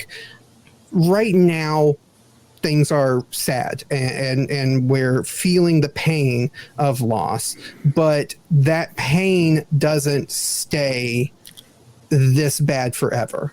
Like the thing about grief and loss, and as someone who has lost people close to them, and Michael and any of us can probably attest to this, is that the pain, you learn to move on and you learn to continue on. So there will be bright days in the future. It's not just going to be a dark day. It's going to there's going to be bright days in the future. So right now we're feeling a lot of sadness, especially talking about someone that we really cared about who we lost, but don't ever let it overtake you. Don't let the grief overtake you, because there will be bright days in the future. Just keep fighting. I want to say this, Santa, thank you for asking. I am fine. I am just tired. To be honest, thank you for asking. I am fine. I have done my fair share of crying. And to just really quickly tack on to what Travis was saying, yes, we've all experienced grief to some degree, but Jamie has a good point. What I've learned is grief is a desert that's got to be crossed on foot, which means it takes as long as it takes. And heroes never die; they just become legendary, and that's just something I've had to remember the whole time. Yeah, so. I don't know if I said this earlier, Michael, but there's a part of me that does feel a little bit bad that I'm the one of the two of us that got to meet him. Oh, I'm pissed about it, but it's fine. JR, could you cliff notes your experience? I mean, without crying. Which is why we should probably cliff notes. Yeah. He's a great guy. He was very welcoming. I was like, hey, can I get a selfie with you? And as soon as I pulled up my morpher, he did the same thing as Austin State's Johnny. It's morpher time. And I was like, but again, I got a chance to tell him he is my hero. Yeah. Yeah. Rebecca, what was your experience like? I gave him one of my drawings. No, I didn't give it to him. He signed one of my drawings. The Dragon Sword, right? The Dragon Sword, and he said something to me. He said, "Oh wow, I do this on a daily basis. You know that, right?" I kind of looked at him like, I'm kidding. I can never do this at all. And he said that I was very talented and I should keep it up. So, I want to mention something here. One of the things, a common thread that we've all been sharing about him, whether we met him or not, was just his overwhelming exuberance and positivity and everything. And which is why it was shocking to find out that he took his own life, and that's what's made this even harder for all of us. Right. And something that should be highlighted, because to a certain extent I understand this. A lot of times people who are very good at pouring into others and making them feel special and making them feel good, they pour so much of themselves out that there's nothing left for them at the end of the day.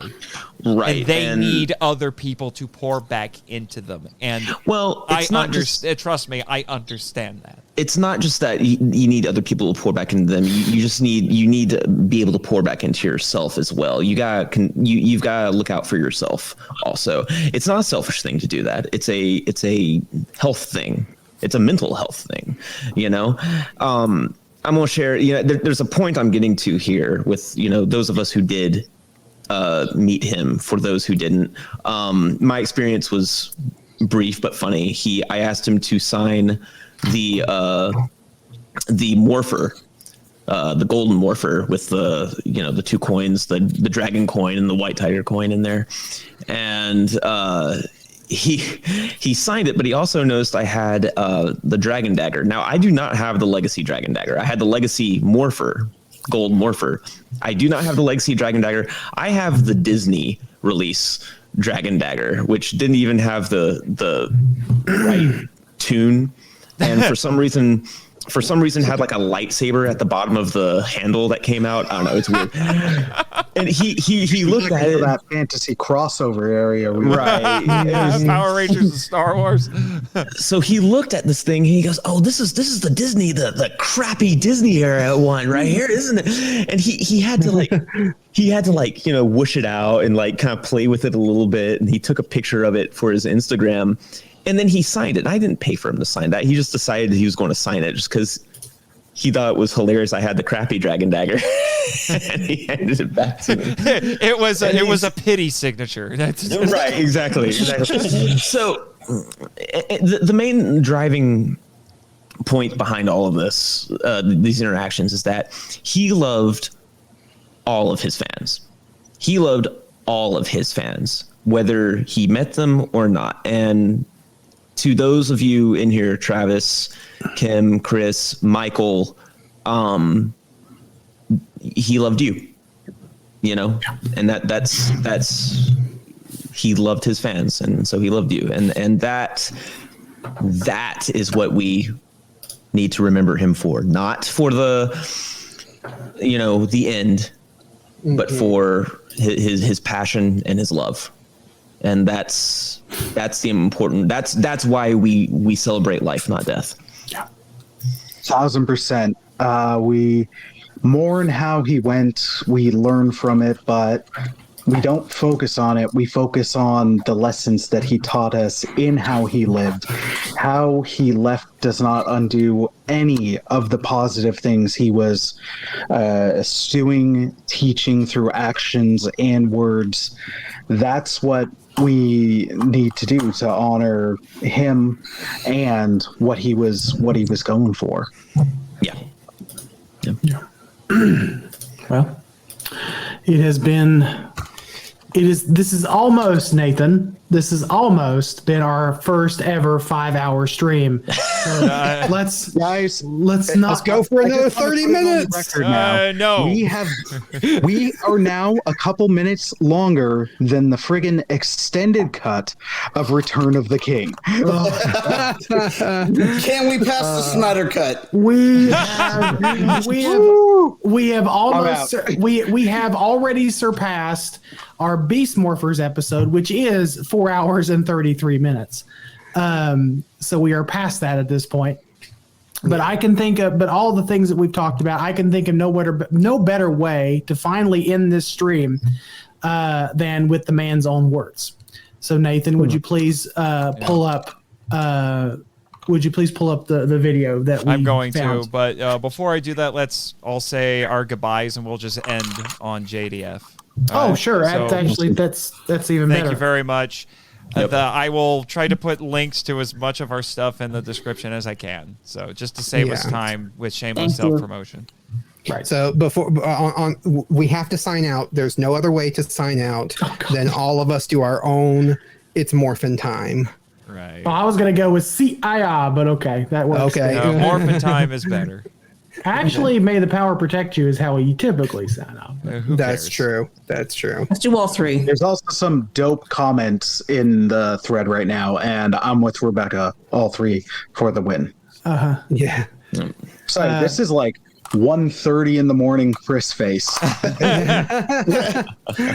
My eyes are puffy, son. And I still have to edit an episode. Oh my goodness.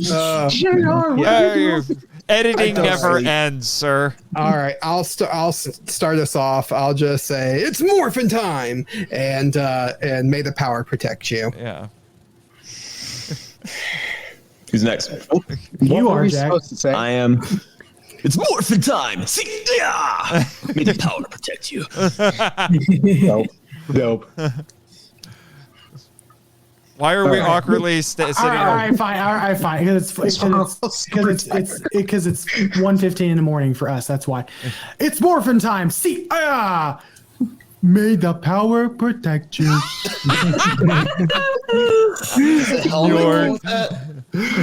Why'd we suddenly go kind of Eeyore there? No, it's York. May the power protect you, I guess. I think it's Morphin time. Yes, I agree. Dino Thunder, power up. This was a super mega win, guys. Shut up. Shut up, because it's Morphin time. See, and may the power protect you. There. It's time for turbo. Oh wait, no, that's not right. I did that really wrong. Just for the record, I'm gonna say right now, if y'all don't say shift into turbo when you suddenly speed up on driving, are you even a Power Rangers fan? You're not. Shift into turbo. That's the one I was trying to think of. I really butchered that. It's late. Legit, every single time I gotta speed up on the highway, I'm like, shift into turbo. Sorry, Kim. I'm sorry. It's Morphin time. See, may the power protect you. Who hasn't gone? JR and Rebecca. Rebecca? Okay. It's morphin' time. You sick? Oh yeah. May the power protect you. Oh. What'd you just call me? I'm sorry, your what hurts? Did someone punch a gorilla in the gut? All right. Everybody's gonna hate me because I live in an apartment complex. It's morphin' time. Yeah. May the power protect you. Beautiful. I think we had some echo there somehow, but we did. Whatever. Did everybody do theirs? Yes. Yes. Okay. And here we go.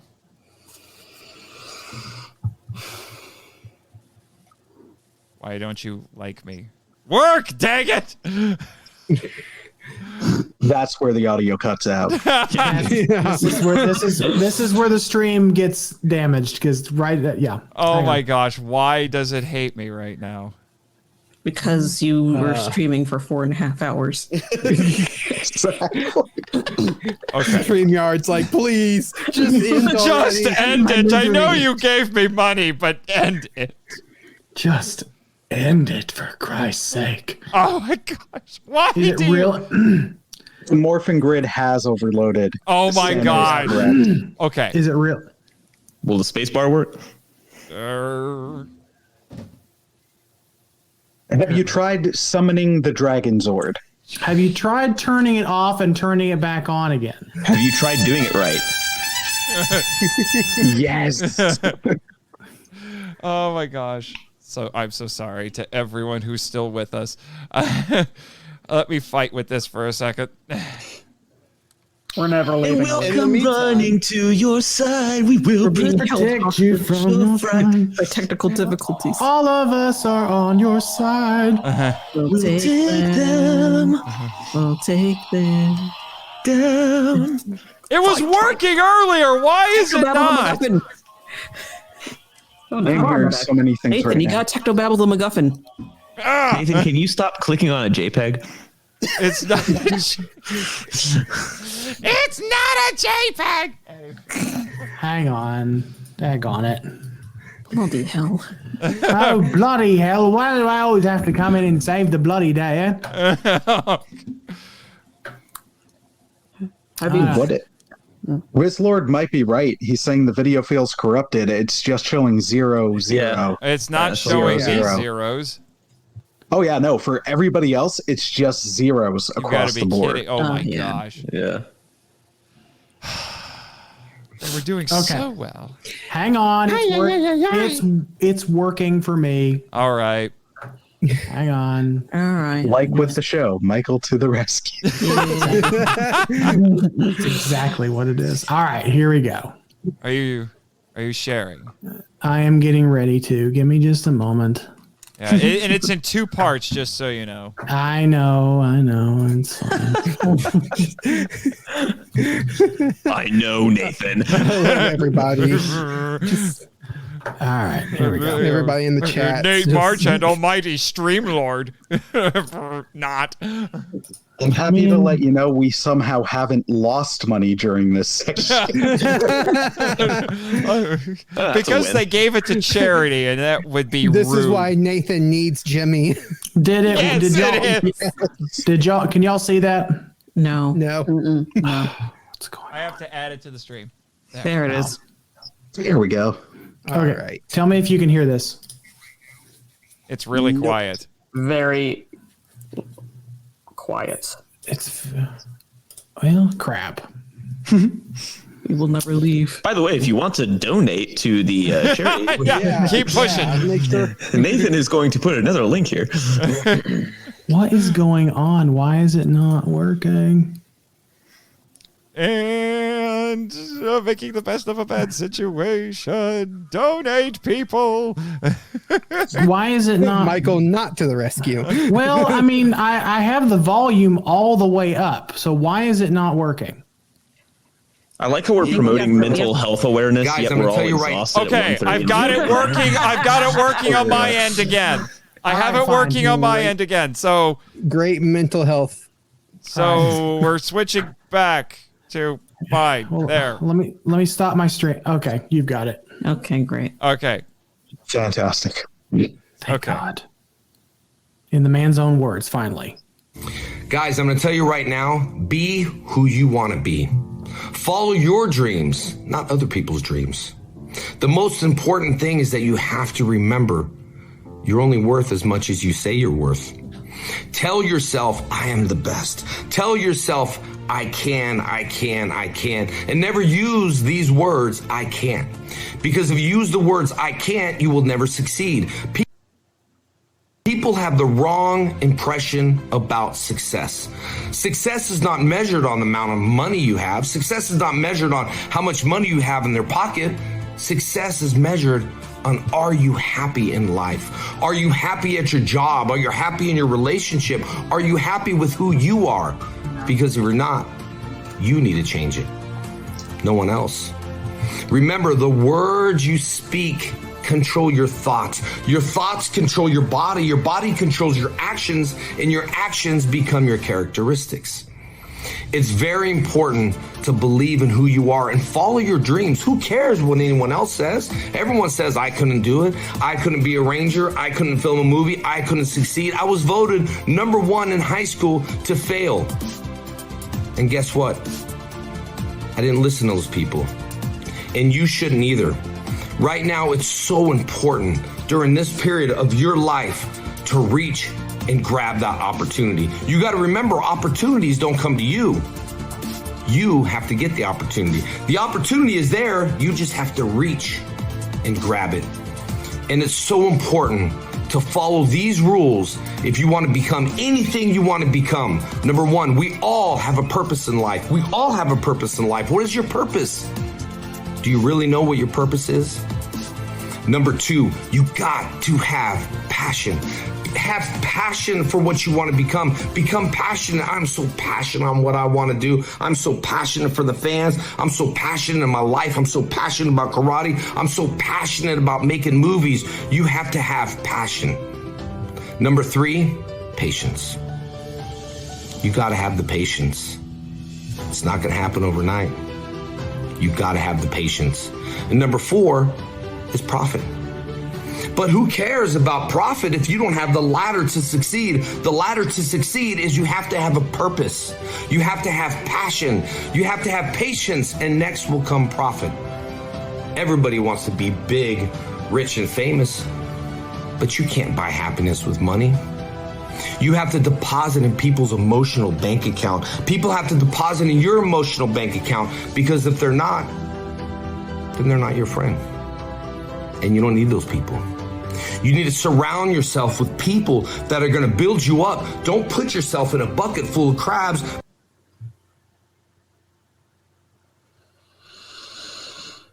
Because what happens in a bucket full of crabs is when you reach the top, another crab reaches you and pulls you back down. So no one's getting to the top because the crabs are pulling you back down. Are your friends pulling you down? Are other people pulling you down? Well, you need to stop, because it is up to you, my friend. You control it. This is the rudder in the engine of the boat and the airplane. What you speak is what you get. If you say, I can't never do this, I can never follow my dreams, look, they're not going to be easy. People want the shortcut in life, but you have to do the work.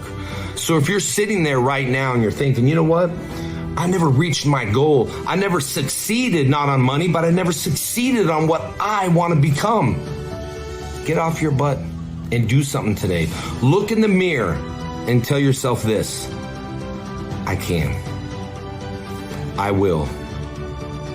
That's the most important thing to succeed. Success is not all about money. Success is about happiness. So if this video touched you and you feel this video in your heart, tag a friend, because I'm only here for me. So if I could be here for me in order to succeed and be happy in my heart to share this message, then if it works for you and it touches your heart, send it to someone else. This is all about depositing in your emotional bank account. Do something good for someone today. Tell them you are awesome. Tell yourself you are worth everything. Everyone is equal. Doesn't matter who you are. People come up and say, man, you're my first celebrity I ever met. I'm not a celebrity. I am a person just like you. So the most important thing is follow your dreams, go after it, and follow the 4 Ps. You got the purpose, you got the passion, you got to have patience. And next will come profit. But who cares about profit? You can't take it with you when you die. But what you can do is leave a legacy. A legacy behind. When you're gone, people say, hey, I remember this dude. And I remember what he did for me. So, are you going to leave a legacy behind? If you do, let's do it today. I love you all, man. Thank you for taking this time. 86,400 seconds a day. And people just drain their brain. They don't train their brain. So thank you for spending that time, this precious time in life, to watch this video. Good night, guys. Good night, everybody. Good night. Thank you all for being here.